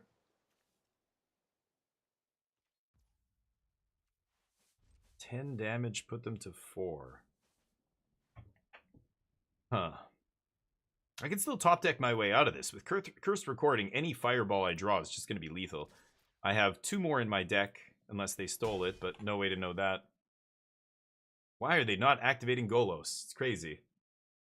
Single digit? Yeah, see, I fixed it. Ah, that'll do it. Sure. Good evening, Starscream. Oh, yes. Starscream, I need your email address. I think I DM'd you on Twitch. I whispered to you on Twitch. Check the whispers and send me your email so I can send you the prize. You want a $25 gift card. We just did a 24-hour stream for the early access of Edge of Eternities, for those of you who don't know what I'm talking about. I do a 24-hour stream every single time a new set comes out. We give away prizes. It's a great time. I get smashed. I throw up on myself. People make fun of me. I fall asleep. No, I never fall asleep. That is one thing nobody can... I don't take nap breaks when I do subathons. These people who, like, take rests and stuff, they're weak. They're lesser streamers. Ari Gentoff. Thank you for the follow, Ari Gentoff. You're a goddamn legend. Look at you. You look fantastic today. Welcome. And you said I throw up. Is that why? That's why you joined? I love it. You look beautiful. Can I keep this? I'm on the draw right now. We did have the bets up, and we did lose that game. Sorry for those of you who bet on no. You get the wings. It deserves a follow. Nice. Oh yeah, I did a 20. Look at the VOD. The VOD is still there. We did a big 24-hour stream, gave away some stuff, but I whispered to you on Twitch in your whispers.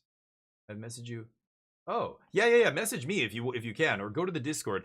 There's one dude I wasn't able to reach out to because he's got private messages on Twitch blocked. One of the winners from yesterday, he won. I think I'm gonna mulligan this. He won a 1 month of premium untapped.gg.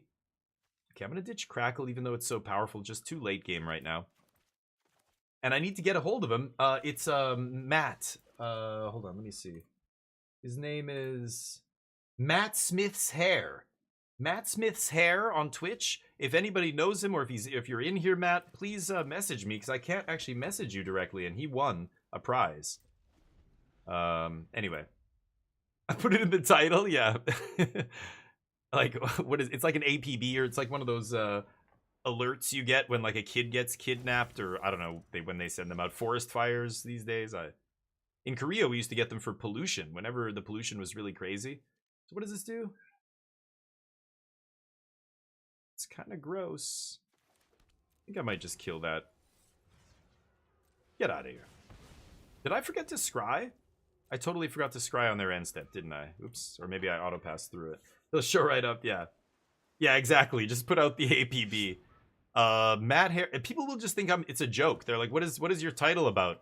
Oh, just some guy who won a prize. I haven't been able to get a hold of him. People are like, you are very desperate to make sure people get their prizes, aren't you? Yes. Yes, I am.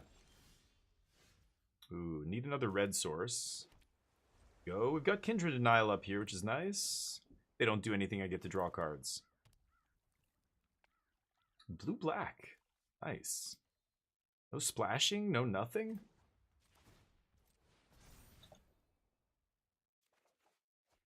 Mully? Ooh, love Celestis. Can't leave up Celestis plus Denial, though? I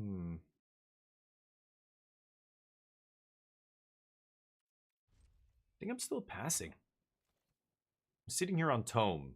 I want to find one more land. Then I gotta go Celestis, leave up counter. They look at the top. They could ramp here, potentially, if they see a land. Fuck. They hit a land. Maybe that's good. Maybe that lets them play something huge here and I get to counter it. Not Hullbreaker one time.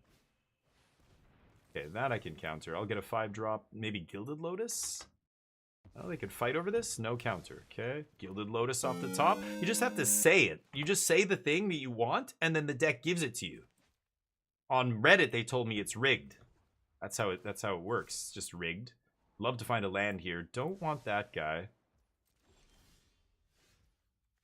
Okay, big ramps.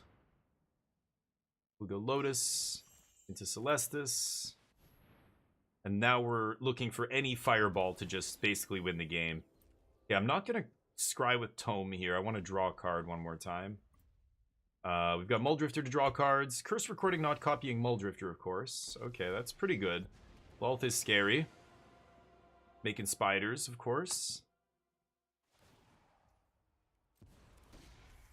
But I've got a lot of life to work with. So I should be okay. Okay, let's just draw now before we do anything else.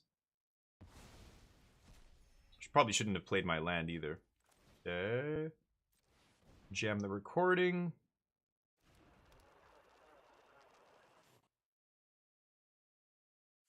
I think I'm just going to draw cards here. I want to find a fireball to end the game. I can also copy Burn Down the House, make 6 devils. Ooh, Thunder Trap will find us something very quickly. Good. Okay. Copy Burn Down the House, make 6 devils, finish Lolth, and then do some damage to them, maybe? Or I could just double Thunder Trap. Look for Fireball here. I'm sure they have counter spells in their deck, right? Like Silumgar's Command. Like there's hard counters that they could have here. The 5 mana counter Spell Swindle and Gale's Redirection and all that crap. Possible. Got to play a little bit carefully here. Again, I have all the life in the world, though, so I'm not under any pressure. If they fire up Reef and use all their mana, I'm actually happy. Yeah, they're looking for more action. Fire up that Reef. No. Okay. Beautiful. God, I love Celestis. Natos Island. There's the Fireball. So they're at 19. 4, 5, 6, 7, 8, 9, 10, 11. So I can copy and do 22 here. I think I'm going to copy Burn first. I want to get the counter spell out of their hand. Let's make Devils.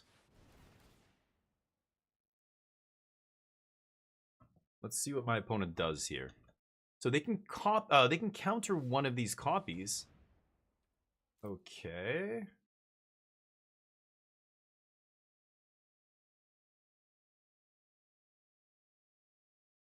I'm baiting. I need to see if they have a counter. This wins the game. This doesn't win the game, but it is going to be very good here. It's going to, you know, be something they should try and counter, but they don't. Okay. So we go to combat. I'm going to send 2 here. 4 here. 2 at Lolth just to make sure, you know, they can't bounce one of them or anything. And then I'm probably just going to kick Thunder Trap here. Let's look for another Fireball. Yeah, that resolved immediately, so... Oh, the whiff. Ah, there's another, yeah, GG. Okay, so now I have backup Fireball, so this game's going to be over very quickly. Obviously going to do that. Don't need that. Probably don't need Cultivator. I probably should have tossed that actually instead. Make a land drop next turn. 4, 5, 6, 7, 8, 9, 10, 11. Yeah. I probably should have kept the land on top, actually. Anyway, they're in trouble. Cursed Recording is just... It could be lethal with so many things. It's crazy. Sure. Pretty sure they're going to sweep or something here. But even if they destroy all the creatures, my Devils are going to do 6 damage to them. It makes all this very lethal, even without the copy. Which means, like, Fight with Fire copied... Either copy is lethal. So even if they have a counter for one of them, the other one kills them, right? It's like... Not only do they need to... Yeah, they're just dead. They need to sweep and counter 2 spells. It's not enough. Alright. Oh, I didn't have the bets up. Oops. What's the deck, Alter? This is a cube draft, so every deck is different when we draft. This time we're drafting... It's a blue-red spells deck. Get out of here. It's a blue-red spells deck splashing black for Bolus. So basically we're playing Cursed Recording as a way to copy your spells. And then... What is... Like, this is why these ratings are pointless. The untapped rating here is 6, which is really bad. 47. You know, they give all of them a different rating. But it's based on player data who use untapped.gg. Curse Recording is way better than a 6, but a lot of people don't know how to use this properly. It's insane. It literally just is GG in so many spots.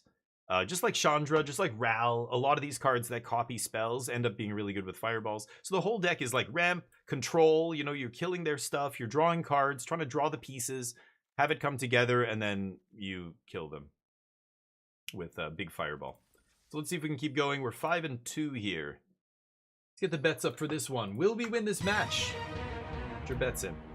I'm a draft lover. I do love draft. I'll bet no again. But I will be playing Constructed soon. It's just there's no point for me to play Standard right now. Like, I feel like we're about to rotate here, and there's a new set coming out. Once all that happens, then I'm going to play a lot of Standard again. And all the people watching right now will stop watching me, and my viewership will go down again by half. And then it'll slowly climb up, and then a new set will come out, and I'll switch to Limited, and it'll go down again. The pendulum swings. People only want to see one thing, the thing they like. But I like that you're in here, Alter. I know you're not a big Limited guy, but thank you for popping in and saying hi. I do appreciate that. But Twitch is funny. Ever since I built a new PC, you know, we've been doing half Magic and half not Magic every stream, because there's so many games I want to play now that I have a new PC. And it's just, you know, you guys can't see all this, but on my side of things, I can see the viewership swings between, you know. I guess I could Lock Whale that. Yeah, let's just go Celestis Lock Whale here. I probably should have used Ornithopter to play Celestis just to make sure I can Lock Whale, because they could kill Ornithopter. They're mono black so far over there. MTG 5-0, 10-0 for games? No way. Love it, MTG, kicking ass and taking names. For those of you who don't know, our buddy MTGTG here, one of our mods, is currently in Vegas playing the Star Wars TCG World Championship, and you're what? 10-0 with a 5-0 record? You've got to be the #1 seed right now, dude. Good for you. That is awesome. How many people, actually, MTG, I'm curious, how many people are in Worlds right now for Star Wars? It's the first World Championship, isn't it? Or have they had one already? I think the game's only like a year old, right? Oh, shit! I just clicked right through it. I'm such a fucking idiot. Why didn't... Oh, my God, I'm such a moron. Sorry, everybody. I misclicked because MTG. It's your fault, MTG. It started with Indiana Jones. That's right, Alter. Yeah.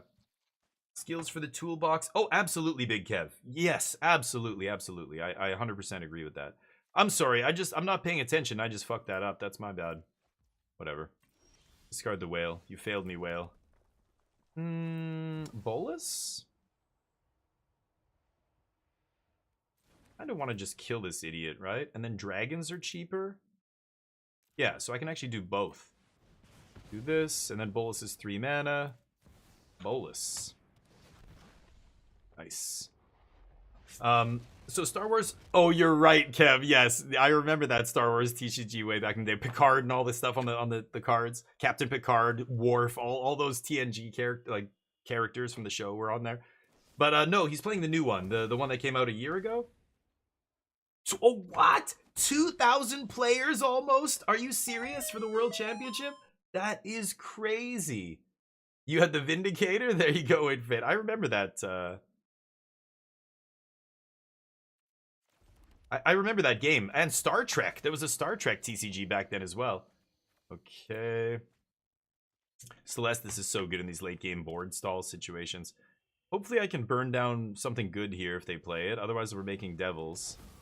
That's awkward. Imagine playing Chromatic Cube and drafting a monocolored deck. It's crazy to me. I just want to draw cards.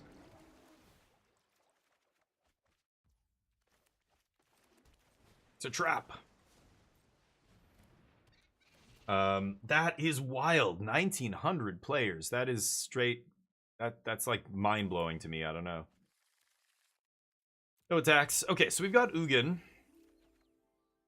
Lannery, you can bounce. I'm going to go Ugin, Exile, Titan, and then I can burn down the house, everything else. I'm going to take some damage here. It's not a big deal. I'll chump Titan, take a little damage off the zombies, and then we'll get rid of this Titan.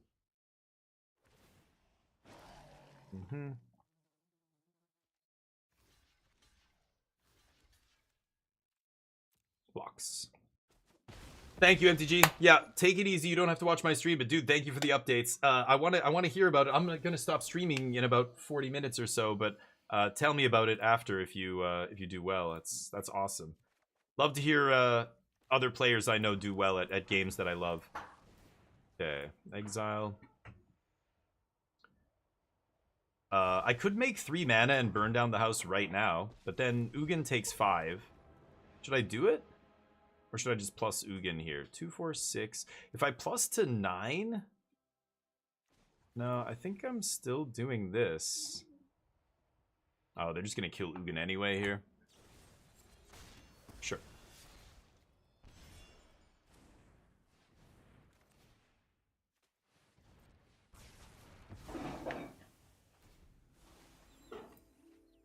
Not going to draw a card and discard it there. No point in doing that.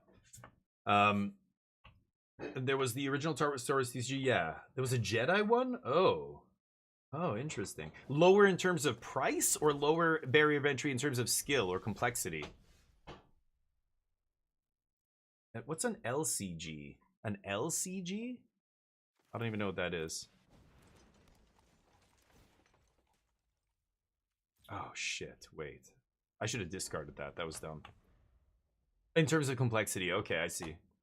What's an LCG? I don't know what that is. Limited card game? Like Ascension or something where it's all self-contained? A living card game. So you physically alter the cards?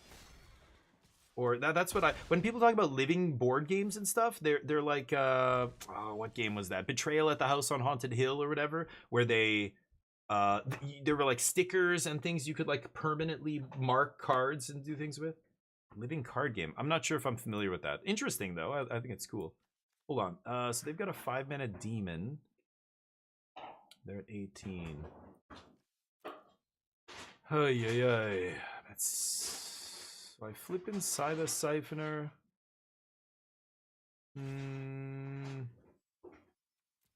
4, 5, 6, 7, 8, 9. Go down to 7. Draconic Debut, kill the demon. I guess I have no choice here. Sucks, but I gotta do this.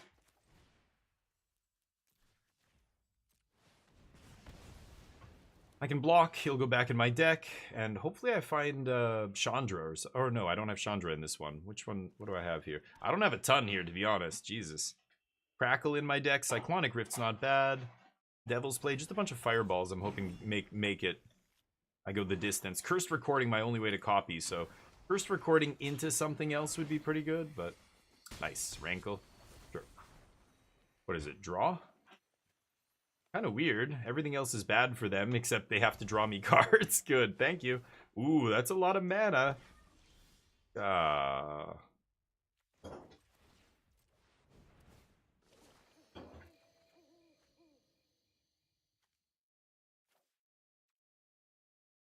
Damn.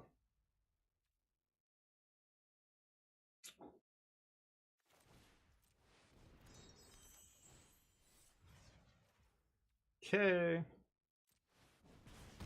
If I draw Crackle, 4, 5, 6, 7, 8, 9, 10, 11, 12. If I draw Crackle, I can do... Oh, I can only do 15, right? 3 for 11 mana, I can do 15 damage. Oh, but then they'll die to their Ritual Chamber. They're going to go to 17 here. Oh, man. I could kill them with Crackle. That's so funny. Come on, baby. Crackle off the top. One time. Snap, crackle, pop. Let's see if I can do it. Living card game and innovative fixed distribution. While they still offer the... What you see is what you get. What does that mean? So no... Right. Yeah, it's just all self-contained. That's what I meant. Like Ascension was like that and stuff. Okay. 9, 10, 11, 12. So let's go for 11. And win this off the flashback.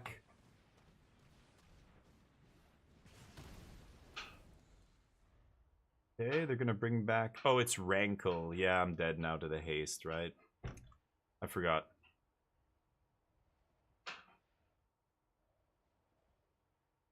So I guess I should have killed Murderous Rider. Nah, it's probably still dead here, but... I kill Murderous Rider with the first side, and then the second side's not gonna be enough, but... GG.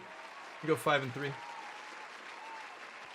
Yeah, that's interesting, Big Kev. That's so weird that they call it a living card game. Living implies it's changing. We go 5 and 3, I guess. Okay. It implies that it's getting... Like, it's evolving, right? It's changing. It's alive. That's so weird. So basically they're saying, like, Ascension was like that, right? It was like your deck of cards. Citadel is like that. Or any... there's a bunch of card games that are they don't have like a couple of them have expansions and stuff, but they don't have booster packs like you're saying. So that's interesting. I like that. I think, you know, it's funny. I grew up with Magic, and back then nobody talked about loot boxes or booster packs or anything in that way. Yeah, they're deck building. Oh, what are you talking about then?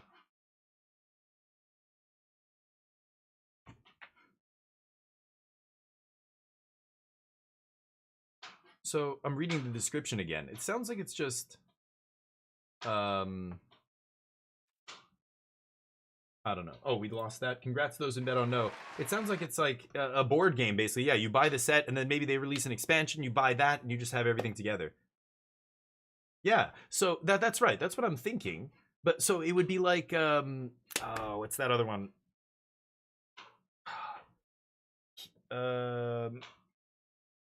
It's almost like Magic, like 2 decks of cards. There's a bunch of different decks, and you can make your own decks, but you're playing on a battlefield. Hero something. Oh, I can't remember what it's called. Oh my god, I can't remember the name of that game.